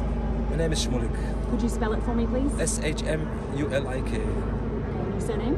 Scuri. SCURI. Thank you so much. Let's move ahead right now. News coming in from Mumbai, where the Mira Road police has made a major breakthrough when it comes to fights against narcotics and drugs. Let's take a look at this report as we get you the latest. In a big win, the Mira Road police have made a breakthrough in their fight against narcotics. A synthetic drugs factory worth a staggering 150 to 200 crore rupees has been busted, and the police are hailing it as one of the biggest operations of its kind. The Mira Road police conducted the raid, uncovering the massive synthetic drugs factory. This operation is being touted as a significant blow to the narcotics trade in the region. This is not an isolated incident, as just 2 days ago, the Mumbai police busted a similar drug factory in Satara, seizing drugs worth 115 crore rupees. The Maharashtra police are leaving no stone unturned in their efforts to curb the narcotics trade in the state. With these latest busts, it's clear that they are making significant progress. Just 24 hours ago, the Mumbai crime branch busted an illegal drug manufacturing unit, seizing 7.5 kilograms of drugs.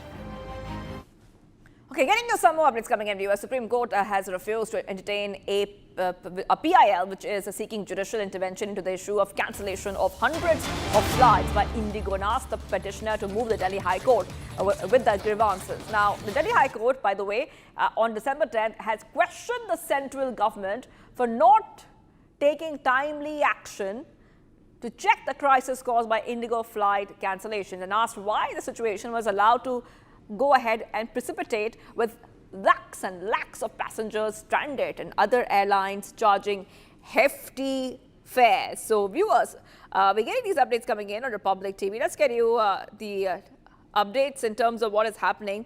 Supreme Court refuses to hear plea on cancellation of IndiGo flights, asking petitioners to move the High Court instead. The Delhi High Court with the grievances. The Delhi High Court on December 10th questioned the central government for not taking timely action to check the crisis caused by IndiGo flight cancellations and asked why the situation was allowed to precipitate.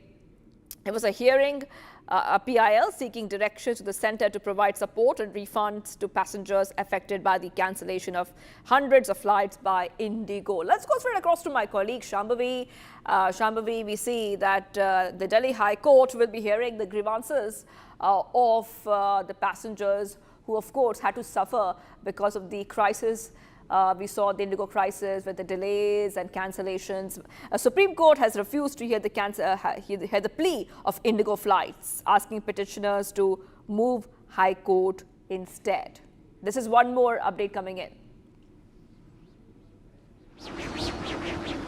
But Shivangi, this is what was expected because similar pleas were filed in Supreme Court as well as Delhi High Court, and because one court has already taken cognizance of it and is hearing on it, it does not make much sense for even the apex court to hear on the same matter.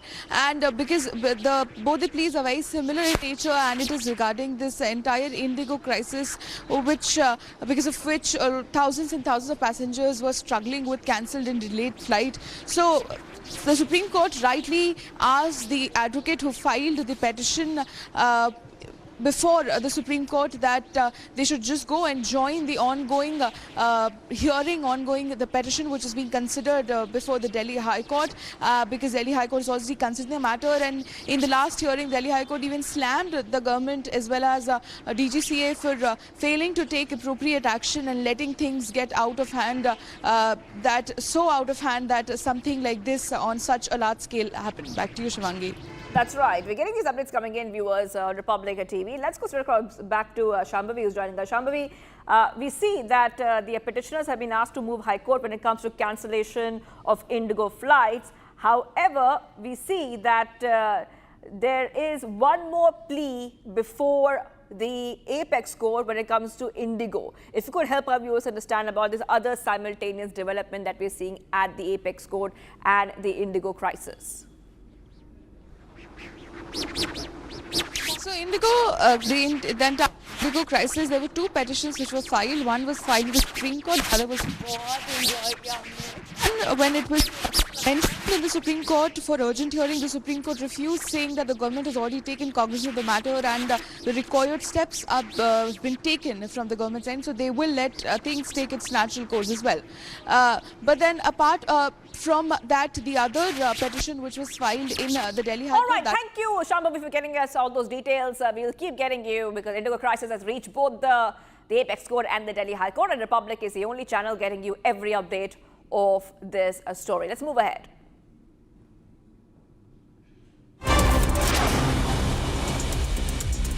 All right, dense fog continues to grip North India severely, reducing visibility. About 6 vehicles collided in Hapur in UP due to thick fog and reduced visibility, leaving many injured. Further details awaited. National capital continues to choke as air quality index slips to severe for many areas in Delhi. AQI of many areas nearly 500 this morning, causing difficulty in breathing for many residents. GRAP 4 is in place in Delhi. Dense fog reduced. Visibility also continues affecting mobility in the national capital. The last leg of Lionel Messi's tour scheduled in Delhi, the Arun Jaitley Stadium is all set to host the global football icon in the national capital. Strict security measures are in place in view of the mismanagement that happened in Kolkata. Traffic advisory has been released by the Delhi Traffic Police for route diversions in the city. इसके द्वारा divergence दिए गए हैं सभी heavy vehicles और buses का राजघाट चौक से, Delhi gate चौक से, ITO चौक से, राउंड अबाउट झंडेवाला से, अजमेरी गेट चौक से और मिंटो रोड पे चढ़ने के रंजीत सिंह फ्लाईओवर लेने से पहले 12 खंबा रोड से, इन सभी जगहों से हैवी बसेस और ट्रक को कमर्शियल व्हीकल्स को डाइवर्ट किया गया है. Indian economy is expected to grow at 7% in 2026 as compared to 6.5% in 2025.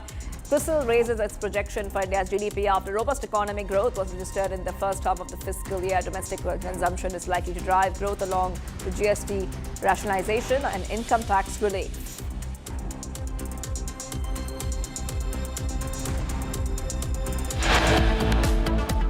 More updates coming in, viewers of Republic TV. Coming up on the other side, we'll put our focus on some of the other stories that we are tracking. Starting off with what's happening in the Parliament. Uproar over death threats to Prime Minister during Congress workers' rally in Delhi. The BJP heads back.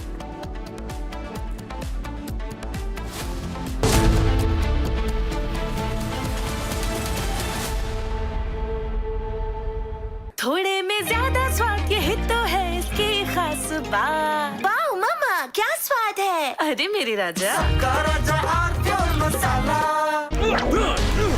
Please stop! झुमका तेरा झुमका तेरा झुमका। Not there. मेरा counter top टूट जाएगा। तेरा झुमका।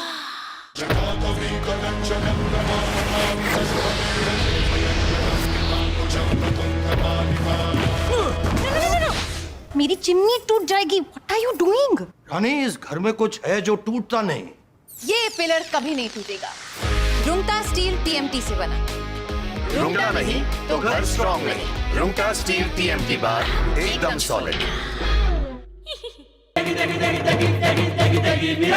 MDH की देगी मिर्च, देगी मिर्च का तड़का, अंग अंग फड़का। MDH की देगी मिर्च। R pure shahi paneer masala, delicious, healthy everyday.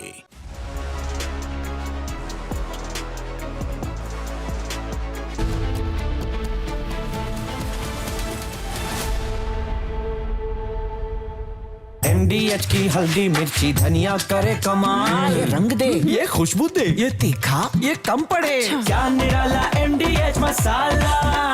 Amity has been ranked amongst the top 3% universities globally, a testimony to Amity's globally benchmarked quality. थोड़े में ज्यादा स्वाद ये ही तो है इसकी खास बात। वाओ मामा क्या स्वाद है? अरे मेरे राजा राजा मसाला।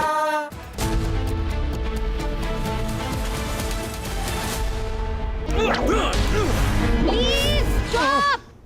झुमका तेरा झुमका तेरा झुमका। Not there. मेरा काउंटर टॉप टूट जाएगा। तेरा झुमका।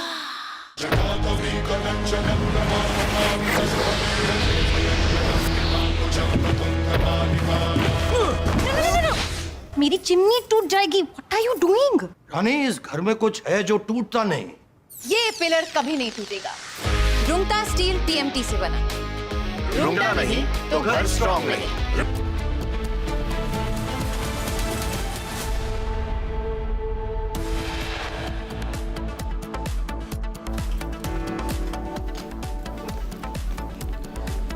Pakistan link emerges to Sydney Bondi beach attack. Park-based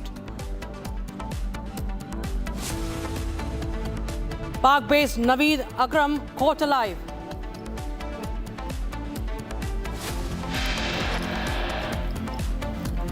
Australian investigators probe the ISIS link to father-son terrorist duo who were allegedly radicalized before the attack.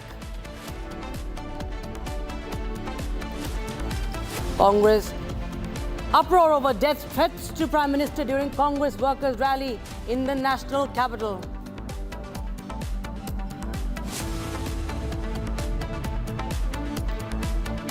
Ruckus in Parliament over Congress death threat to Prime Minister. BJP demand unconditional apology from Sonia Gandhi.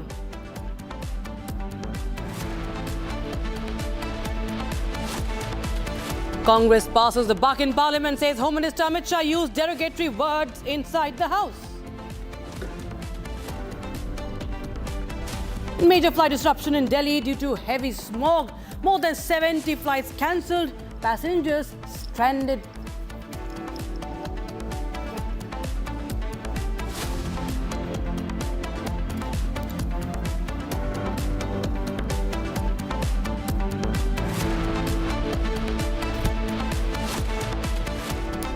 Very warm welcome watching live and breaking. I'm Rakshita Mishra with you. Congress MP Priyanka Gandhi Vadra has now defended the slogans raised against Prime Minister Narendra Modi. The death threats that were raised against that were in fact hurled at Prime Minister Narendra Modi during the Congress rally in the national capital. Now, Priyanka Gandhi Vadra says that the media should instead question why a union parliamentary minister was disturbing the proceedings in the House. So this is the justification she is giving for death threats for the Prime Minister, to the Prime Minister. There's uproar in the Parliament, and now there is a demand for apology. Let's take a listen first to what justification Priyanka Gandhi Vadra has given.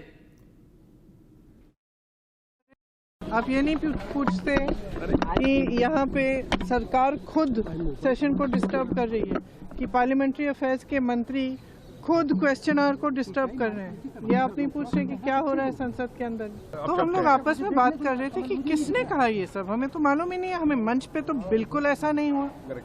फिर पता चला कि public में किसी ने interview दिया, public में कोई कह रहा है, कोई कार्यकर्ता है या कौन है, किसी को मालूम भी नहीं है कौन है, उनको खुद नहीं मालूम कौन है।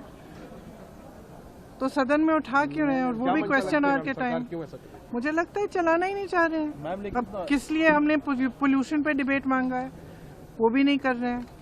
तो मतलब अगर सदन चलाना ही नहीं है तो फिर ऐसे, इससे अच्छा तो बंद कर दीजिए। कम से कम जितना पोल्यूशन, हमारी सारी गाड़ियां जो हैं, सब लोग 10-10 गाड़ियां लाते हैं सिक्योरिटी की, जितना पोल्यूशन फैला रही है वो तो बंद हो जाएगा। So there was an uproar in the Parliament today as the winter session has resumed today, and this happened now over the death threats to Prime Minister. So what's the sequence that unfolded? Kiran Rijiju, JP Nadda took on the opposition today in the Parliament. Modi है, हम दुश्मन नहीं है। आप बात को सुनो, गंभीरता से सुनो बात को। हम लोग एक दूसरे के दुश्मन नहीं है, हम एक दूसरे के विरोधी हैं। 2014 में बीजेपी का एक एमपी ने एक गलत शब्द प्रयोग किया था विरोधियों के ऊपर। प्रधानमंत्री मोदी जी ने तुरंत अपना एमपी को माफी मांगने के लिए कहा और उन्होंने माफी मांगी, क्योंकि हम इस सदन में लोगों के द्वारा चुने हुए प्रतिनिधियों के हिसाब से काम करते हैं। कल कांग्रेस के रैली में प्रधानमंत्री मोदी जी का कब्र खोदने के लिए बात कहा गया है। ये इस देश के लिए बहुत दुखद समय है कि कांग्रेस पार्टी ऐसा शब्दों का इस्तेमाल करते हैं, और सारे कांग्रेस पार्टी पूरे के पूरे नेतृत्व उस रैली में मौजूद थे, और प्रधानमंत्री मोदी जी का कब्र खोदने के लिए इन्होंने नारा लगाया इस देश के लिए। Now, in video that surfaced on social media, Congress workers were seen or heard, in fact, chanting death threats. Here's that full sequence on camera.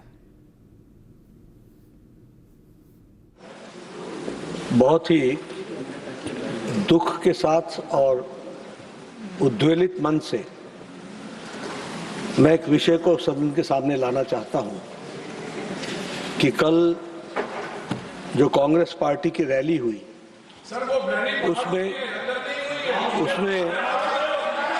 नारे लगे, मोदी तेरी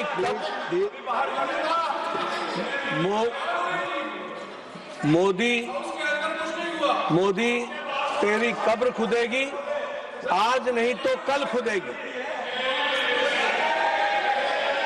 ये इस तरीके के नारे, ये बात रिकॉर्ड की जा रही है प्लीज, ये तरीके के नारे कांग्रेस पार्टी के सोच और मानसिकता को दर्शाता है।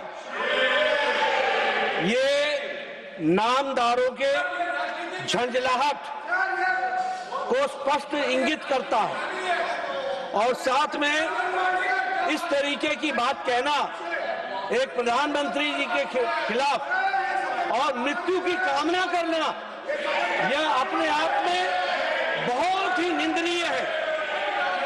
इसके लिए हमारे नेता प्रतिपक्ष और कांग्रेस पार्टी के नेता यहाँ बैठी हैं, आदरणीय सोनिया गांधी जी, इनको देश से माफी मांगनी चाहिए और देश से माफी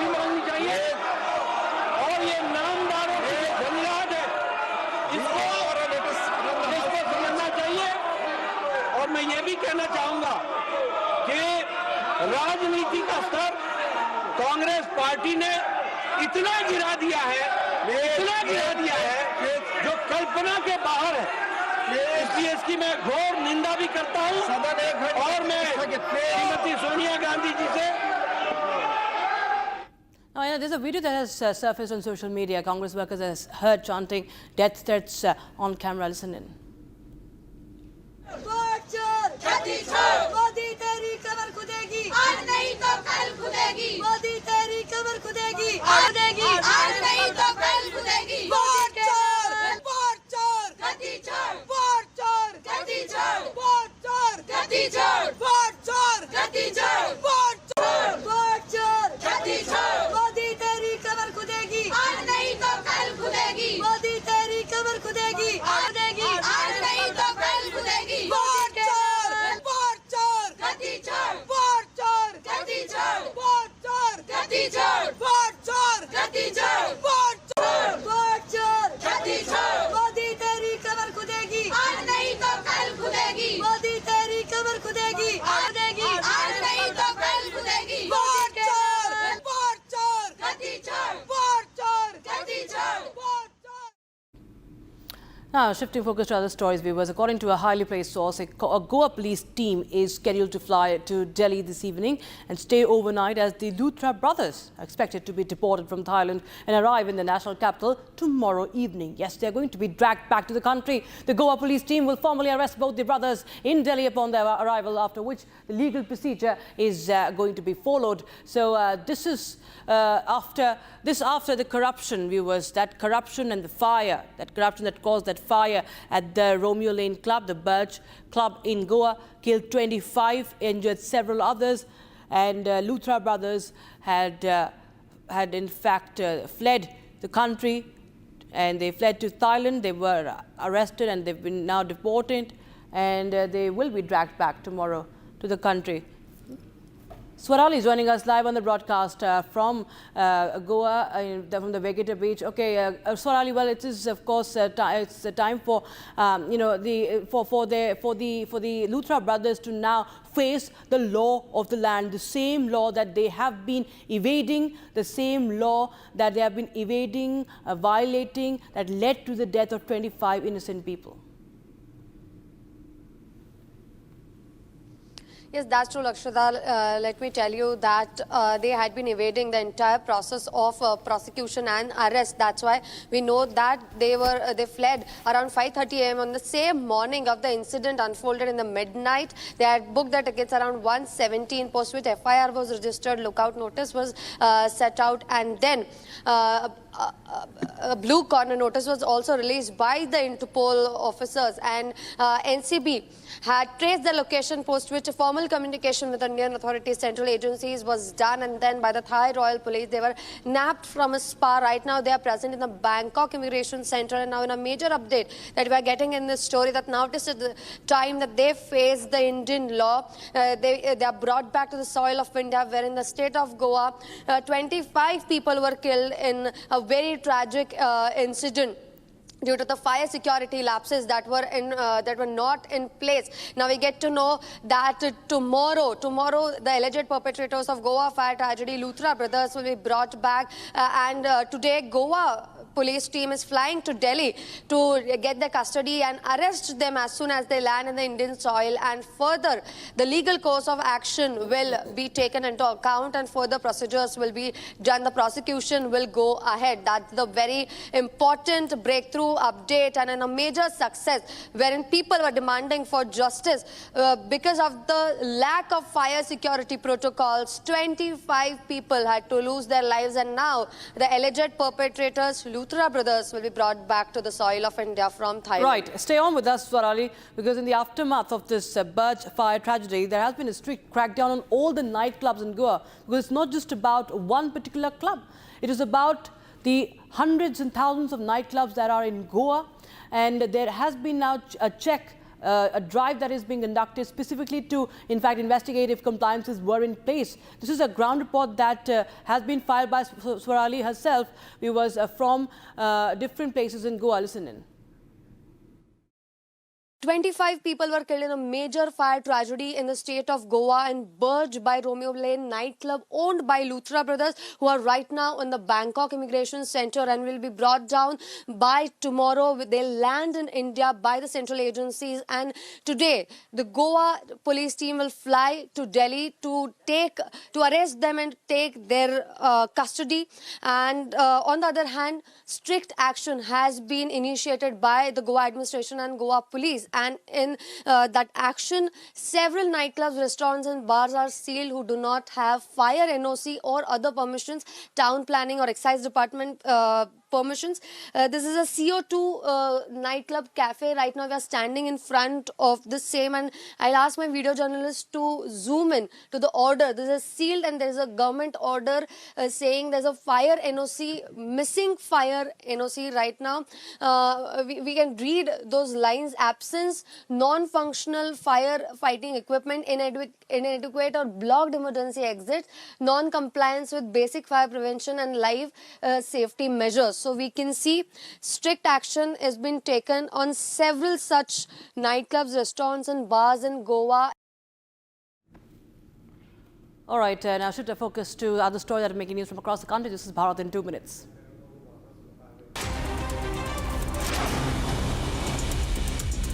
A dense fog continues to grip North India, severely reducing visibility. About 6 vehicles collided in Hapur of Uttar Pradesh due to thick fog and reduced visibility, leaving several injured.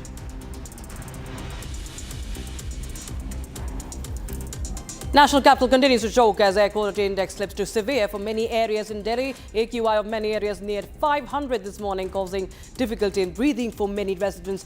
The CRAP 4 is in place in Delhi. Dense fog, reduced visibility continues to affect mobility.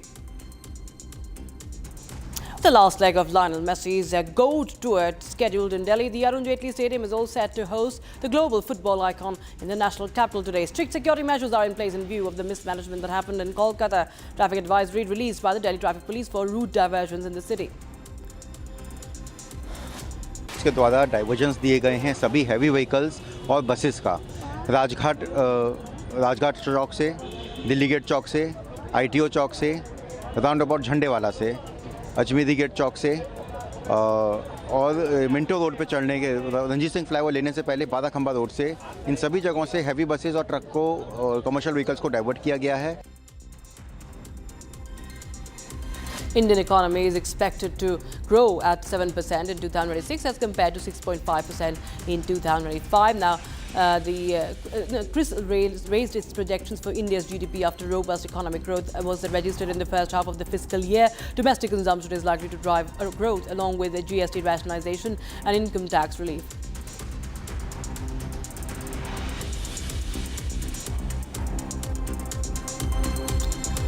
All right, we have some news coming in right now. The Indian Army is all set to finally receive the delivery of its remaining three the AH-64, the Apache attack helicopters from the United States, completing its long-pending induction of the Advanced Combat Platform, while the Indian Navy is preparing to commission its second squadron of MH-60R Seahawk helicopters this week. So finally, we get to know that the Apache delivery is going to happen, as it was a long-drawn wait. And my colleague Ishan is joining us live on the broadcast for more. Ishan, the flying tanks finally will be delivered. There was much delay. There was, of course, the Army was looking forward to its speedy delivery, and now we are getting this latest development that the flying tanks will be part of our arsenal soon. Absolutely. The Indian Army was supposed to receive the delivery of these helicopters long back, but there was an issue with the delivery status. Now the helicopters flew all the way from the United States and reached the United Kingdom. Once in the United Kingdom, Turkey did not provide them airspace clearance, and that is why these helicopters had to return back to the United States. Now an alternate route of delivery has been worked out, and this alternate route of delivery is being used to deliver the Apache helicopters back to India. Once delivered, these will be inducted into the Indian Army, providing much needed support in the western border sectors. Apart from the Apache helicopters, the Indian Navy is all set to induct 3 additional MH-60R helicopters. These are the mainstay helicopters of the Indian Navy now, and have been performing brilliantly for the forces. These provide multitude of capabilities, and the addition of them would provide a tremendous boost to the Indian naval surveillance in the regions they are deployed in.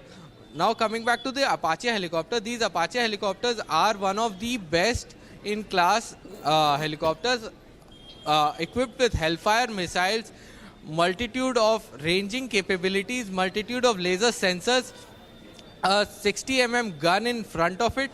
These are truly devastating machines when push comes to shove, and they have the capability to destroy tanks and provide close air combat support to the troops on ground.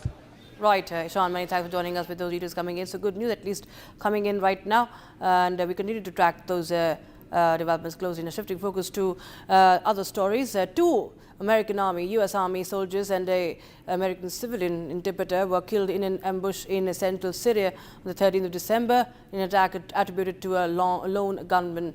And we will be showing you this report on the same. And meanwhile, we are getting in some more. Okay, so this is about the joint patrol that had been carried out with Syrian forces as a part of ongoing counter-ISIS operations in the region. 3 other American soldiers and several Syrian security personnel were wounded. Very much. Always a pleasure to be with you on Republic. Now, we all know that America was responsible for the downfall of Bashar al-Assad, the previous president, legitimately elected. He overstayed his welcome, there's no doubt about that. But he was legitimate, he was legal. And then this joker who led the movement against the Syrian regime, and he was himself an Al-Qaeda and an IS member. This joker then was installed as president, and Donald Trump went to him and said, buddy, you look so smart in a suit. You're no longer a terrorist. Now you're my darling. You're such a good-looking guy. You can do what you feel like. And I love good-looking guys. I myself used to be very good-looking. Now he's ugly as hell. So what is happening now is, it shows to you that Al-Jolani or Al-Shara, whatever they have named this joker, he is incapable of controlling his former comrades. They say, look, what has happened is that you've got recognition. You've got the money, excuse me a moment. You've been honored by the Americans. You'll be invited. You'll be lioness. What about us? We were your foot soldiers. We've been ignored. We are being slaughtered. We are involved in fighting remnants of the previous regime. We are dying while you're sitting in the palace, traveling across the world and being lionized and fed. So that was the first thing. Now, Trump has vowed retaliation. Retaliation against whom? At the same time, he has also said that Al-Shara Jolani, the self-styled president, is also very upset. What does that mean? He doesn't have the strength to do anything. So Trump is trying to say it's not Jolani's fault. It's the fault of these unguided missiles who used to be his comrades once upon a time. The fact is that Syria is falling apart and Trump can do nothing about it. He's not going to get yet another claim to the Nobel Peace Prize by saying, oh, I brought peace to Syria, because that has not happened. There's conflict going on everywhere. The Kurds are active, the Iraqis are active, the Syrians are active, the Russians are active. The Americans we all know about, the Europeans are messing around. So there's not going to be peace in a long time yet. Al-Qaeda hasn't been destroyed. ISIS or IS has not been decimated. They are still there. Trump can do what he wants. Who is he going to bomb in Syria? He doesn't even know that. If he had known, if his intelligence was good, these fellows would not have died. So simply by sucking up to the turned Democrat, he's not going to get very much. My own feeling is that he's not going, President Trump is going to scream and yell and shout. He's not going to be able to do anything except bomb the areas where these 2 soldiers were killed. And of course, he's described them as great American patriots, etc. And what on earth are they doing in Syria? Get the hell out of there. If that happens, you won't lose soldiers. So the bottom line is that he's going to bomb a few so-called strongholds. The docile American media will say, oh, our intelligence identified the chaps who were responsible, although the attacker was shot and killed, the lone attacker, but we figured out who his friends and buddies are, and we've eliminated them all. Arrant nonsense. If their intelligence was so good, they could have prevented the massacre that took place. So if you are putting your troops in other lands, be prepared that they will get killed. I mean, so many of them got killed in Vietnam, they've got killed in Afghanistan, they've got killed in Yemen, they've got killed all over the place. That is par for the course. If you're sending your troops there, they're going to die. He hasn't sent any troops to his once upon a time darling, a chap in Ukraine called Beginsky or Zelensky or something like that, because he doesn't want to lose any troops. He knows that if they go in there into Ukraine, they are going to get slaughtered by the Russians. So he's very quiet about boots on the ground there, but he's put boots on the ground in Syria. Now he's paying the price. My advice to him, if of course nobody's going to listen to me, would be that leave Syria and get out of there. Why are you so worried? Let the Israelis handle it, let the Turks handle it.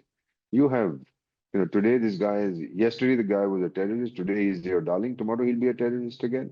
One thing about Donald Trump, he's predictably unpredictable, he's mercurial. Changes his opinion, I think, every 44 seconds. That's what somebody has assessed. So let's see what is going to happen, but there will be no retaliation. Who is he going to retaliate against? An unknown enemy? I don't know. I think he will just bomb some areas and then claim that he has killed all the IS characters. But yes, he will dump this character. He'll find somebody else, just as in Jihadistan. My feeling is that he's going to dump that Pinjrewali Munni Bai, a so-called fool marshal, and then he'll find somebody else. To be Trump's, as somebody had once said, to be Trump's enemy is dangerous. To be his friend is fatal.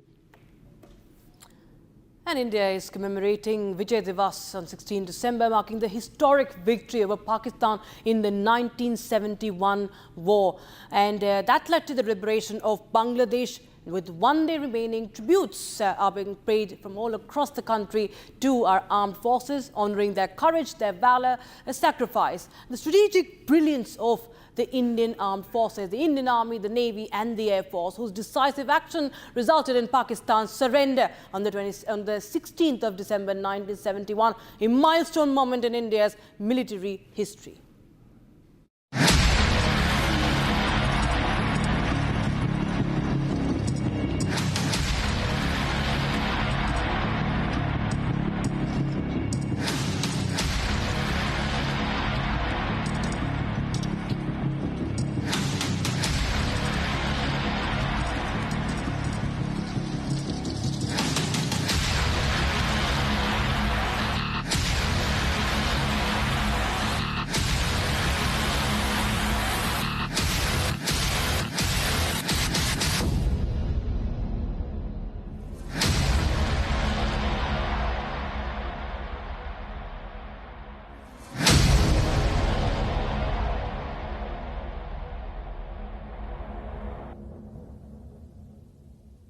And news coming in from Mumbai today, where the Mira Road police have made a big breakthrough in their fight against narcotics. Synthetic drugs factory worth staggering 150 to 200 crore rupees has been busted, and the police are hailing it as one of the biggest operations of its kind. Here's the report.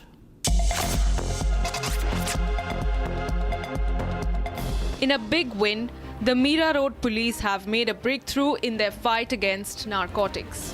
A synthetic drugs factory worth a staggering 150 to 200 crore rupees has been busted, and the police are hailing it as one of the biggest operations of its kind. The Mira Road police conducted the raid, uncovering the massive synthetic drugs factory.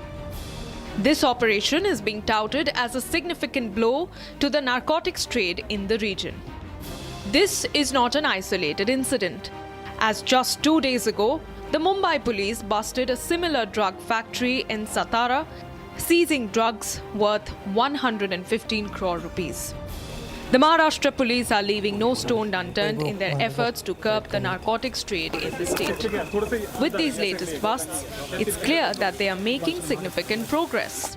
Just 24 hours ago, the Mumbai crime branch busted an illegal drug manufacturing unit, seizing 7.5 kilograms of drugs.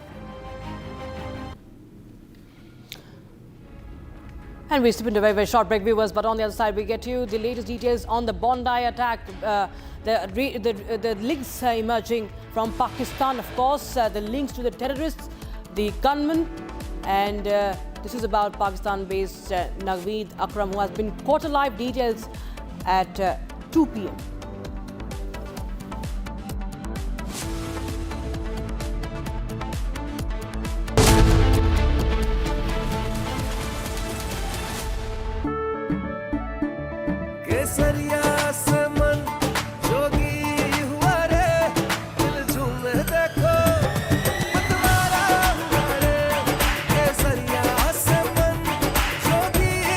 हर पल मनाओ केसरी त्योहार। विमल, बोलो जुबान केसरी।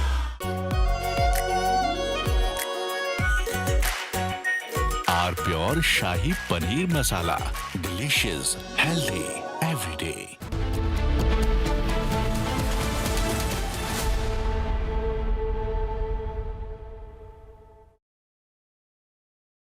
थोड़े में ज्यादा स्वाद, यही तो है इसकी खास बात। वाओ मामा, क्या स्वाद है। अरे मेरे राजा, राजा आर प्योर मसाला। केसरिया से मन जोगी हुआ रे, दिल झूमे देखो मतवारा हुआ रे। केसरिया से मन जोगी हुआ। हर पल मनाओ केसरी त्योहार। विमल, बोलो जुबान केसरी। आधे बाउल दही में 4 चम्मच MDH चटनी पुदीना मसाला डाला, स्टर करो, पुदीना चटनी तैयार। MDH चटनी पुदीना मसाला। MDH आर प्योर सूजी पास्ता, उबालो मिलाओ और खाओ, 8 मिनट में तैयार। क्या टेस्ट है सबका राजा R pure masala.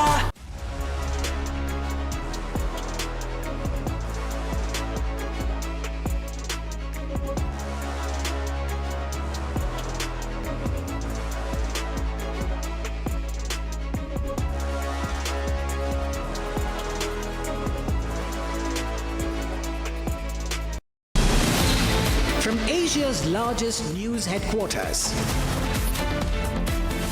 setting the agenda for Bharat.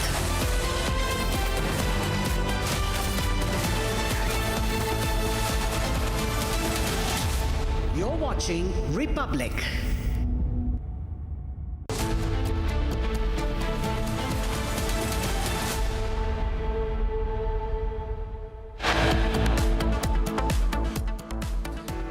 Pakistan link emerges in the attack that took place in Australia. Father-son duo, Pakistani origin. More links now being probed.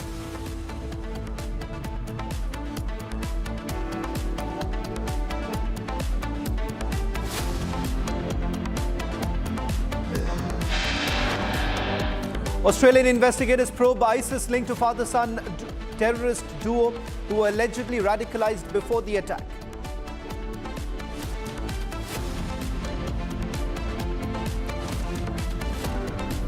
तेरी कब्र खुदेगी, आज नहीं तो कल खुदेगी। ये तरीके के नारे कांग्रेस पार्टी के सोच और मानसिकता को दर्शाता है। यह अपने आप में बहुत ही निंदनीय है। Uproar over death threats to Prime Minister during Congress workers' rally in Delhi.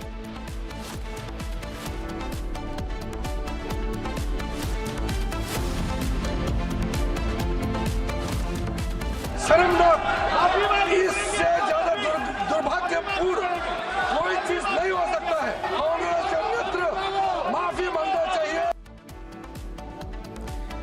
Ruckus in Parliament over Congress death threat to Prime Minister. BJP demands unconditional apology from Sonia Gandhi.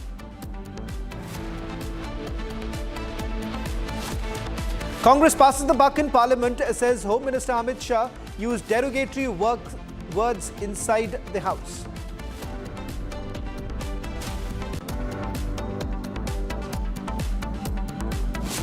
Major flight disruption in Delhi due to heavy smog.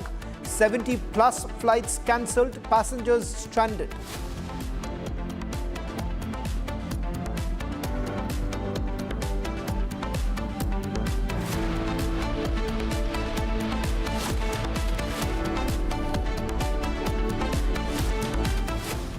Our top focus remains on the Pahalgam terror attack case, where the National Investigation Agency is all set to file the charge sheet. In fact, what we are picking up from sources is that it is a well-documented and substantiated charge sheet in Pahalgam massacre. And this charge sheet would be filed before the National Investigation Agency's special court in Jammu. The Union Home Ministry had handed over the probe in the Pahalgam attack case to Anti-Terror Federal Probe Agency in April this year. Earlier, NIA had arrested 2 accused, and during their interrogation, they had disclosed details about the identities of the 3 armed terrorists involved in the attack. NIA has gathered a substantial body of evidence regarding the identities of the terrorists, charge sheet to name roles of Suleiman, Hamza Afghani, Zibran, all killed in Operation Mahadev. Security has also been increased outside the NIA headquarters in Jammu. Just a quick recap of what we know so far. The investigation that has been carried out so far reveals a direct hand of the Pakistanis. In fact, their handlers who are based in Pakistan. And from the investigation that has been carried out, digital evidence essentially indicates the conversations that have taken place between the mastermind and the handlers based out of Pakistan. We'll try and go across to Gursimran getting us the latest details. Gursimran, what more details are you picking up? Is the NIA making a direct mention of the Pakistani handlers?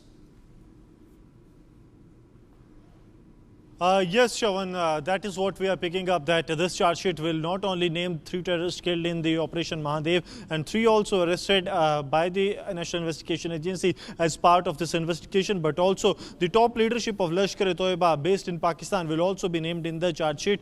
This is what we are picking up from our sources. Right now we are outside the headquarters of the National Investigation Agency, and in any minute from now it is expected that the teams of the NIA, they will be coming out and will be heading towards the special NIA court in Jammu.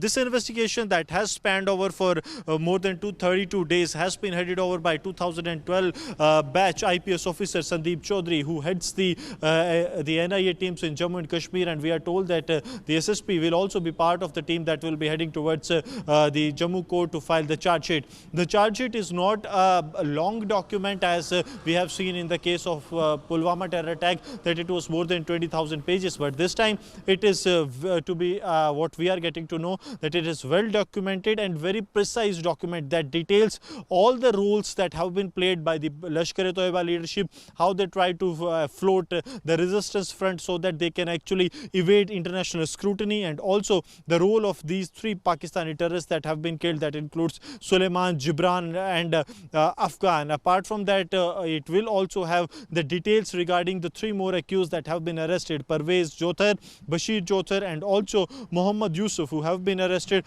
from Anantnag and Kulgam over the span of last 6 months, the investigation that has been done. So, Shravan, this is not going to be a final charge sheet or the single charge sheet that will be filed, because after this charge sheet there is going to be a supplementary charge sheet also, as the investigations are underway. I just want to take a quick question before I also play out the interviews that we have done with the Pahalgam massacre victims. With regards to the conspiracy that was hatched in Pakistan, what is it that we do not know as of now? What is it that the NIA is likely to make a mention of?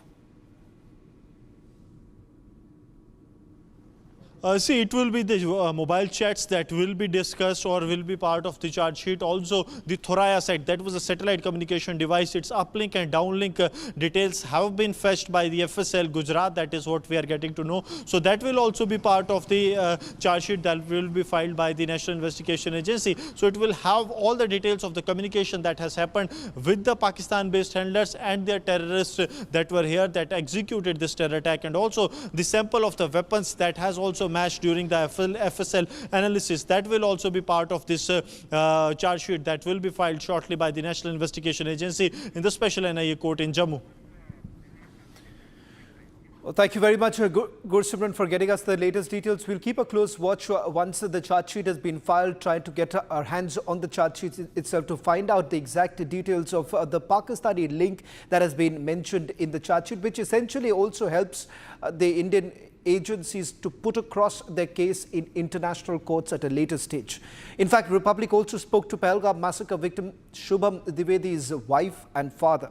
Listen. पहले तो मैं बहुत खुश हूँ इस चीज़ से कि इस चीज़ की इतनी स्पीड में पूरी जांचें हुई हैं। पहलगाम आतंकी हमले के बाद इस ऑपरेशन सिंदूर हो या NIA का जो भी कार्रवाई रही है वो बहुत अच्छी और बहुत स्पीड में हुई है, जिससे एक ये सेटिस्फैक्शन हमें मिलता है कि नहीं, अगर हमारे देश में हमारे साथ ऐसा कर रहे हैं, हमारे साथ ऐसा टेररिस्ट अटैक हो रहा है, तो हमारे देश के जो ऊपर बैठे हुए PM हो गए या NIA जितने भी ऑफिसर्स लोग हो गए, वो इस चीज़ की पूरी रिस्पॉन्सिबिलिटी लेते हुए उसमें सही डायरेक्शन में कार्रवाई कर रहे हैं। और दूसरी बड़ी चीज़, ये बहुत बहुत ज़्यादा कष्ट की बात है, बहुत दुख की बात है कि उस चार्जशीट में उन लोगों का भी नाम है जो कहीं ना कहीं भारत के हैं। अगर भारत के रह के लोग टेररिस्ट की मदद करते रहेंगे तो इस तरीके से भारत बढ़ता रहेगा, इस तरीके से और आतंकवादी हमले होते रहेंगे। हमें बहुत ज़रूरी है ये समझने की कि हम भारतीय हैं और हमें किसी टेररिस्ट के लिए किसी क्या पैसा और दिमाग, ब्रेन वॉशिंग, यही दो चीज़ें हैं, ये दो चीज़ों से ही टेररिज्म बनता है, यही दो चीज़ों से। आप पैसे, अगर यहाँ भारतीय रह के मदद कर रहे हैं तो वो सिर्फ पैसा है। अगर NIA इसमें एक्ट कर रही है, उनको सज़ा दे रही है, बहुत बड़ी बात है और मैं बहुत थैंकफुल हूँ। ये कहीं ना कहीं उन लोगों के लिए जो मदद कर रहे हैं या करना चाह रहे हैं उनके लिए सही एग्जाम्पल है। मैम, चार्जशीट में पाकिस्तानी बेस्ड जो लीडरशिप थी लश्कर, उसका भी नाम है और उसके भी कई लोग उसमें नेम्ड हैं। हर चीज़ के पीछे पाकिस्तान आता ही है, वो लश्कर हो, जैश मोहम्मद हो या XYZ जो भी हो, वो at the end of the day Pakistan में पल रहे हैं, वहीं पनप रहे हैं, वहीं का खा रहे हैं, वहीं ट्रेन हो रहे हैं। इनके अलग अलग गुट के नाम भले ही दे दिए गए लेकिन हैं वो पाकिस्तानी टेररिस्ट। बहुत ज़रूरी है उनसे लड़ना हमें। इस पूरी चार्जशीट में तमाम ऐसे लोग भी थे जिन्होंने मदद करी थी और कई ऐसे आतंकियों के नाम भी थे जो कि इस पूरे एक्शन में जो सरकार ने उसमें मारे गए हैं। अब आप आगे किस तरह से इसको देखते हैं? आगे इस तरीके से देख रहे हैं कि पहलगाम में जो हुआ उसकी चार्जशीट हो गई है, उसका अटैक के लोगों को मार दिया गया है, उन्हें न्यूट्रलाइज कर दिया गया है। अब हमें क्या करना है कि हमें जो अभी इसके बाद अटैक हुआ है, जो रेड फोर्ट पे हुआ था, उनके साथ भी ऐसा ही एक्शन लेना है। मतलब आप देख रहे हो, कल की न्यूज़ है कि ऑस्ट्रेलिया में भी एक आतंकवादी अटैक हुआ था। क्या, कौन है उसके पीछे? पाकिस्तान। अगर ये भारतीय देख पा रहे हैं, अगर हमारे PM सर बैठ के देख पा रहे हैं कि पाकिस्तान ही टेररिस्ट है, तो ये पूरे देश को आज जगने की ज़रूरत है कि पाकिस्तान को टेररिस्ट कंट्री डिक्लेयर करके उन्हें पूरी तरीके से बॉयकॉट करना चाहिए। 22 अप्रैल को जो जघन्य नरसंहार हुआ था, मेरे पुत्र की शहादत हुई थी, मैंने तो पहले दिन से मैं लगातार कह रहा हूँ कि आतंकवाद पे हमारी सरकार को कठोर कार्रवाई करनी चाहिए। हमारी सरकार ने कार्रवाई भी की, उसकी जांच भी हुई है, कुछ दोषी लोग मारे भी गए थे, कुछ आतंकवादी मारे भी गए थे, किंतु आतंकवाद का भी पूर्ण सफाया होना बाकी है। जिस तरह आपने देखा होगा कि उसके बाद भी अभी हाल ही में दिल्ली में घटनाएं हुई और इस तरह की घटनाएं लगातार हो रही हैं और लगातार आतंकवादी घटनाएं देखी जा रही हैं, उससे हम लोगों का जो पीड़ा तकलीफ है वो अभी तक कम नहीं हो पाई है। और आज चार्जशीट दाखिल हो रही, देखते हैं क्या होता है, क्या उसमें रहता है, ये तो अभी मुझे जानकारी नहीं है क्या है। सूत्रों की माने तो चार्जशीट में जो लश्कर है उसका भी नाम है और पाकिस्तानी बेस्ड कई आतंकी हैं जिनके नेम्ड हैं उसमें। जी हाँ, बिल्कुल निश्चित तौर पे उस पूरी घटना में तो पाकिस्तान का हाथ था ही, और पाकिस्तान लगातार आतंकवादियों को पनाह देता है, आतंकवादी तैयार करता है, और इसके लिए हमारी सरकार को बहुत सख्त और कड़े तरीके से इसका विरोध करना चाहिए और उस पर लगातार कार्रवाई करते रहना चाहिए। सर, पहलगाम हमले में जो आतंकी मारे गए थे, जिसमें सुलेमान, हमजा, कई ऐसे हैं, उनको भी नेम्ड किया गया है इस पूरे उसमें, और कई ऐसे आतंकी हैं जो कि अभी भी एक्टिव हैं पाकिस्तान में, उनका भी नाम है। जी हाँ, अभी पाकिस्तान में आतंकवादी एक्टिव है। मुझे समाचार पत्र के माध्यमों से, आप लोगों के चैनल के माध्यम से ऐसी सूचनाएं मिलती रहती हैं कि पाकिस्तान अभी अपनी आतंकवादी हरकतों से कोई मानने वाला दिख नहीं रहा है, ना ही उसने कोई इस तरह की हरकतें बंद की हैं। इसलिए हमारी सरकार को, हमारे देश के, पूरे देश के 140 करोड़ जनता को आतंकवाद के खिलाफ बिल्कुल खड़े रहना चाहिए, और हमने तो ये संकल्प लिया है कि हम मरते दम तक आतंकवाद का विरोध करते रहेंगे।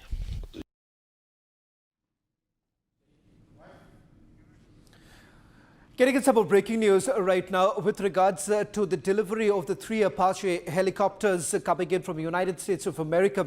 Now, this is certainly going to augment the fleet that we have with the Indian Army as well as the Indian Navy.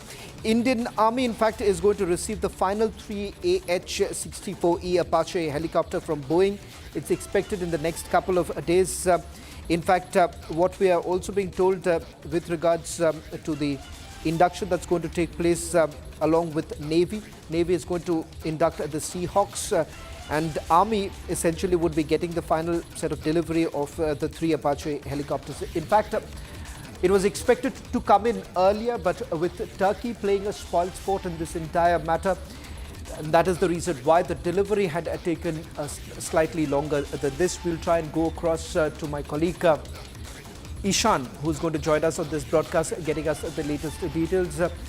In fact, let me go across to Ishan, getting us the latest on the delivery of the Apache. Last time, Ishan, in fact, Turkey did not allow Boeing to deliver the 3 Apaches. Are we talking about the same delivery, or this is yet another delivery that is expected to come in the next few days? Shravan, this is the same delivery. The helicopters had flown from the Boeing's compound in Kiva in the United States and had arrived in United Kingdom. From United Kingdom, they were expected to fly all the way. To India. However, due to Turkey not providing airspace clearances to the Antonov plane that was carrying the helicopters, the plane had to turn back to the United States. And now the alternate route for the delivery of this particular helicopter has been planned, and now we are seeing that these will be delivered in the coming few days.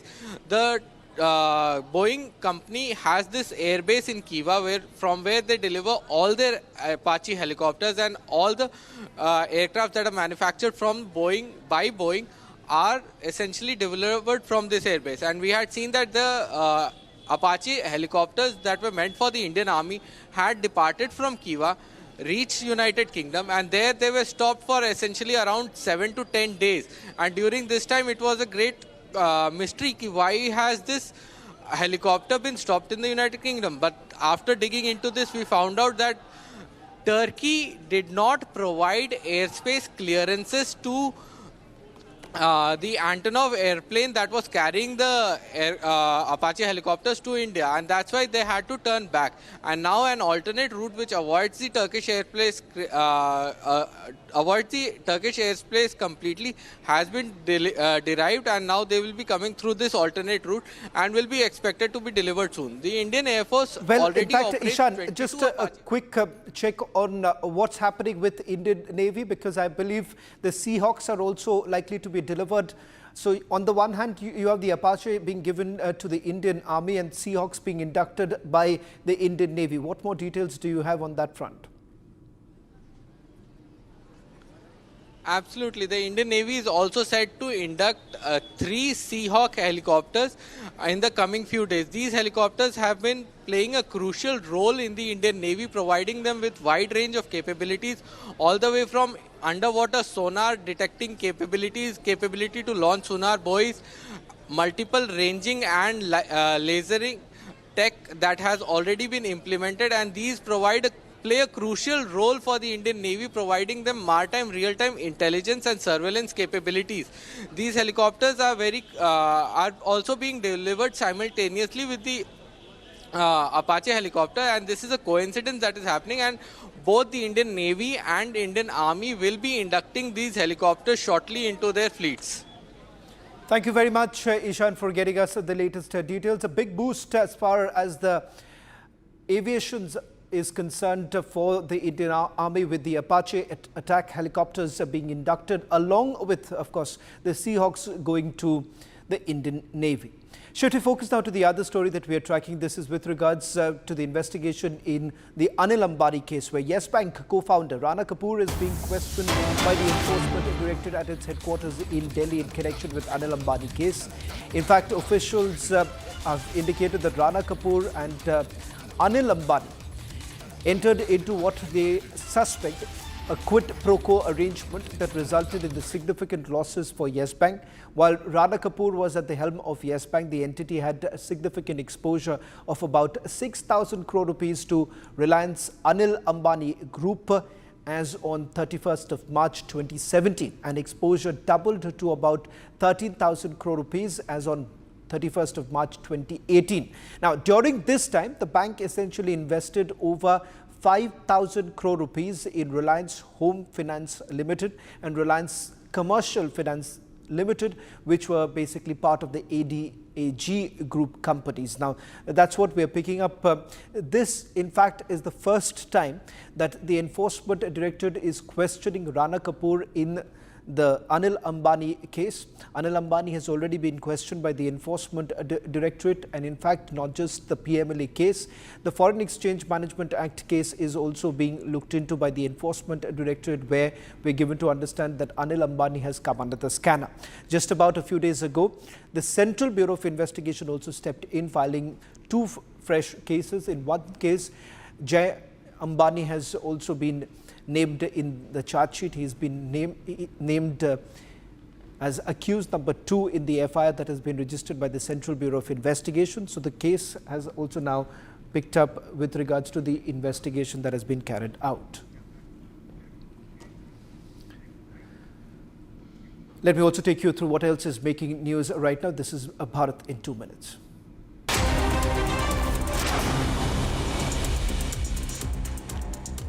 Dense fog continues to grip North India, severely reducing visibility. About 6 vehicles collided in Hapur in Uttar Pradesh due to thick fog and reduced visibility, leaving many injured. Further details are awaited in this entire matter. National capital continues to choke as the air quality index slips to severe for many areas in Delhi. AQI of many areas neared 500 this morning, causing difficulty in breathing for many residents. GRAP 4 is in place in Delhi. Dense fog and reduced visibility also continue affecting mobility in the national capital. With the last leg of Messi's tour scheduled in Delhi, Arun Jaitley Stadium is all set to host the global football icon in the national capital. Security measures are in place in view of the mismanagement that happened in Kolkata. Traffic advisory has been released by the Delhi Traffic Police for route diversions in the city. इसके द्वारा divergence दिए गए हैं सभी heavy vehicles और buses का राजघाट चौक से, Delhi gate चौक से, ITO चौक से, राउंड अबाउट झंडेवाला से, अजमेरी गेट चौक से और मिंटो रोड पे चढ़ने के रंजीत सिंह फ्लाईओवर लेने से पहले बादा खंबा रोड से, इन सभी जगहों से हैवी बसेस और ट्रक को कमर्शियल व्हीकल्स को डाइवर्ट किया गया है. Indian economy is expected to grow at 7% in 2026 as compared to 6.5% in 2025. Brazil raised its projections for India's GDP after robust economic growth was registered in the first half of the fiscal year. Domestic consumption is likely to drive growth along with GST rationalization and income tax relief.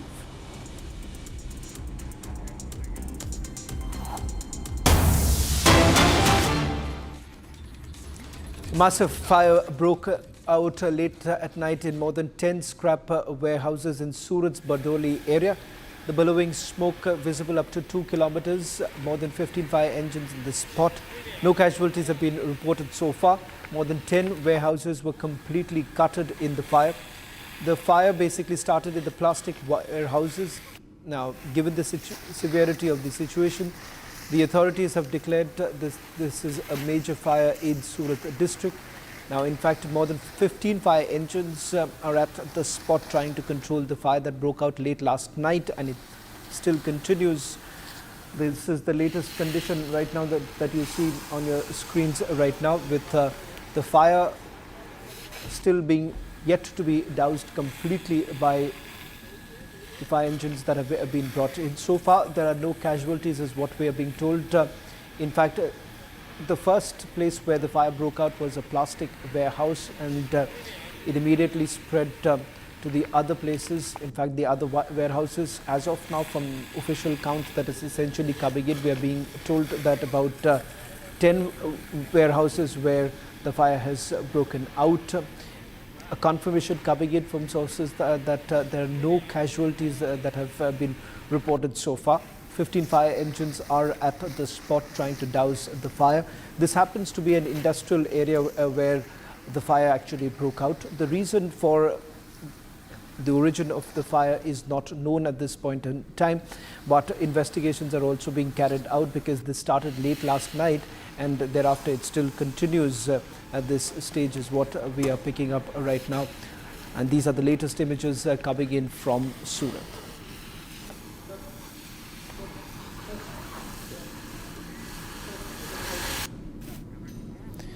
Well, in fact, the Mumbai police made a major breakthrough in their fight against narcotics. A synthetic drugs factory worth a staggering amount of about 150 crore rupees were already seized by the police. In fact, this happens to be one of the biggest operations to have been carried out by the anti-narcotics team. And this is what they essentially found out after the raids were carried out. In a big win, the Mira Road police have made a breakthrough in their fight against narcotics. A synthetic drugs factory worth a staggering 150 to 200 crore rupees has been busted, and the police are hailing it as one of the biggest operations of its kind. The Mira Road police conducted the raid, uncovering the massive synthetic drugs factory. This operation is being touted as a significant blow to the narcotics trade in the region. This is not an isolated incident, as just 2 days ago, the Mumbai police busted a similar drug factory in Satara, seizing drugs worth 115 crore rupees. The Maharashtra police are leaving no stone unturned in their efforts to curb the narcotics trade in the state. With these latest busts, it's clear that they are making significant progress. Just 24 hours ago, the Mumbai crime branch busted an illegal drug manufacturing unit, seizing 7.5 kilograms of drugs.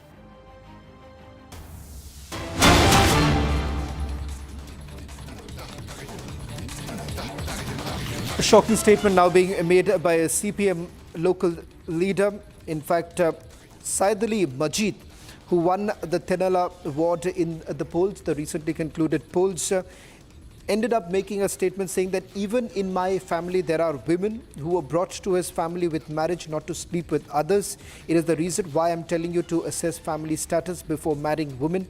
I'm ready to face any legal issue over the statement. Now, this is a statement that is being made by a CPM councillor who's just recently won the polls. In fact, Majid essentially says that assess the status before getting married to a woman. A brazen display of misogyny. In fact, this is what the CPM leader had to say.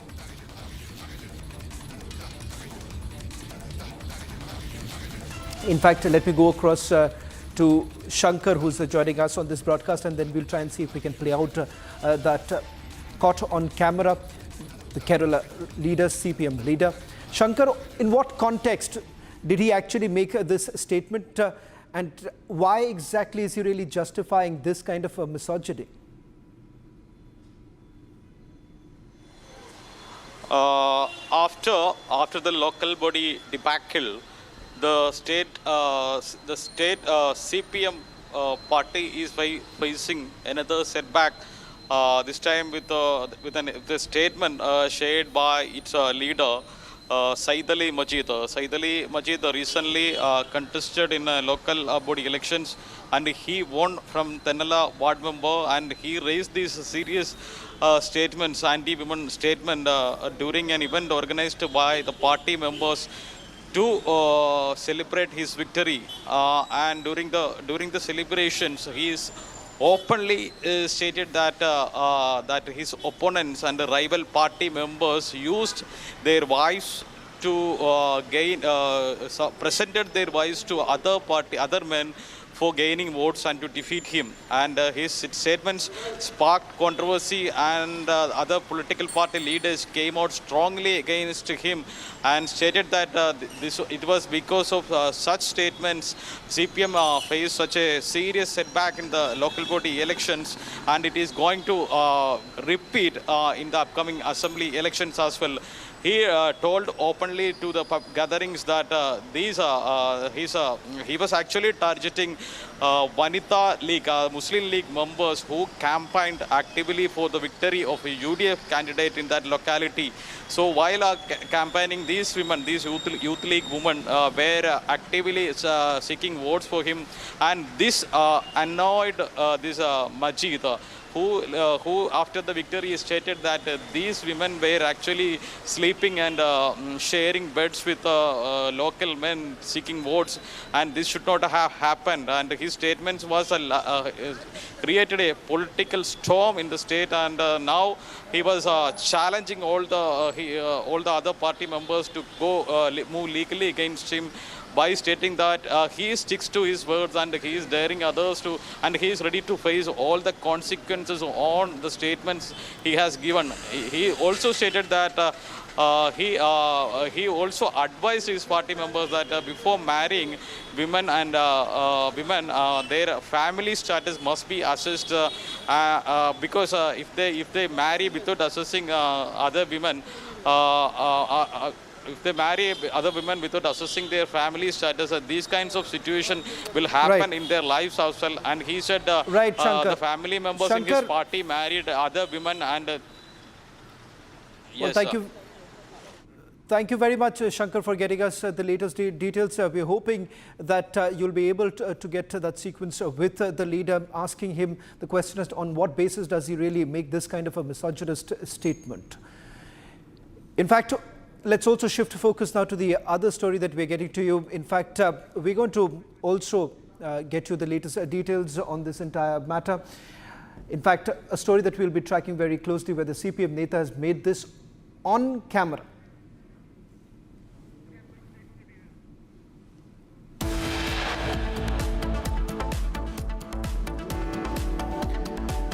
Congress chants death to PM. BJP demands unconditional apology.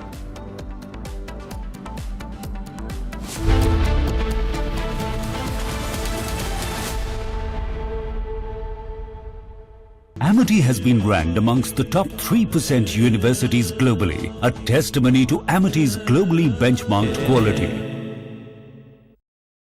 आधे bowl दही में 4 चम्मच MDH चटनी पुदीना मसाला डाला, stir करो, पुदीना चटनी तैयार। MDH चटनी पुदीना मसाला। MDH केसरिया से मन जोगी हुआ रे, दिल झूम देखो मतवारा हुआ रे, केसरिया से मन जोगी हुआ। हर पल मनाओ केसरी त्योहार। विमल, बोलो जुबान केसरी। आर प्योर सूजी पास्ता उबालो, मिलाओ और खाओ, 8 मिनट में तैयार। क्या टेस्ट है सबका राजा आर प्योर मसाला।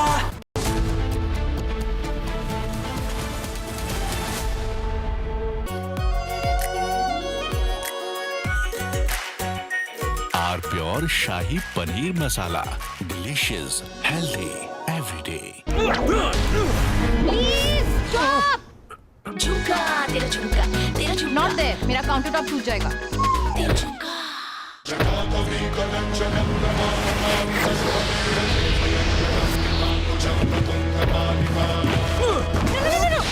मेरी चिमनी टूट जाएगी। What are you doing? रानी, इस घर में कुछ है जो टूटता नहीं। ये पिलर कभी नहीं टूटेगा। रुंगटा स्टील TMT से बना। रुंगटा नहीं तो घर स्ट्रॉन्ग नहीं। रुंगटा स्टील TMT बार एकदम solid.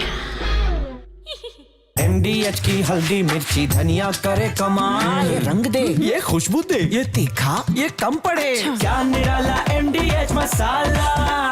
I thought that we were very close with Russia to having a deal.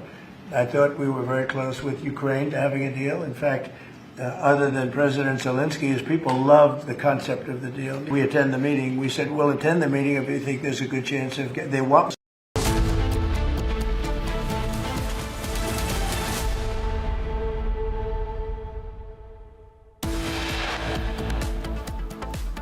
And here are the headlines that we're tracking at 2:30 p.m. this Monday afternoon. Pakistan laying emerges to Sydney Bondi Beach attack case. Pakistan-based Naveen Akram caught alive.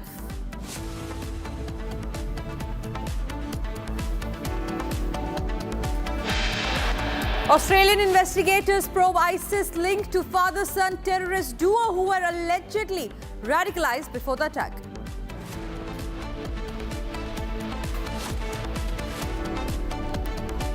तेरी कब्र खुदेगी, आज नहीं तो कल खुदेगी। ये तरीके के नारे कांग्रेस पार्टी के सोच और मानसिकता को दर्शाता है। यह अपने आप में बहुत ही निंदनीय है। And there is a massive uproar over death threats to the Prime Minister during Congress workers' rally in the national capital. BJP has now asked for an unconditional apology. इससे शर्मनाक, इससे ज्यादा दुर्भाग्यपूर्ण कोई चीज नहीं हो सकता है। कांग्रेस के नेतृत्व माफी मांगना चाहिए। Ruckus in Parliament over Kong death threat to Prime Minister. BJP demands apology from Sonia Gandhi.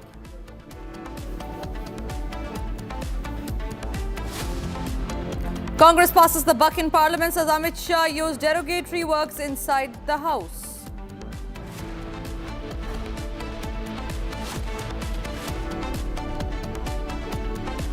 Major flight disruption in Delhi due to heavy smog. 70+ flights cancelled. Passengers stranded.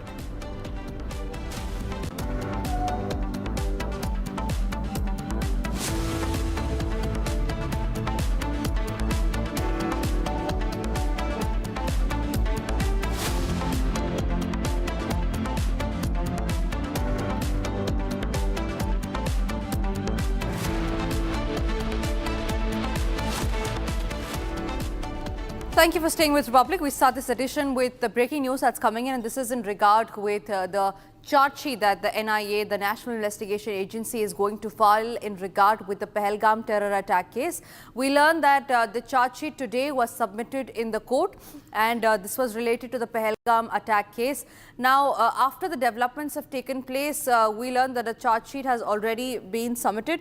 The National Investigation Agency is all set to file, in fact, it has already filed a well-documented and substantiated charge sheet in the Pahalgam massacre before the special NIA court. The Union Home Ministry had handed over the probe in the Pahalgam attack case to Anti-Terror Federal Probe Agency in April this year. Earlier, the National Investigation Agency had arrested 2 accused during their interrogation. They had disclosed details about the identities of 3 armed terrorists involved in the attack.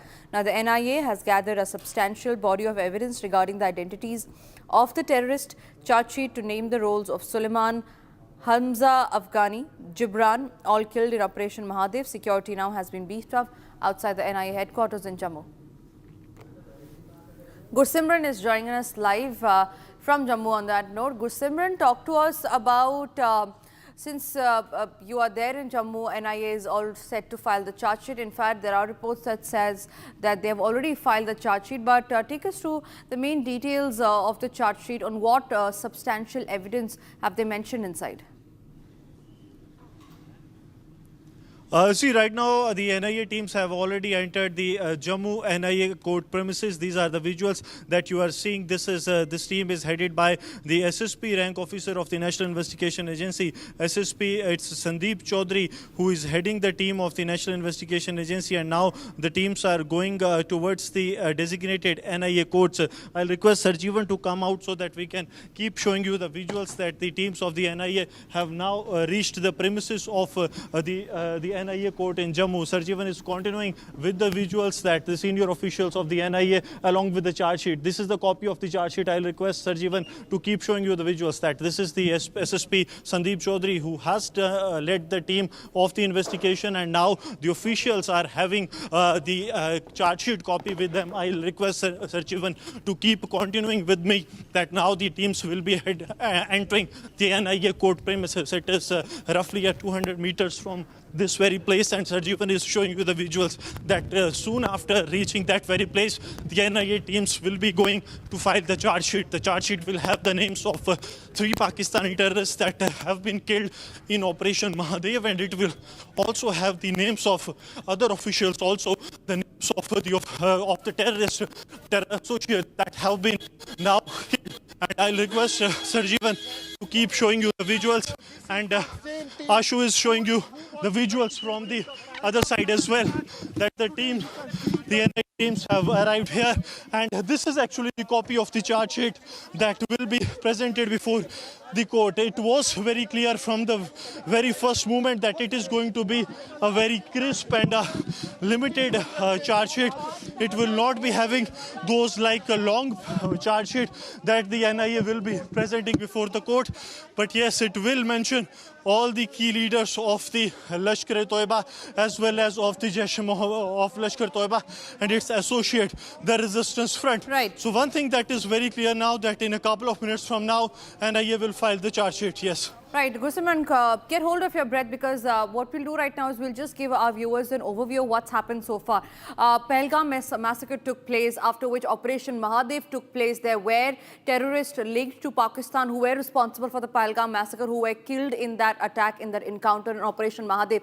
Today, the National Investigation Agency, who was probing this whole case of Pahalgam attack, have already reached the NIA court in Jammu, from where Gursimran is reporting from. They will submit the charge sheet, and like Gursimran was telling her, it is not going to be a lengthy charge sheet. It is not going to be a charge sheet of 1,000 pages, but it's a crisp charge sheet which are going to contain the details of what's happened so far, who actually is to be held responsible, and was there a lapse or not, and who all from Pakistani terrorists were responsible for the Pahalgam massacre. Gursimran, I'll come back to you on that. The special NIA court visuals are live on your screen right now. The NIA team has already reached. What is the next course of action that will be followed in the case once the charge sheet has been submitted in the court? Then it will be the discussion of on the charges that will take place, and in all likelihood it will be that everyone that has been arrested in the case will plead not guilty, and they will contest, because there has not been a single instance in the history of the NIA that the accused have pleaded guilty and then the trial has gone on. So it is very likely that they will contest it, and then the NIA. But now it has to be seen that what will be in the charge sheet that has been filed by the NIA, because 232 days we have seen that the National Investigation Agency has meticulously carried out the investigation. They have not gone for the long details, because what we have seen in the Pulwama terror attack, that it was a 20,000 pages charge sheet that was done by the NIA. But this time it is altogether different. Like we have been mentioning, that it will be a substantial, it will be very precise and well worked upon charge sheet that will be presented. And as you have seen in the hands of the officers, both the SSP Sandeep Chaudhary and the additional SP of the NIA, they were carrying it. This is the special NIA court in Jammu, where this hearing will take place. It has already begun, because 2:30 was the time that was slated for the charge sheet to be filed, and now any time it is expected that the NIA will present before the court the charge sheet, and after that it will be taken to the next state of this very case that will happen anytime soon. But very important will be that what all will be part of this charge sheet that the NIA has prepared and is presenting before the NIA court, because it will unravel the entire conspiracy of the Pakistan-based terror group Lashkar-e-Toiba. Its top leadership of Lashkar has been named in the charge sheet. That is what we are getting to know. Yep. All right, Gursimran, also, like, since you have mentioned about the charge sheet and who all are going to be named, and since you have been tracking the Pahalgam massacre from the day it has happened, according to your sources, according to your information, who do you think are going to have their names listed in the charge sheet that the NIA has already submitted in the court right now? Having spoken to some of the officials in the NIA, can confirm that it is going to be the topmost leadership of Lashkar-e-Toiba, and that too based in Pakistan. That they will be named. Apart from that, the sixth name, the confirmation we have got It will be Gibran, Suleiman and Hamza Afghani that will be named. They all three have been killed in the Operation Mahadev. Apart from that, three other names is of Parvez Chothar, Bashir Chothar and also Muhammad Yusuf Kataria. That has also been named in the charge sheet. But this is not going to be the final charge sheet in the case. There will be supplementary charge sheets that will follow because NIA's investigation is currently underway, and as we speak, there are many of the locations that are yet to be looked into, many of the angles that are being worked upon by the National Investigation Agency. But in this charge sheet, what is important is going to be the decryption of the Thoraya. That was a satellite communication between Pakistan and its terrorists in Kashmir Valley. Right. Gursalman, thank you very much for getting us those details. Meanwhile, ladies and gentlemen, Republic also spoke to the Pahalgam massacre victim, Shubham Dwivedi's wife and father. Listen into what they have to say on the case.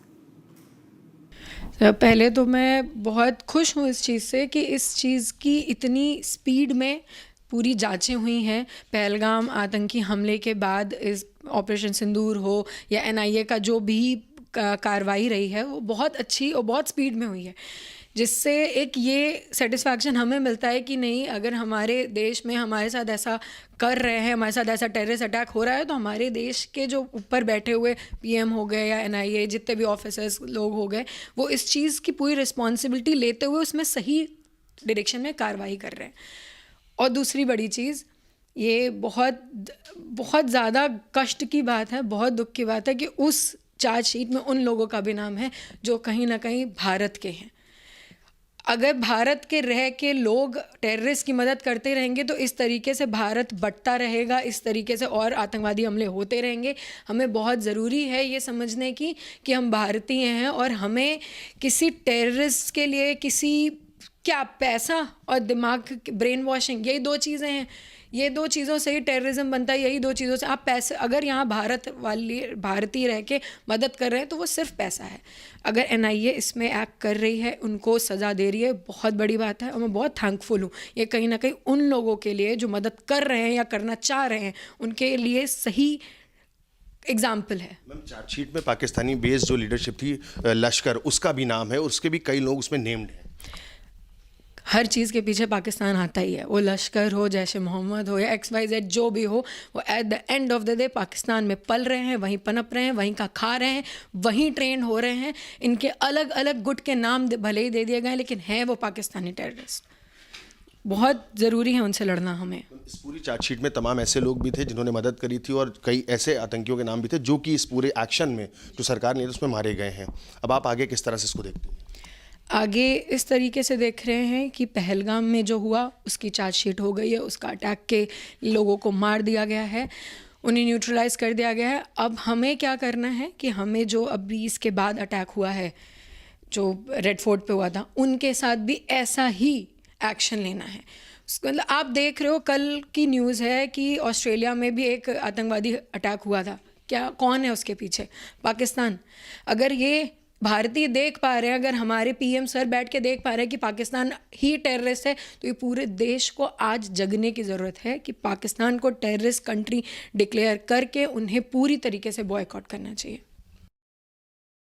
22 अप्रैल को जो जघन्य नरसंहार हुआ था, मेरे पुत्र की शहादत हुई थी, मैंने तो पहले दिन से मैं लगातार कह रहा हूँ कि आतंकवाद पे हमारी सरकार को कठोर कार्रवाई करनी चाहिए। हमारी सरकार ने कार्रवाई भी की, उसकी जांच भी हुई है, कुछ दोषी लोग मारे भी गए थे, कुछ आतंकवादी मारे भी गए थे, किंतु आतंकवाद का भी पूर्ण सफाया होना बाकी है। जिस तरह आपने देखा होगा कि उसके बाद भी अभी हाल ही में दिल्ली में घटनाएं हुई और इस तरह की घटनाएं लगातार हो रही हैं और लगातार आतंकवादी घटनाएं देखी जा रही हैं। उससे हम लोगों का जो पीड़ा तकलीफ़ है वो अभी तक कम नहीं हो पाई है और आज चार्जशीट दाखिल हो रही, देखते हैं क्या होता है, क्या उसमें रहता है। ये तो अभी मुझे जानकारी नहीं है क्या है। सूत्रों की माने तो चार्जशीट में जो लश्कर है उसका भी नाम है और पाकिस्तानी बेस्ड कई आतंकी हैं जिनकी नेम्ड हैं उसमें। जी हाँ, बिल्कुल निश्चित तौर पे उस पूरी घटना में तो पाकिस्तान का हाथ था ही और पाकिस्तान लगातार आतंकवादियों को पनाह देता है, आतंकवादी तैयार करता है और इसके लिए हमारी सरकार को बहुत सख्त और कड़े तरीके से इसका विरोध करना चाहिए और उस पर लगातार कार्रवाई करते रहना चाहिए। पहलगाम हमले में जो आतंकी मारे गए थे, जिसमें सुलेमान, हमजा, कई ऐसे, उनको भी नेम्ड किया गया है इस पूरे उसमें, और कई ऐसे आतंकी हैं जो कि अभी भी एक्टिव हैं पाकिस्तान में, उनका भी नाम है। जी हाँ, अभी पाकिस्तान में आतंकवादी एक्टिव है। मुझे समाचार पत्र के माध्यमों से, आप लोगों के चैनल के माध्यम से ऐसी सूचनाएं मिलती रहती हैं कि पाकिस्तान अभी अपनी आतंकवादी हरकतों से कोई मानने वाला दिख नहीं रहा है, ना ही उसने कोई इस तरह की हरकतें बंद की हैं। इसलिए हमारी सरकार को, हमारे देश के, पूरे देश के 140 करोड़ जनता को आतंकवाद के खिलाफ बिल्कुल खड़े रहना चाहिए, और हमने तो ये संकल्प लिया है कि हम मरते दम तक आतंकवाद का विरोध करते रहेंगे। तहकीकात की है, चार्जशीट हो रहा है, फैसला अदालत में होगा। मैंने हमेशा ये कहा ना कि फैसला आप अदालत पे छोड़िए, ये मेरा काम या किसी और का काम नहीं है। जब मुलाजमों को नौकरियों से निकाला जाता है, मैंने हमेशा कहा इसको अदालत पे छोड़ दीजिए। कौन गुनहगार है, कौन बेगुनाह है, इसके लिए कानून है, इसके लिए अदालत है, अदालत फैसला करेगी। NIA का काम था इन्वेस्टिगेट करना, इन्वेस्टिगेशन हो चुका, अब चार्जशीट पेश होगा, अब केस लड़ा जाएगा अदालत। Gentlemen, let's also have a quick check of all the other stories that we are tracking. This is Bharat in 2 minutes.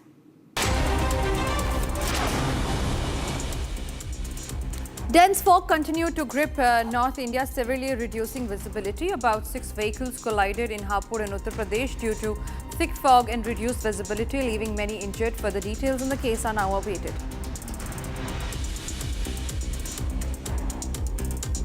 National capital continued to choke as air quality index slipped to severe for many areas in the national capital. AQI of many areas neared 500 this morning, causing difficulty in breathing for many residents. GRAP 4 is in place in the national capital. Dense fog and reduced visibility has also been continuing, affecting mobility in the national capital. With the last leg of Messi's GOAT tour scheduled in Delhi, the Arjun Jaitley Stadium is all set to host the global football icon in the national capital. Strict scrutiny measures are in place of the overview in keeping in mind how the mismanagement that happened in Kolkata. Traffic advisory has been released by the Delhi Traffic Police for more route diversion in the city. वादा divergence दिए गए हैं सभी heavy vehicles और buses का। राजघाट चौक से, Delhi gate चौक से, ITO चौक से, राउंड अबाउट झंडेवाला से, अजमेरी गेट चौक से और मिंटो रोड पे चढ़ने के रंजीत सिंह फ्लाईओवर लेने से पहले 12 खंबा रोड से, इन सभी जगहों से हैवी बसेस और ट्रक को, कमर्शियल व्हीकल्स को डाइवर्ट किया गया है। Indian economy is expected to grow at 7% in 2026 as compared to 6.5% in 2025. CRISIL raised its projection for India's GDP after robust economic growth was registered in the first half of the fiscal year. Domestic consumption is likely to drive growth along with GST rationalization and income tax relief.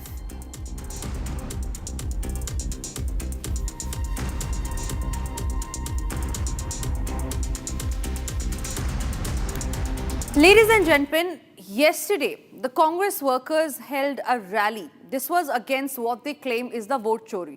But what was also seen in that rally is something that the party had stooped to a new low to. There were few Congress women workers who were seen on camera screaming slogans and issuing death threat to the Prime Minister of India, Narendra Modi, following which there was a huge political row that erupted today, not just outside, not just in the national capital, but also inside the parliament, where it was Union Minister JP Nadda along with Union Minister Kiran Rijiju, who both of them stood up in the parliament in Rajya Sabha and Lok Sabha and demanded an unconditional apology from the Congress party for insulting and issuing a death threat to the Prime Minister of India. Here's the full sequence of what happened inside the parliament today. हम लोग सब इस सदन का सदस्य है अलग अलग पार्टी से। हम लोग एक दूसरे का विरोधी है, हम दुश्मन नहीं है। आप बात को सुनो, गंभीरता से सुनो बात को। हम लोग एक दूसरे के दुश्मन नहीं है, हम एक दूसरे के विरोधी हैं। 2014 में बीजेपी का एक एमपी ने एक गलत शब्द प्रयोग किया था विरोधियों के ऊपर। प्रधानमंत्री मोदी जी ने तुरंत अपना एमपी को माफी मांगने के लिए कहा और उन्होंने माफी मांगी, क्योंकि हम इस सदन में लोगों के द्वारा चुने हुए प्रतिनिधि के हिसाब से काम करते हैं।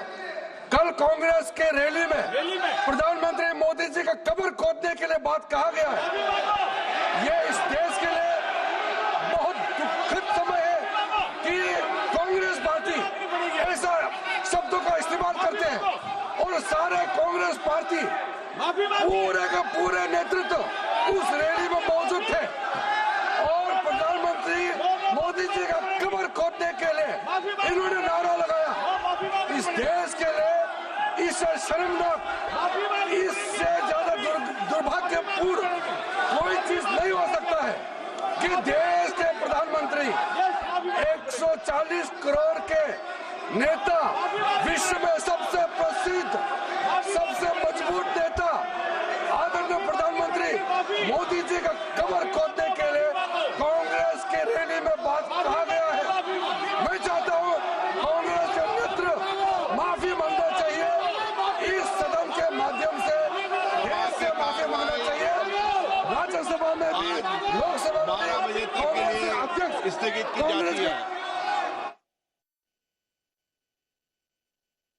सर, बहुत ही दुख के साथ और उद्वेलित मन से मैं एक विषय को सदन के सामने लाना चाहता हूं कि कल जो कांग्रेस पार्टी की रैली हुई उसमें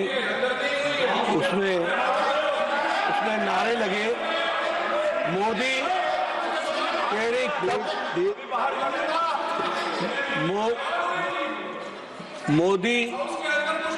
मोदी तेरी कब्र खुदेगी, आज नहीं तो कल खुदेगी। ये इस तरीके के नारे, ये बात रिकॉर्ड पे जा रही है प्लीज, ये तरीके के नारे कांग्रेस पार्टी के सोच और मानसिकता को दर्शाता है।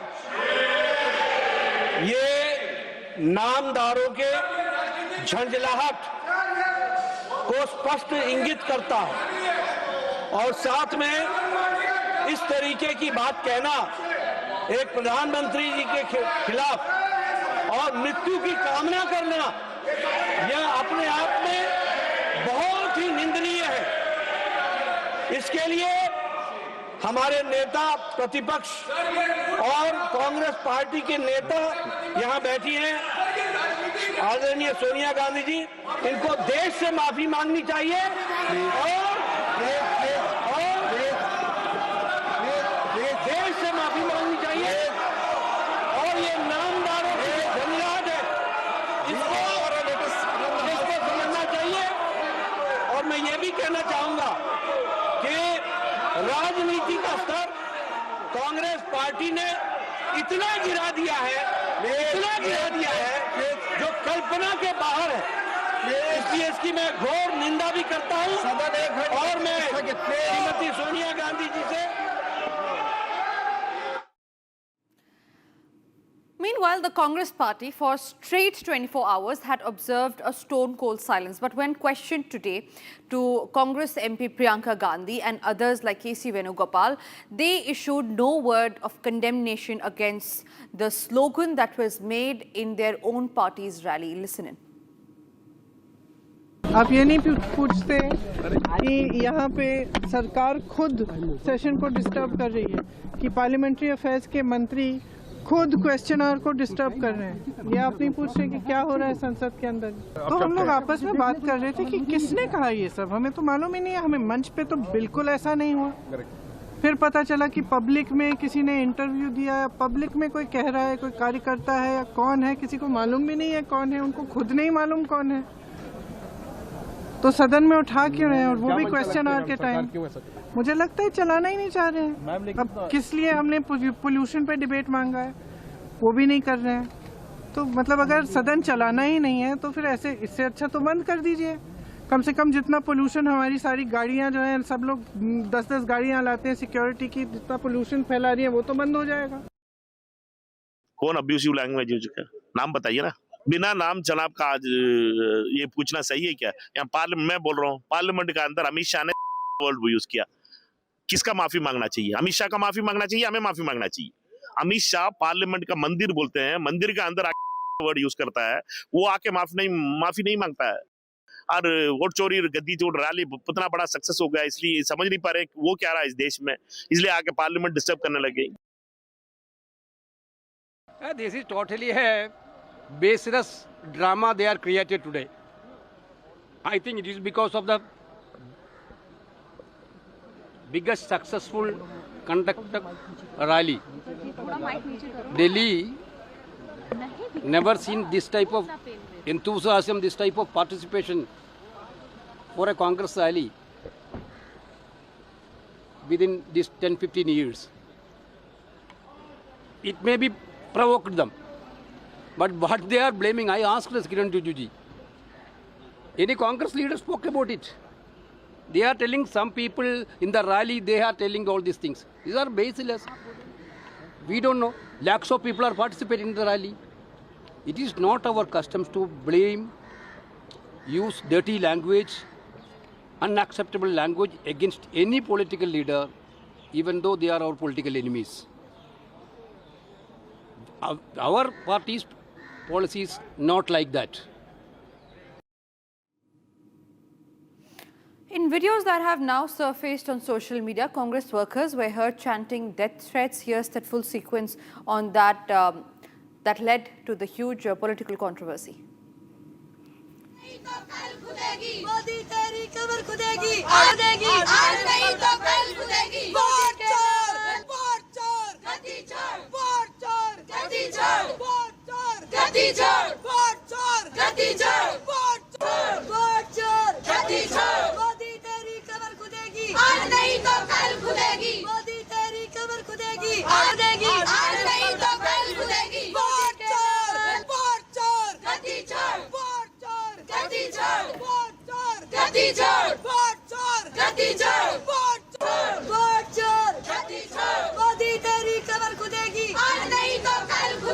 Moving on, ladies and gentlemen, there is just one day to go, and the Indian Army has shared this video highlighting the historic victory of the Indian Armed Forces over Pakistan in the Indo-Pak War on December 16, 1971. Take a look.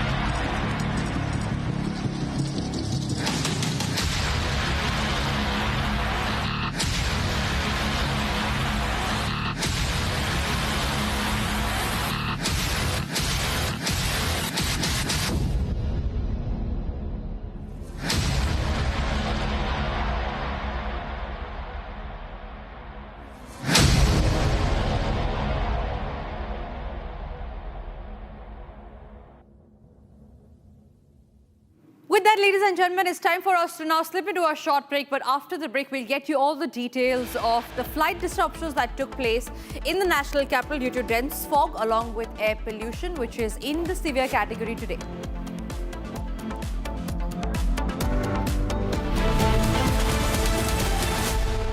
ये है secret recipe MDH का जीरा SIP जल जीरा मसाला। SIP SIP जीरा SIP MDH का जल और जीरा सिप MDH का जल जीरा सिप। केसरिया से मन जोगी हुआ रे, दिल झूमे देखो मतवारा हुआ रे। केसरिया से मन जोगी हुआ। हर पल मनाओ केसरी त्योहार। विमल, बोलो जुबान केसरी। आर प्योर सूजी पास्ता उबालो मिलाओ और खाओ 8 मिनट में तैयार। क्या टेस्ट है सबका राजा आर प्योर मसाला। अब छोलिया हो या लोबिया, सफेद चने या काले चने, सब कुछ मजेदार बने। MDH.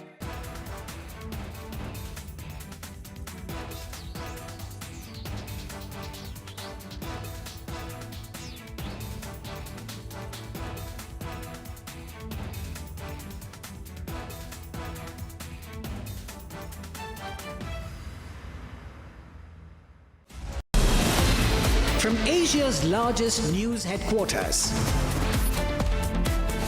setting the agenda for Bharat.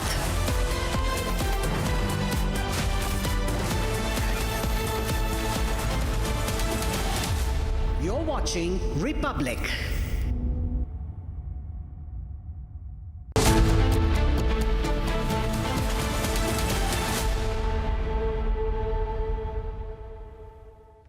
A very good afternoon, viewers. You're watching Live and Breaking. I'm Rakshita Mishra with you. Viewers, for the flyers of this country, the woes aren't ending. First, the cancellations, and now it is the cancellation due to fog in North India that has disrupted several flights. Viewers, will give you a lowdown from Ground Zero and much more. But first, a quick check of the headlines top of this hour. Pakistan link to the Australia attack emerges. Naveed Ahmad's Pak routes identified.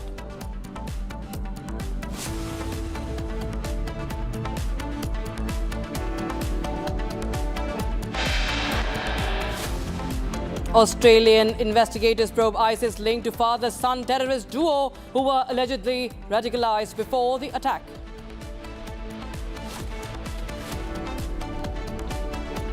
तेरी कब्र खुदेगी आज नहीं तो कल खुदेगी, ये तरीके के नारे कांग्रेस पार्टी के सोच और मानसिकता को दर्शाता है।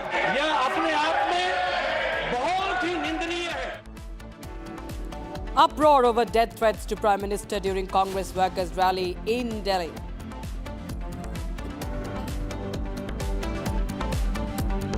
कांग्रेस पार्टी के नेता यहाँ बैठी हैं, आदरणीय सोनिया गांधी जी, इनको देश से माफी मांगनी चाहिए। Ruckus in Parliament over Congress death threat to Prime Minister. BJP demands unconditional apology from Sonia Gandhi.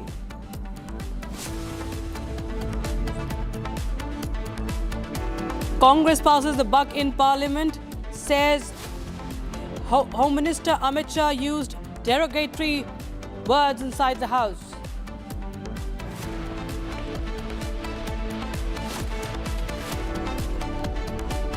And major flight disruption in Delhi due to heavy smog. More than 70 flights cancelled, passengers stranded.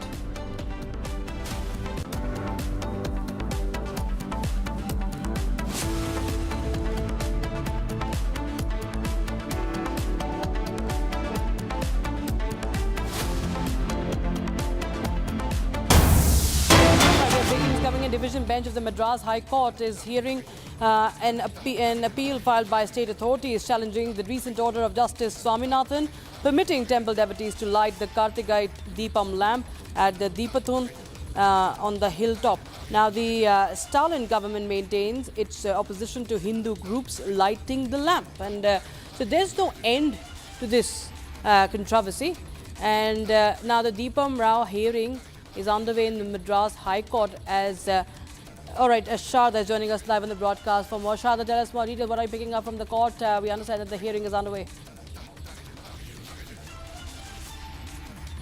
Well, this is the day 2 when the petitions are being heard under the Deepam Rao. After the judgment came on December 1 stating that the lamp should be lit on the top of the hill, the Tamil Nadu government has been going against the court's order, and after multiple contempts by the district collector and the district police commissioner, the two-bench judge is now listening to the multiple petitions filed. While on Friday, 23 petitions were heard, 14 petitions are being heard today, and arguing on the side of the government under the HRNC department. Multiple lawyers have noted that the pillar which is called the Deepatun is not exactly built to light the lamp on Kartikai Deepam, but was built by Jains while they lived on the hill, saying that the pillar was used to light the lamp in the nights when it was dark. And now there's also the Archaeological Survey of India that conducted an experiment on December 7th, following which the report has been submitted to the government, and there's also the government lawyers saying that it is only the temple administration that can decide, and it is in their final authority to to decide whether the lamp can be lit or not.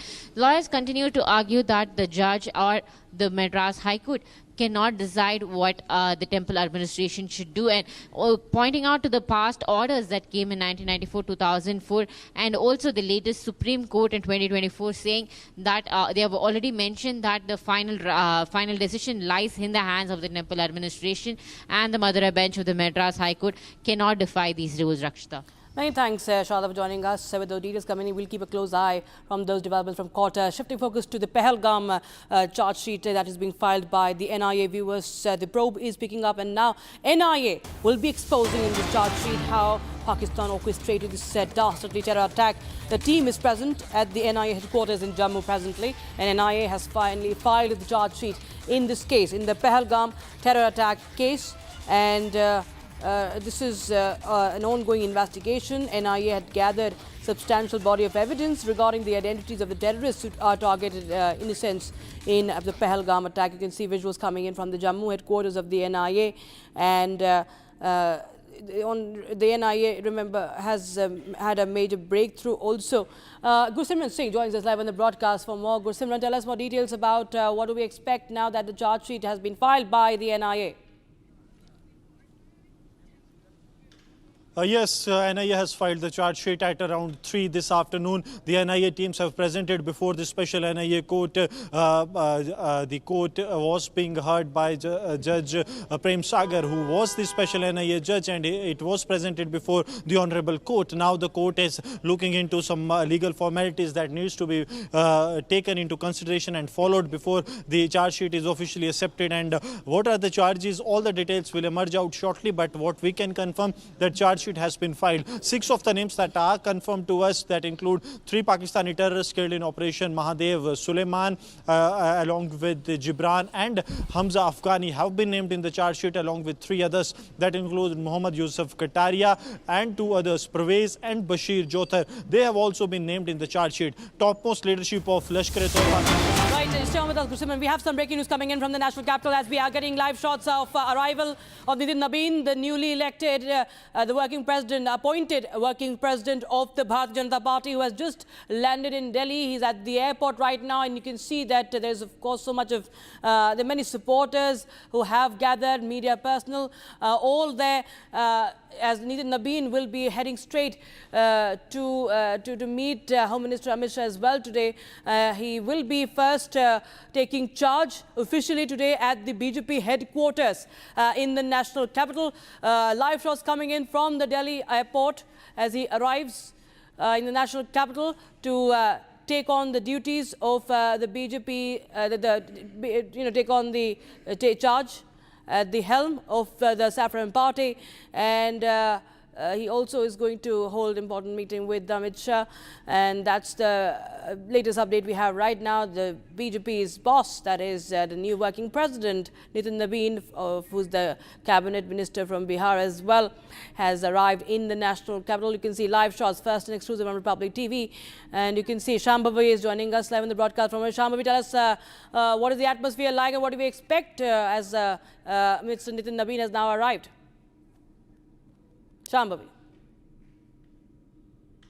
Nitin Nabin is leaving from here, and just few moments ago even the Chief Minister Rekha Gupta also left. There were several Delhi cabinet ministers along with Rekha Gupta. They were present here to welcome Nitin, and the situation got little out of control. Once Nitin Nabin arrived, and there were several other MPs that were present here. He probably spoke to Jagdambika Pal, and although we were not able to get Nitin Nabin, but he just now left from the VIP exit of the IGI airport. As you can see, there is this huge trail behind him of several other ministers, MPs, and even the cabinet ministers, Delhi cabinet ministers.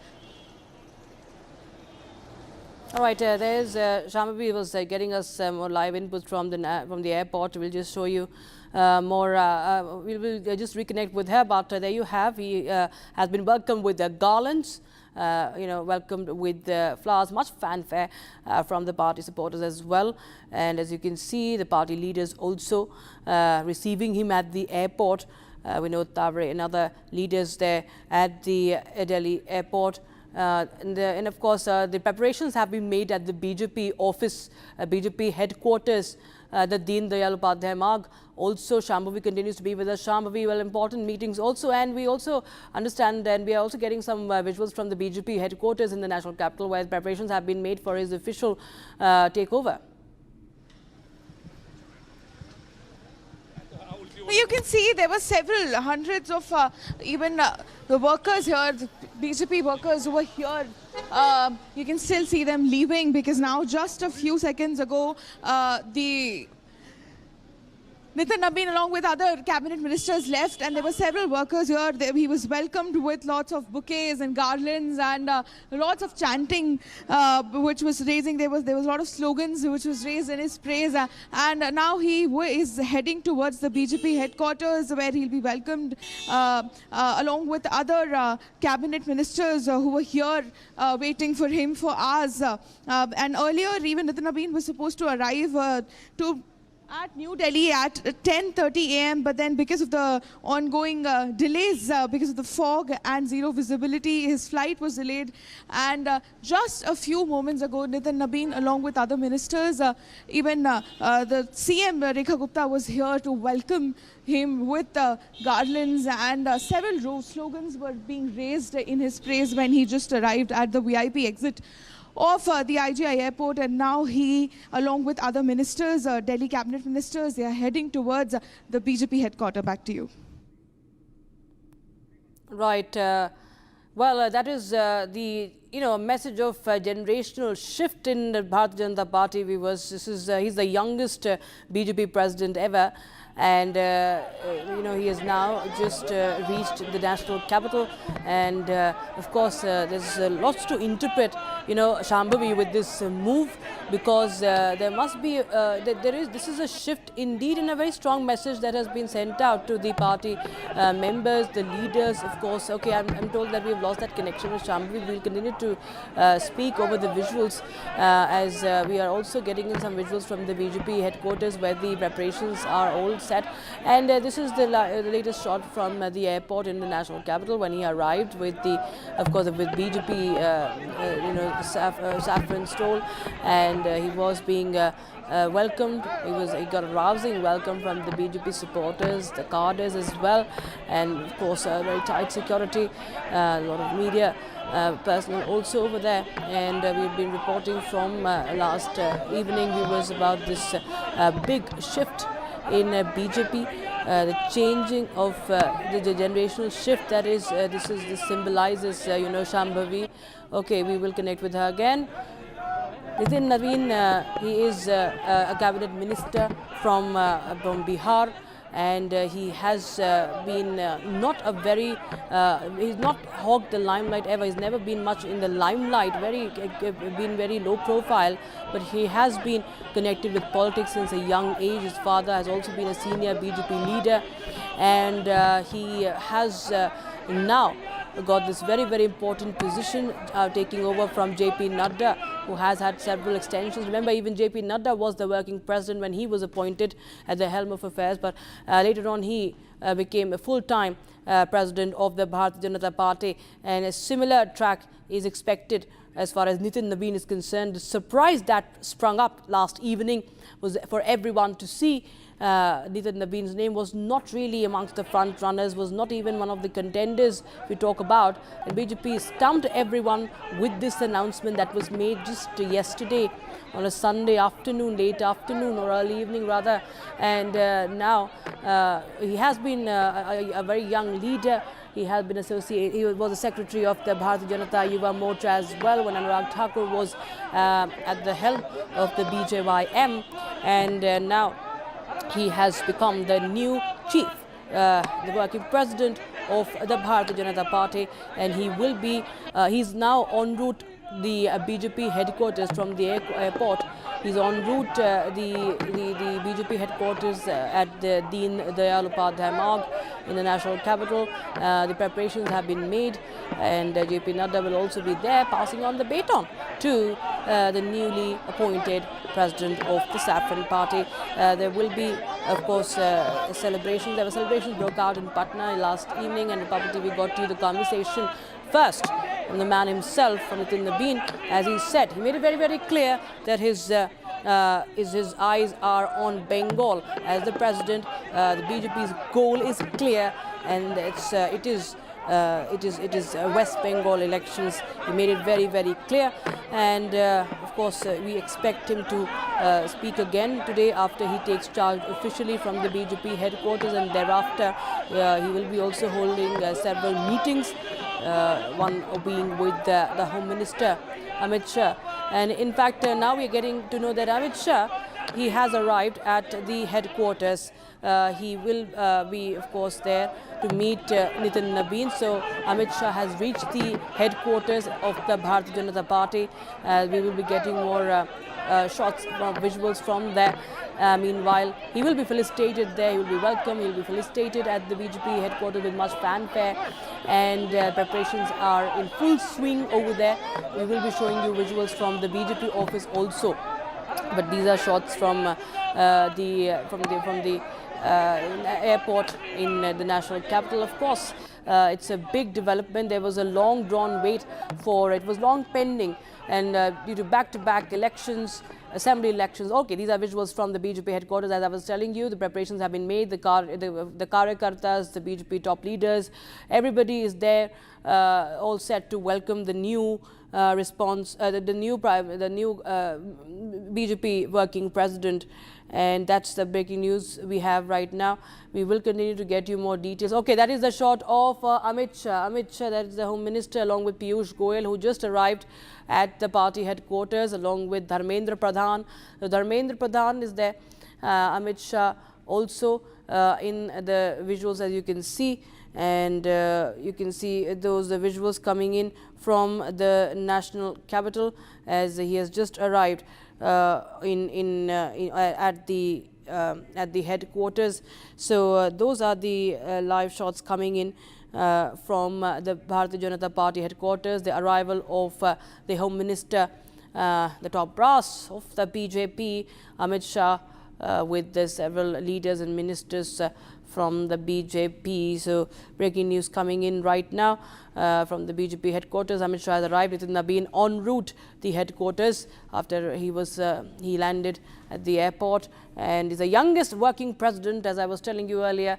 And this is a generational shift, a big message that is being sent out, rising above caste, rising above even state for that matter. The BJP has sent out a big message, laid the foundation for the next gen of the BJP, and setting up a framework right here, right now, for the future of the Bharatiya Janata Party. And that this is beyond symbolism, of course, what we understand. And we have top leaders arriving back to back, from Piyush Goyal to Amit Shah, and top leaders of the BJP in Delhi as well, who have Dharmendra Pradhan and other ministers also over there, who are right now present at the BJP headquarters, and they will be felicitating and welcoming Nitin Nabeen, who takes charge as the BJP working president. So that's, of course, a big story that we are closely tracking today. He's 45 years of age, born in Patna, and youngest ever president of the Bharatiya Janata Party. And he has been a minister, two-time minister in the Bihar cabinet. Executive editor for politics, Aishwarya Kapoor, joins us on the phone line. Aishwarya, well, we're getting in visuals of Amit Shah arriving at the headquarters, and top leaders present at the headquarters. Nitin Nabeen to officially take charge from today. We'll try and reconnect with Aishwarya there. We seem to have lost that connection. But yes, we have been speaking to Aishwarya earlier. He was telling us that how this this actually signifies how the BJP is thinking for the future of the Bharatiya Janata Party. It is now, building the future right now as far as BJP is concerned. He has been an he has been, of course, a choice and that fits into party's broader push, elevating younger leaders to positions of responsibility. And BJP has been, if you see, visibly promoting a new generation of leaders. If you see, like, appointing Harsh Sanghvi, for that matter, as the Deputy Chief Minister of Gujarat. And there have been examples as such of late, which actually show that how the BJP is working towards giving a push to the next generation of the BJP.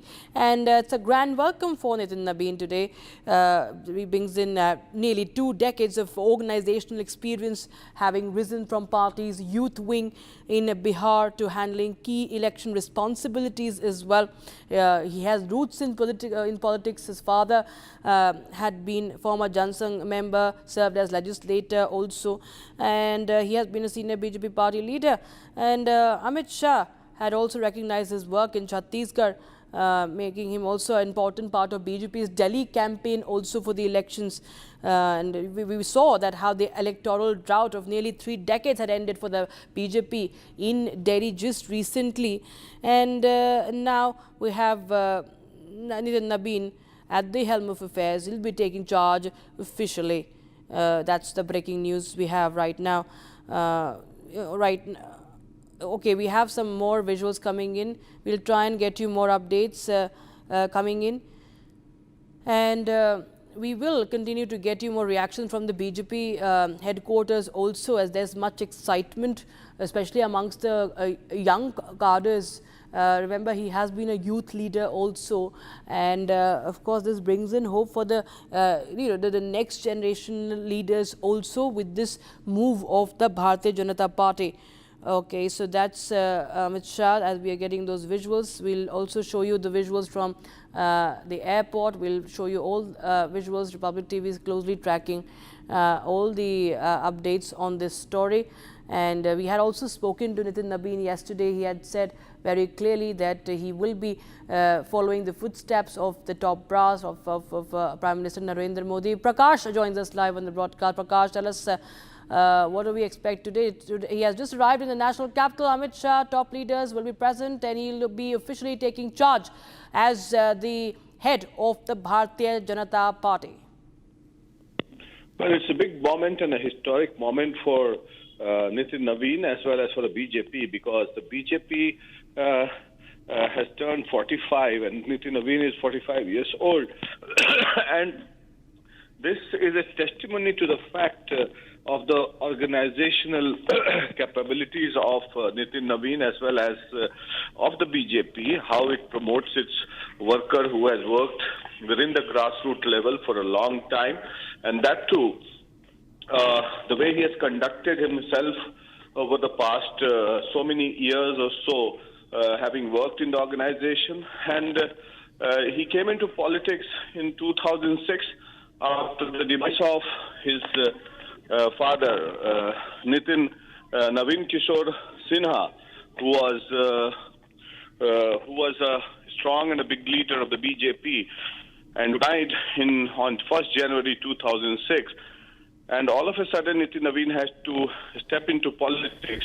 He was all set to pursue his higher studies abroad, and his father had decided, let Navin Kishore Sinha, who was a tall leader, contemporary of Sushil Modi. Now, coming from that era to now, 20 years has passed, and his elevation as a top leader within the BJP has risen. For the last 5 years, when he became the road construction minister in Bihar, he performed, and then he became the Prabhari of Chhattisgarh, where he performed. The BJP formed its government under his leadership, and thereon, the BJP High Command realized his organizational capabilities and started promoting him. In this year's Vidhan Sabha elections in Bihar, which was held, he was made a member of the core committee, top 4 core committee, which decides the ticket distribution within the BJP. And very few people could believe this. And we were hearing this for a long time, that Nitin Nabin is being promoted and groomed, often being talked about. by the top leadership that he would be promoted, as he conducts himself very well. He's a gentleman and he's a very sober person, and that's what it is. He is. We've been witnessing this for the past 25 years or 20 years or so. So that's what we've been witnessing. And this kind of events can unfold within the BJP itself, promoting youngsters, and the BJP has targeted the youth.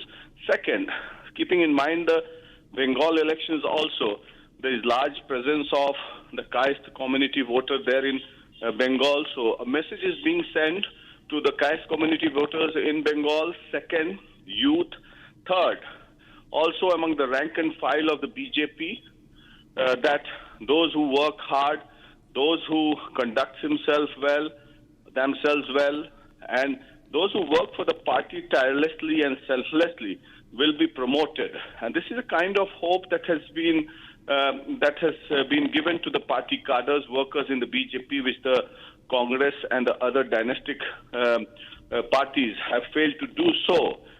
Like the Congress party has failed to come out of the shadow of Nehru Gandhi family, unlike the BJP, which promotes its workers, which promotes its leaders who have worked selflessly for the growth of the BJP, and that's why the BJP has risen from its Jan Sangh days to the formation of the Bharatiya Janata Party in 1980 under the leadership of Syama Prasad Mukherjee and Deen Dayal Upadhyay, and thereon Atal Bihari Vajpayee, L.K. Advani, Murli Manohar Joshi, Rajnath Singh, and to the era of Narendra Modi and Amit Shah, and now Nitin Nabin becoming the president, working president of the BJP, is a signal that it's a generational shift within the BJP, and message is being sent loud and clear that the BJP has started planning for the next generation leaders as far as the party's organization is concerned, galvanizing the party is concerned, keeping the party force united is concerned, and also grooming younger leaders who can take forward the BJP. Right, Prakash, many thanks for joining us. We'll keep a close eye and come back to you for more. Viewers, we'll be right back with this after this very, very short break as we keep a close eye on the developments from the BJP headquarters. Nitin Nabin, their youngest working president, the youngest president of the BJP, will be taking over in a short while from now.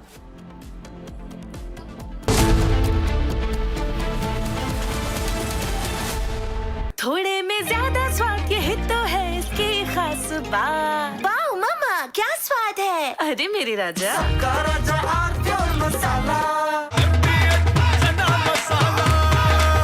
अब छोलिया हो या लोबिया, सफेद चने या काले चने, सब कुछ मजेदार बने। चैनल में होता है कि बहन?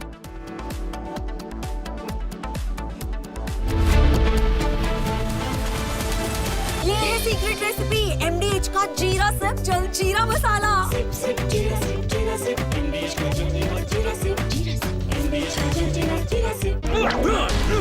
Please stop. झुमका तेरा झुमका नॉट देयर, मेरा काउंटर टॉप टूट जाएगा। तेरा झुमका।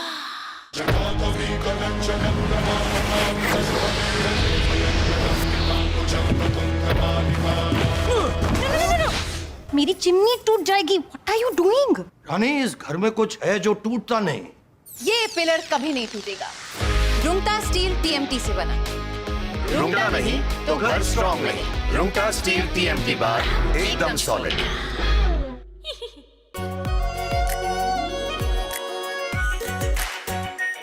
Are pure shahi paneer masala, delicious, healthy everyday.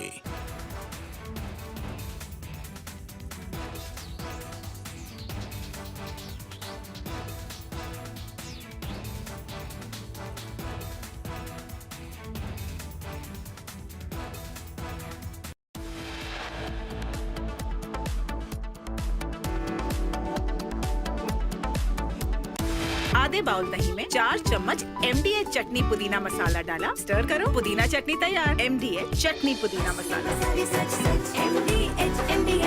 Amity has been ranked amongst the top 3% universities globally, a testimony to Amity's globally benchmarked quality.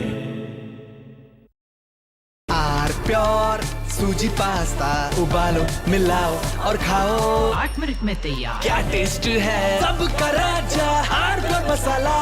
I thought that we were very close with Russia to having a deal. I thought we were very close with Ukraine to having a deal. In fact, other than President Zelensky, his people loved the concept of the deal. We attend the meeting. We said, we'll attend the meeting if we think there's a good chance of they want.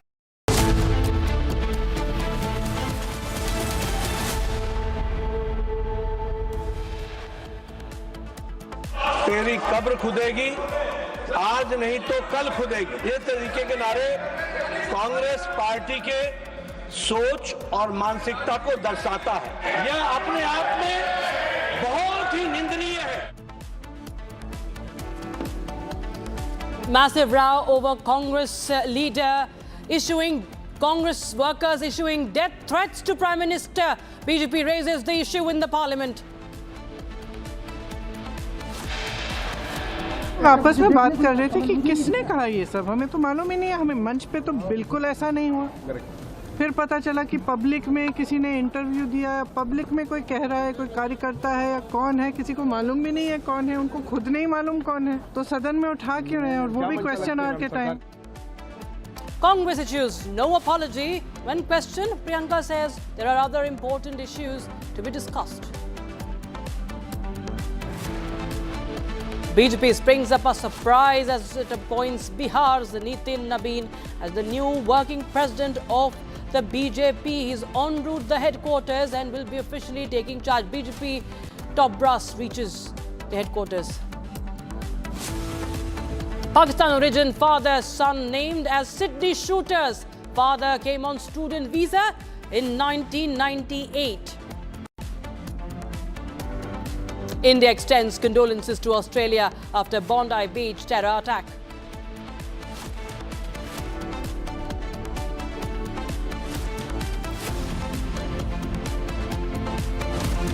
Very good afternoon, viewers. You're watching Republic TV and I'm Rakshita Mishra with you. We start with breaking news coming in from Maharashtra. Now, Parth Pawar's business partner, Digvijay Patil, appeared before the Pune police today for questioning in the land scam case. Now, his statement is being recorded at the Bavdan police station. And the police have also brought in Assistant Stamp Inspector Ravindra Taru, who was already under arrest for a face-to-face interrogation with Patil. Now, this case involves allegations of irregularities in the sale of a 40-acre government-owned land in Pune's Mundwa area, which was sold to Amedia Enterprises LLP. That's a firm linked to Ajit Pawar's son Parth for 300 crore rupees, with alleged stamp duty exemption of 21 crore rupees. So that's the breaking news we have right now. Pune land scam case. Meenakshi joins us live on the broadcast for more. Pune, she's joining us on the broadcast now. Meenakshi, well, now this investigation is picking up pace. We understand that Parth Pawar's partner is now being interrogated, is being questioned. Yes, you are absolutely right. After skipping 3 summons of Pune police, now at the 4th time, ultimately Parth Pawar cousin and Amedia Enterprise partner, one of partner, Digvijay Patil, who appeared today before Pune police, and his statement has been recorded, as we have been informed by Pune police, that today in the morning, Parth Pawar's partner Digvijay Patil went to Bavdan police station, and his statement has been recorded. He was interrogated over 3 hours, as we are getting information from Pune police. And what is the case now? We know absolutely what is the case, because this is linked to Deputy Chief Minister Ajit Pawar's son Parth Pawar's Amedia Enterprise, who which company purchased land which is not saleable actually, and that land which is cost of 1800 crore, and they purchased this without stamp duty, and they purchased the value of 300 crores. Now, in this case, the Sheetal Tejwani was also arrested, and the sub-registrar who was suspended by concerned officials who has also been arrested by Pune police. Now the question is, why no arrest for Digvijay Patil? So from the first day of this case of investigation, so many sources are telling that the Pune police is now under pressure, and Pune police today said why when media asked the Pune police officer about Digvijay Patil arrest, he said that we will decide whether to arrest or not. See now, Sheetal Tejwani's name was in FIR. Digvijay Patil's name was also in FIR, and the Ravindra Taru, who was arrested already, his name also was in FIR. So two arrested made by Pune police. Why not Digvijay Patil? This is the question which is raising now. What Pune police say today? Pune police said, police from Bavdan police station, one senior officer says that Digvijay Patil was present at Bavdan police station today. We have recorded his statement. His statement will be analyzed, and an investigation is going on. After that, we will decide we will arrest him or not. So this is the situation now. After skipping 3 summons, Digvijay Patil today appeared before Pune police, and after that they are investigating. They are telling they are investigating. See, 1 month is over of this case investigation. Now still Pune police is saying they are investigating whether they need to arrest Digvijay Patil or not. And that's the reason from the first day, lots of questions raised on police role, Pune police role on this case. Right, many thanks, Meenakshi, for joining us with details coming in on that story. We'll keep a close eye as the questioning continues. Viewers, shifting focus to other stories now. There's more breaking news coming in. Top sources tell us the top Lashkar leadership will be named in this NIA charge sheet. It has been named because the NIA has filed this charge sheet in the Pahalgam terror attack case. Now, Pakistan-based terror leadership of Lashkar and their role is going to be put out there on record in the charge sheet. NIA to present the well-documented and substantiated charge sheet in the NIA court. Charge sheet to have names of Suleiman, to name and define the roles of Suleiman, Hamza, Afghani, Gibran, all killed in the Operation Mahadev. And charge sheet will also be naming the 3 arrested terror supporters, Parvez, Bashir and Yusuf. So Pakistan will be exposed how this dastardly attack was in fact carried out, how it was planned, how the conspiracy and was hatched, and how it was carried out, who all was supporting with evidences. So Pakistan should be keeping its eyes and ears very much open as it continues to deny its hand. It's for the world to see, as there are multiple evidences with the investigating agency to nail the role of Pakistan-based terror outfits in the Pahalgam attack. And NIA team is right now at the headquarters in Jammu, and they have filed the charge sheet. So name and the roles will be all defined. Gursimran Singh joins us for more. Gursimran, tell us more details now that the NIA has gathered ample evidence, solid evidence against those park-based handlers, terrorists, and those who were also supporting from ground. Yes, National Investigation Agency has filed a charge sheet, and it has substantiated the role of Pakistan and also the role of the Pakistani handlers, that how they have carried out this attack. Starting from the planning of this attack to the execution of this attack, all the perpetrators of this Pahalgam terror attack have been named, those who have claimed the 26 innocent lives. Key names that have figured out is the top leadership of Lashkar-e-Toiba based in Pakistan has been named in the charge sheet. That is what we are picking up. Apart from those, what we are getting to know that 3 Pakistani terrorists, Suleiman, Gibran and Hamza Afghani, have also been named in the charge sheet, and also 3 arrested in this case, that is Parvez, Bashir and also Muhammad Yusuf Kataria, that has also been named in the charge sheet. We are told that in a short while from now there will be some details that will be emerging out with regards to all those who have been charged in this case, in this high profile case that has been investigated by the National Investigation Agency. And now, after 232 days of being handed over the investigation, NIA has finally filed the first charge sheet. There is going to be a supplementary charge sheet also that will be filed in the first quarter, very likely of 2026. But at least for now, they have gone with the first charge sheet that has mentioned that how this entire conspiracy was hatched, and the Pakistan's role has been unraveled in this charge sheet by the National Investigation Agency. Right.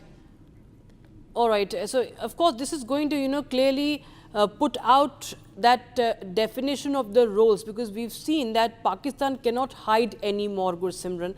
The roles will be well defined with the solid evidence that the NIA has, and this will be once again something that will be an expose for Pakistan, because it continues to rebuild its terror headquarters, as we know what happened during Operation Sindoor. We have evidence for that as well, and how Pakistan continues to recruit. It has also gone to the extent of now recruit women for jihad, and we've had multiple evidences on record also, and this will be, of course, another important evidence against Pakistan as India continues to even counter the terror state along the borders, along the LOC, and otherwise on global stage. See, if we speak of this investigation that has been carried out by the team of the National Investigation Agency headed by 2012 batch IPS officer Sandeep Chaudhary, this is not only going to bring out the facts that how Pakistan was involved in this, but this is also going to isolate Pakistan on the international community, because all the names of the Pakistani commanders that are part of this charge sheet, they will be later used by the India for not only in the international platforms to expose Pakistan, but also in the courts to bring out letter regulatory, and then to ensure that these Pakistani handlers that are still based in Pakistan, they be brought back through the law of the land. So that is going to haunt Pakistan for a long, because it will ensure the global isolation of the Pakistan that will take place. It will not only be restricted to this case only, but it will have repercussions for the Pakistan in a broad consensus. Reason being that Pakistan will be exposed. Not only what we are picking up, that there are direct intercept of the Thoraya, that was a satellite communication set, that has also been seen. So that also will be part of this charge sheet. Some of the digital recordings are also part of this charge sheet that has been presented before the special NIA court in Live Jammu. shots from the BJP headquarters as the stage is all set for Nitin Nabeen to take charge as the BJP's new working president. You can see in that frame Amit Shah, JP Nadda, Dharmendra Pradhan, and other top leaders from Giriraj Singh and several others over there.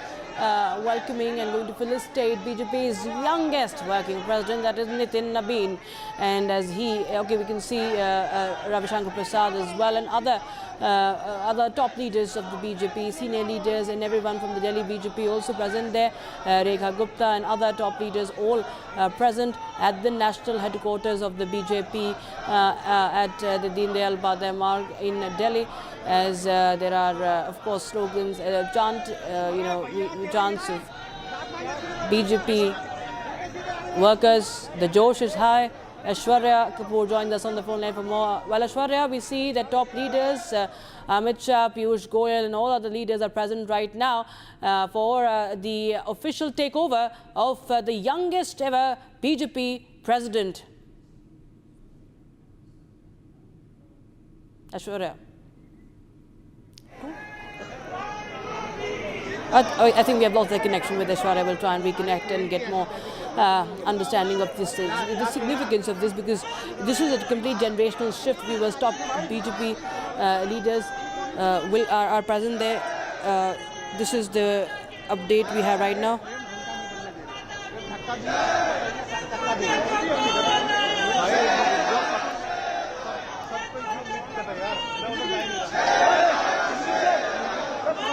And we have, of course, the Karyakartas all raising the slogans and support and cheering for Nitin Nabeen, and visuals from different vantage points on your screens, first on Republic TV, as Nitin Nabeen will be taking charge officially as the working president of the BJP, 45 years of age, cabinet minister in Bihar right now. Nitin Nabeen has been appointed BJP's national working president, and as BJP pulls another rabbit out of the hat, big surprise for the country. Nitin Nabeen, of course, has close looked at organizational politics very, very closely. Prakash Singh joins us on the broadcast for more. Prakash, well, the stage is set for the official takeover of Nitin Nabeen, the working party's new working national president. And of course, there are a lot of support pouring in from the Karyakartas. And we understand that this is a boost also for every worker because he's very, very young. And we've been discussing since yesterday, Prakash, that how it sends out a very important message as far as this BJP is concerned and how it is setting the stage for the future and building this, pushing this young generation of leaders as well. Well, yes, that is a generational shift, and this defines the political culture of the BJP in a way, and a positive culture.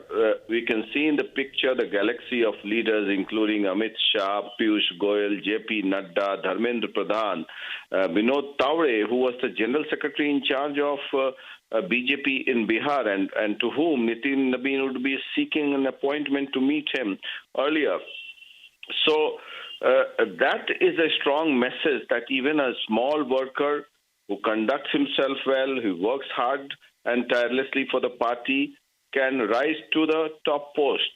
And that is a big message that the party is sending across when there has been a lot of talks about dynastic politics in the country. On the other hand, the Congress party engulfed within the dynastic politics. It is not coming out of the shadow of Nehru-Gandhi family till date because all the important decisions are taken by the Nehru-Gandhi family. And look at the picture in the BJP headquarters.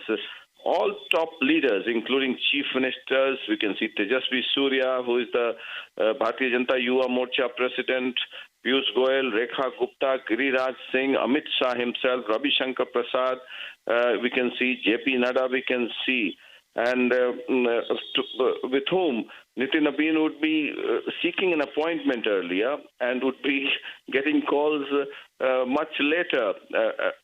So that defines the political culture of the BJP.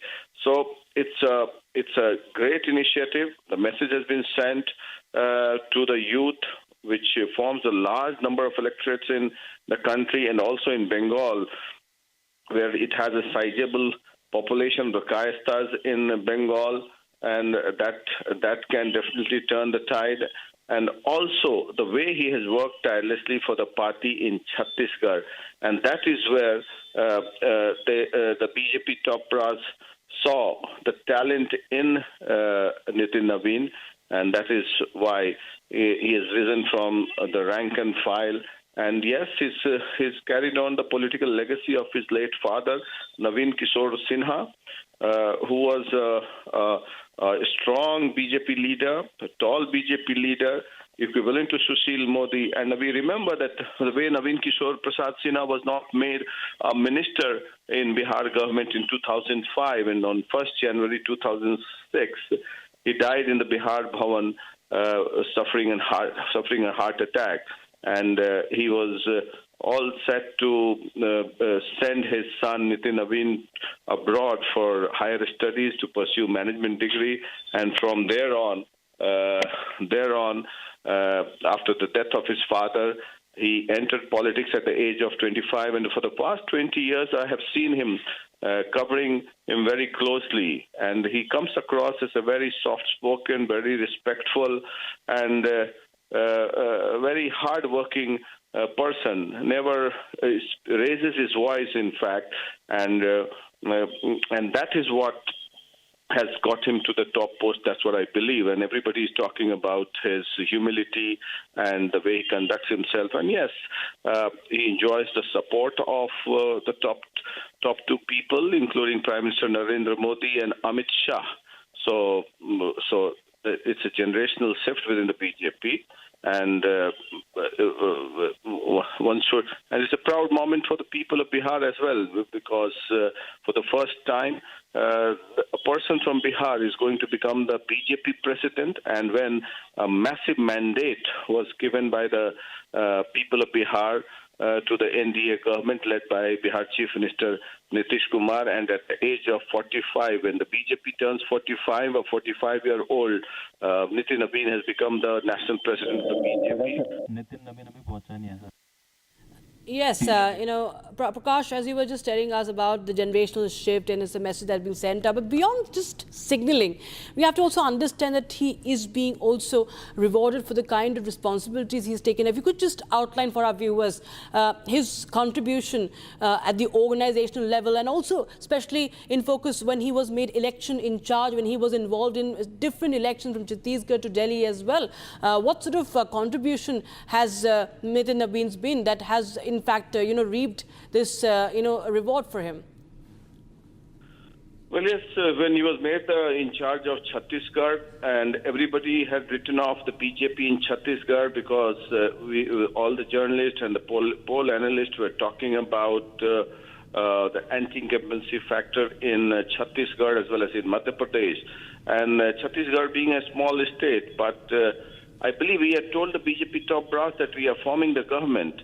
And he worked at the grassroots level, spoke to the cadres, and thereon he used to. I was told yesterday by some of the party workers that he used to sleep in the BJP office in Chhattisgarh and marshal all the resources from the BJP office in Chhattisgarh. Now he did not stay even in the hotel.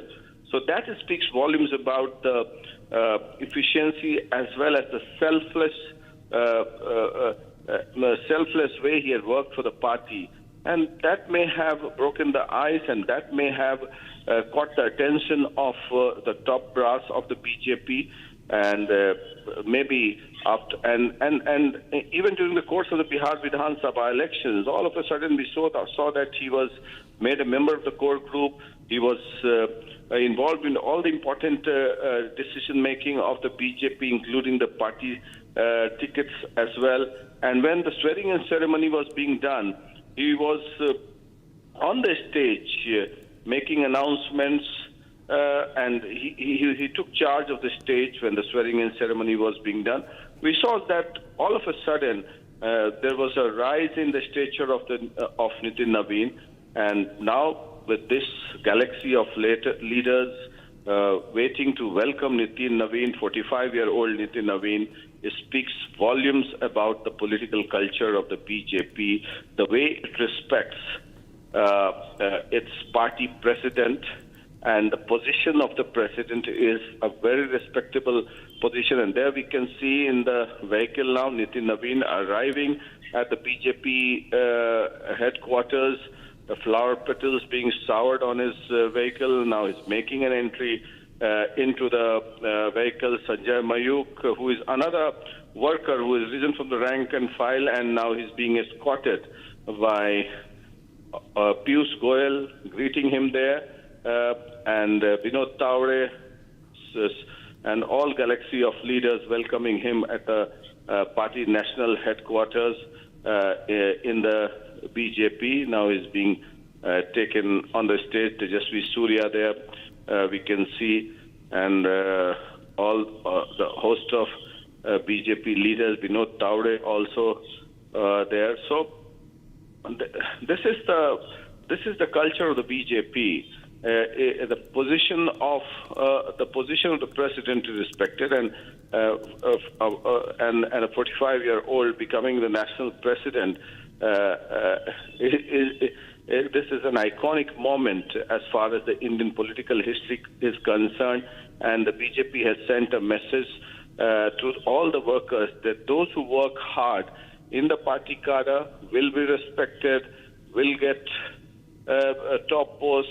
And this is what, look at the crowd here, the BJP workers welcoming Nitin Naveen, 45-year-old Nitin Naveen from Bihar, who is a 5-term MLA from Bakipur Assembly constituency in Bihar. Earlier, his father, late Naveen Kishore Sinha, was a 4-term MLA, and now he is making a grand. Now, let's see, J.P. Nadda welcoming him.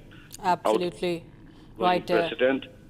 Outgoing President J.P. Nadda welcoming him. Amit Shah also waiting there. And after this, we'll see a series of confabulations with the top party leaders And ever since the emergence of the BJP in the Indian political landscape in 1980, we have seen the respect of the position from Deen Dayal Upadhyay to Samya Prasad Mukherjee to Atal Bihari Vajpayee to Lal Krishna Advani, Murli Manohar Joshi, and thereon Rajnath Singh, Bandaru Dattatreya, and a lot of people went, Venkaiah Naidu, and Nitin Gadkari, and thereafter Union Home Minister Amit Shah, taking it to a new dimension, and now it has become the party of the grassroots level, which earlier the Congress used to be, and it has offices in all the district headquarters. It has offices in all the district headquarters, and we can see even in defeat, the political culture of the BJP is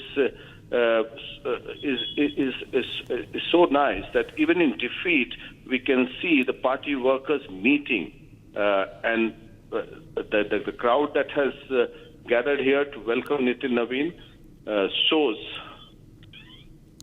that the BJP has definitely progressed to a generational shift now, and it has sent a message to the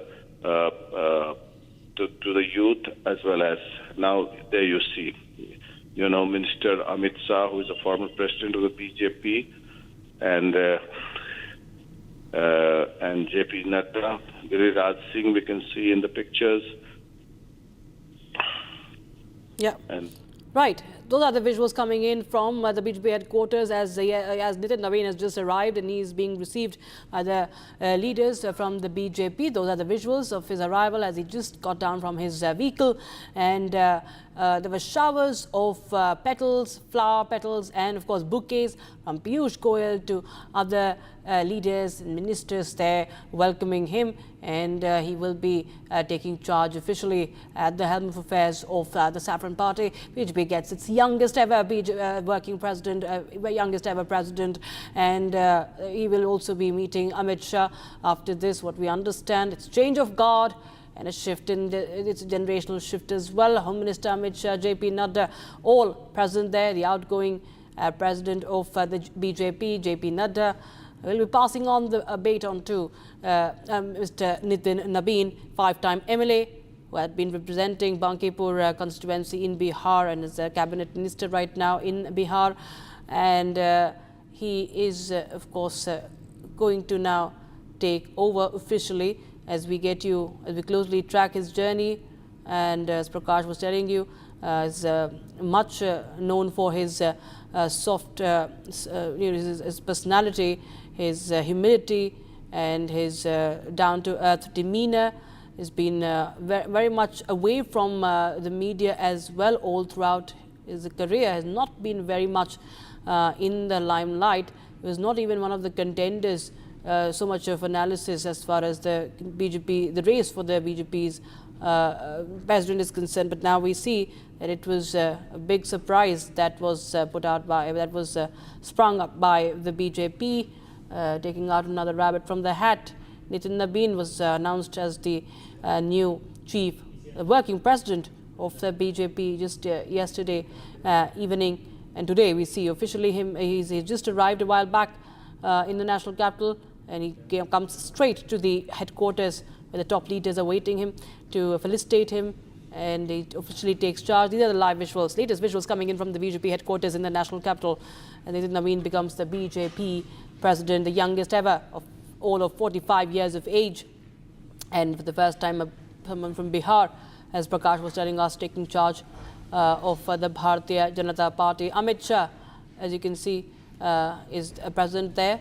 We will be stepping to a very, very short break, but right after we will continue with our coverage from the BJP headquarters. Nitin Naveen set to take charge as the president of the BJP.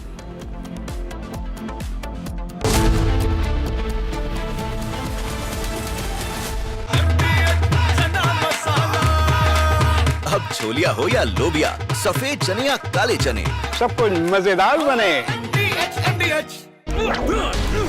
Please stop! झुमका, तेरा झुमका, तेरा झुमका। Not there. मेरा counter top टूट जाएगा. तेरा झुमका।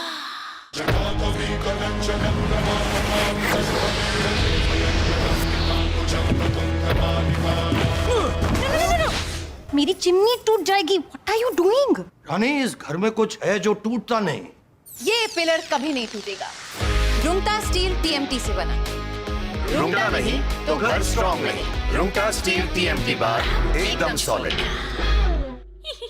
थोड़े में ज्यादा स्वाद, यही तो है इसकी खास बात। वाओ मामा, क्या स्वाद है। अरे मेरे राजा, दादी के हाथों का जादू और खुशबू से महकता घर, माँ की मुस्कुराहट और खाने की सुगंध। MDH गरम मसाला, क्योंकि हर रिश्ता है स्वाद से जुड़ा।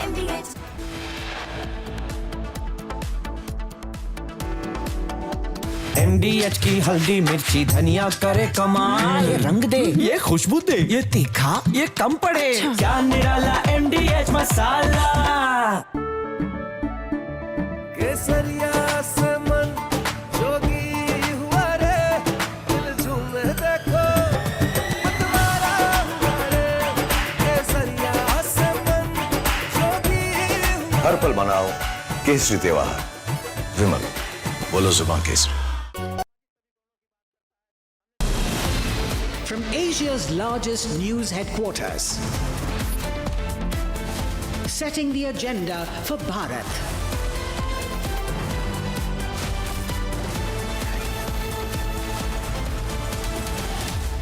You're watching Republic.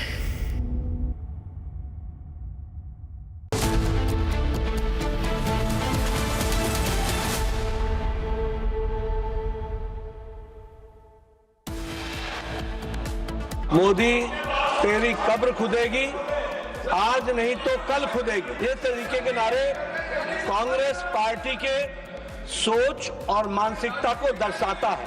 यह अपने आप में बहुत ही निंदनीय है। Massive row over Congress leader issuing death threat to Prime Minister. BJP raises the issue in Parliament. हम लोग आपस में बात कर रहे थे कि किसने कहा ये सब, हमें तो मालूम ही नहीं है। हमें मंच पे तो बिल्कुल ऐसा नहीं हुआ। फिर पता चला कि पब्लिक में किसी ने इंटरव्यू दिया, पब्लिक में कोई कह रहा है, कोई कार्यकर्ता है या कौन है, किसी को मालूम भी नहीं है कौन है, उनको खुद नहीं मालूम कौन है, तो सदन में उठा क्यों रहे हैं, और वो भी क्वेश्चन आवर के time. Congress issues no apology when questioned. Priyanka says there are important other issues to be discussed.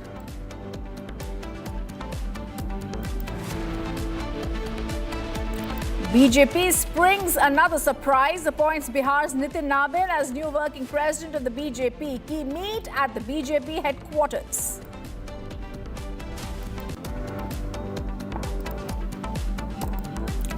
Pakistan origin father's son named as Sydney shooter's father came on student visa in 1998.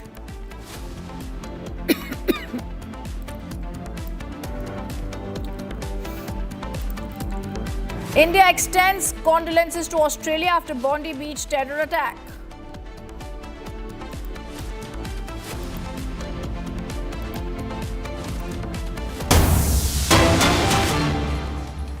And we're getting you the live shots that are coming in from the BJP headquarters, where the new BJP president Nitin Nabin has arrived at the BJP headquarters.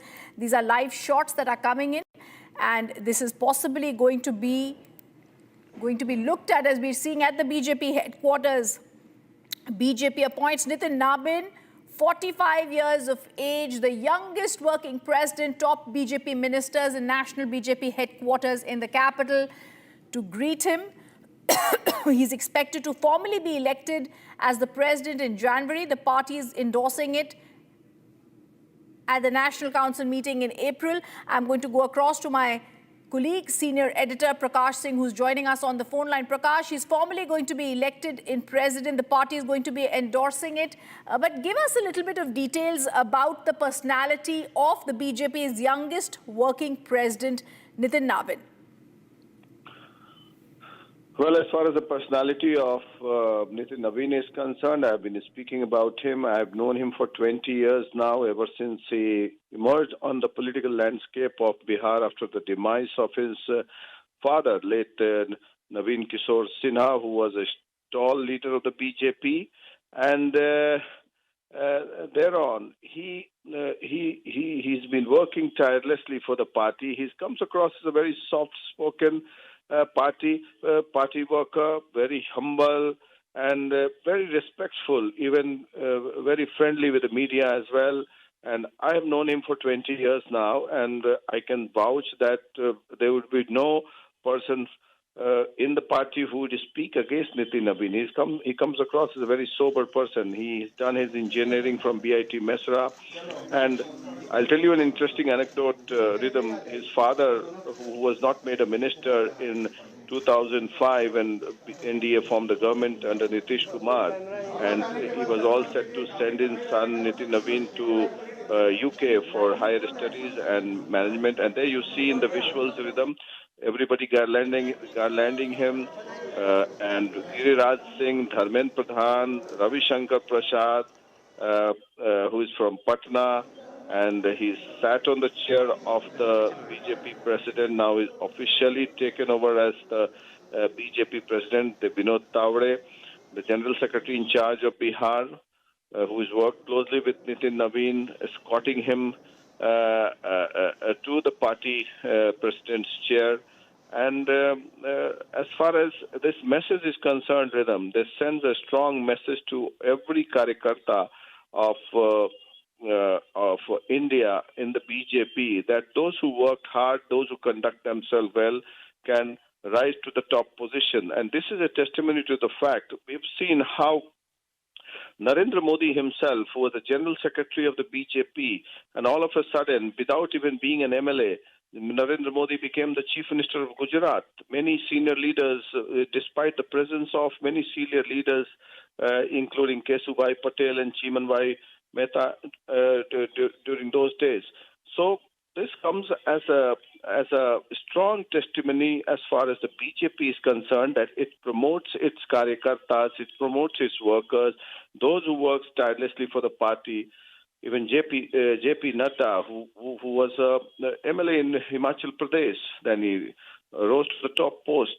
Then Nitin Gadkari, who was a PWD minister like Nitin Nabin in Maharashtra. He made a name for himself. He became a very popular road minister there. Then he went on to become party president. Rajnath Singh was a state leader. Then he rose to the rank of top position. So BJP promotes young leaders, and this is a generational shift. Imagine 45-year-old Nitin Nabin now leading a 45-year-old party. What a coincidence it has been. And Nitin Nabin, we all have known him, how he's been working for the party. And Prakash, I'm interrupting you for just a moment, even as you're getting extremely poetic there. The 45-day government in Bihar and the 45-year-old Nabin is going to be leading the BJP. We're getting a reaction. Let's go across to that and then we're back again with Prakash. गाली दी गई है कि मोदी तेरी कब्र खुदेगी, इस तरह की बातें, और आज लोकसभा में हंगामा भी हुआ। क्या कहेंगे कांग्रेस की? देखिए, कांग्रेस फ्रस्ट्रेशन में, और उनकी मां सोनिया गांधी भी गालियां देते रहे मोदी जी को, लेकिन जितनी गालियां दी जनता ने उनको उतना आशीर्वाद दिया। और मैं अब कांग्रेस दूसरे को क्या दफन करेगी, कांग्रेस खूब राजनीतिक दृष्टि से। I want to go back to Prakash. Prakash, very well said when you said that he's young, dynamic, organizationally extremely strong, hardworking. And this is a message to every karyakarta of the BJP. If you are working hard on merit and youth, you will rise. This is also something that was said earlier, but I want to stay with those visuals because before I go to Prakash, a very grand welcome being given at the BJP headquarters by JP Nadda and by Union Home Minister Amit Shah, who are present there, welcoming the grand welcoming the National Working President of